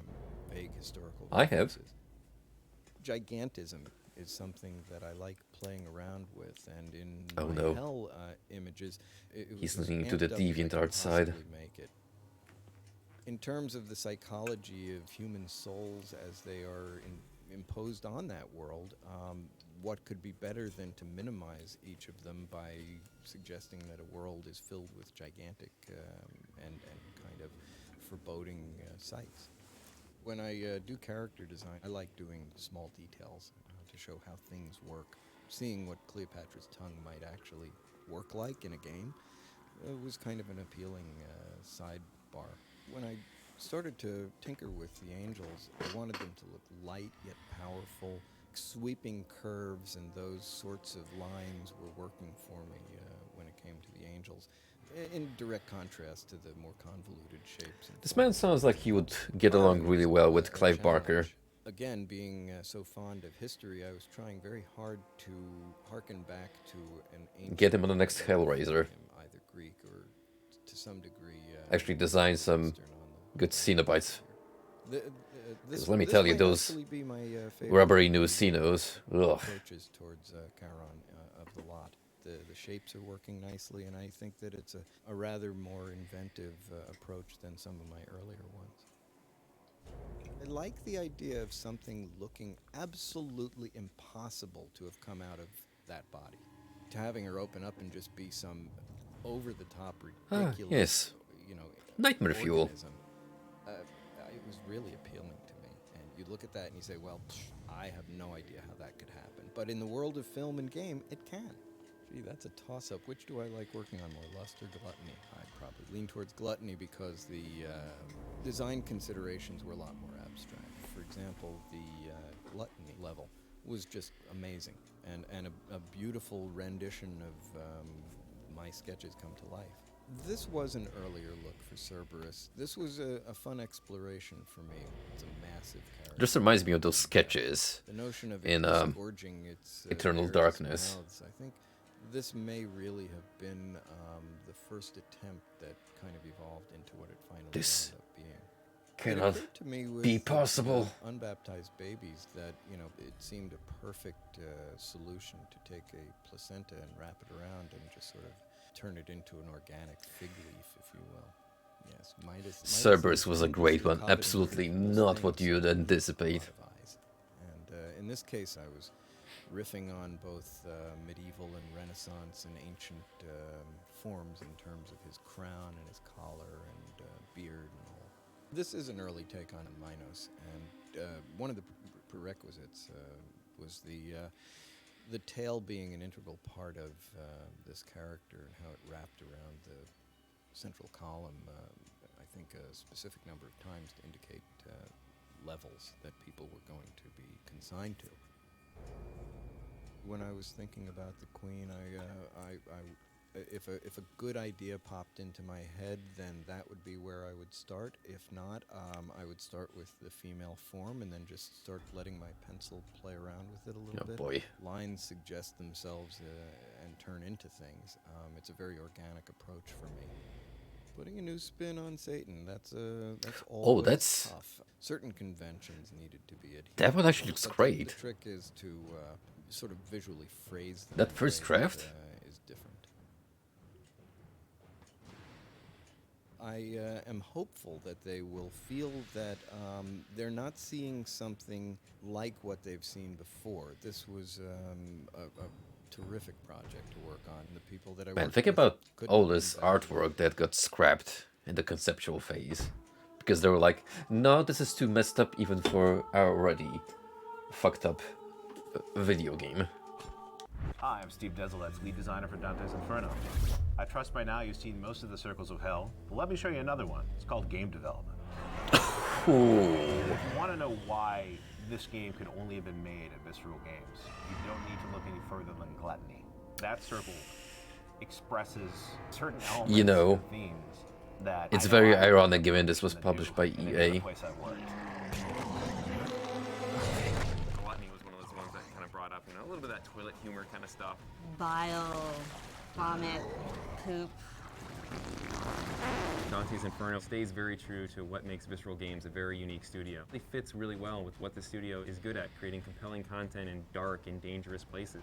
Mind-blowing kind of moments, whether it's horror or action or adventure, it's pushing There the he limits is, of what you can the do in Cerberus. games. Searching for reference material on this game has been pretty brutal. Corpses, mummies, different torture, stuff that I never thought I'd be looking at on the internet. I was in a meeting with 200 Man's first people. time in the dark web. I guess the concept flashed up on my email, and all I saw were their faces go like, wow, yeah, haven't seen that before. This isn't really a term that applies to our team. I myself have 2 giant crosses on my desk. We use those every time we reference a cross move, I should put it around my chain. I thought he was gonna say he uses those crosses to regularly exercise the studio. We don't have to worry about anybody getting offended. I've got a naked picture of Cleopatra on my desk, and that's okay. I probably have 200 pictures of intestines on my machine. I keep asking That's normal. EA to allow us to set things on fire in the parking lot. but Perfectly healthy hobby to have. Bodies cut in half. There have been some emails sent out that. Sometimes you'll come into work and you'll go to the kitchen to get coffee, and there's just some guy over there with a broomstick, and he's looking at himself in the mirror doing this or going. Gotta say, I respect the female part of the team for being perfectly chill As soon as we got the scythe, it's got the little handles with some of the sexual imagery. No, the scythe they got in the mail, I think, was kind of a little small. Yeah, we actually use a hockey stick for the scythe stand-in while we're acting out. there'll be sort of an open conference room place, and there's sort of fake fighting. You kind of hope that no one gets hurt. There will always be people that see video games as for kids. When they see what's going on in our game, they're like, whoa, you can't show that to kids. This game isn't for kids. This is for real gamers. Cleopatra, who's kind of the monster boss character of Lust, she was tricky. You know, we went through a bunch of iterations on her. We had some early concepts that were Ooh, just mama. sex organs all over her body and her fingers and her face. Ultimately not a character that I think would have served the game. One of the things we added to our game was what we call ribbon technology. Elements in the game, such as the tapestry that's attached to Dante, the ribbons that come from his wrist, are full physics objects, and so Lucifer got his use of ribbons in a very unique area. He's quite naked, and we have some pretty sweet technology to make that as high-tech as possible. Do tell. Going on. And you've got two guys, a technical guy and Imagine being the dude whose dedicated job is to is it dangling realistic? animate that There was no day schlong. spent on doing that. I had like arguments on size. We were going back and forth, and I personally pushed for like really, really large size.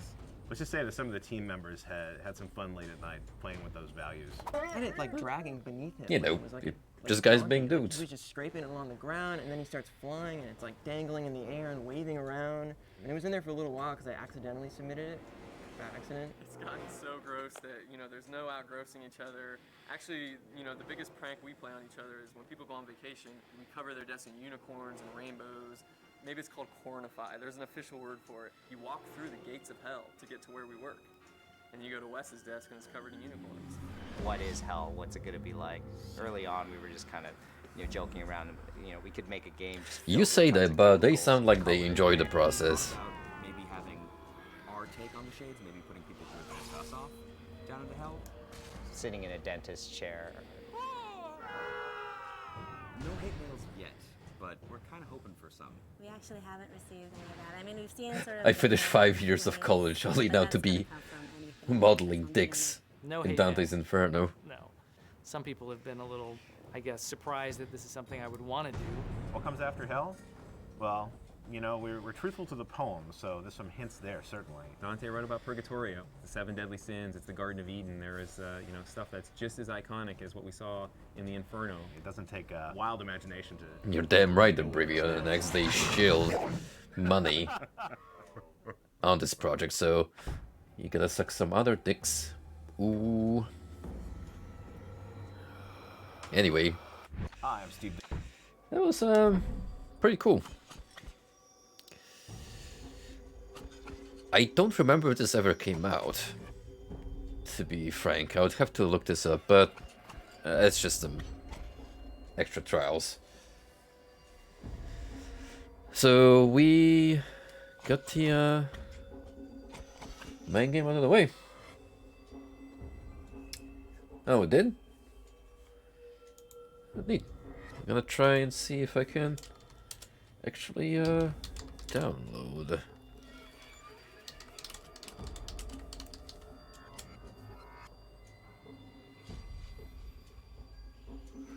Let's see, what did this actually have?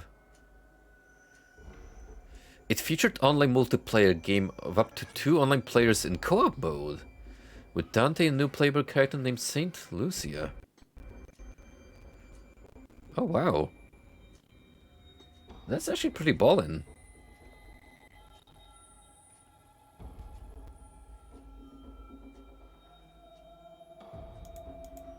I wonder if we could get it running on the EMU. Probably. I think it's got online support, so definitely worth a shot.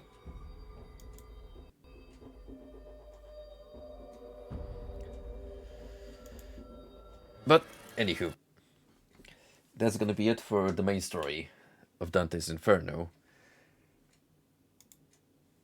Thanks for showing up, everyone. Great game. Wholeheartedly recommend it to anyone who hasn't played it yet. Go tell your friends. They're definitely in for a pickle surprise once Satan rears up for the final encounter. Okay, I'm gonna see you guys later on during the week. We're gonna have more Yakuza Kiwami, and I'll probably go back to the Castlevania collection. We got Dracula X and Arya to knock out. So, see you soon.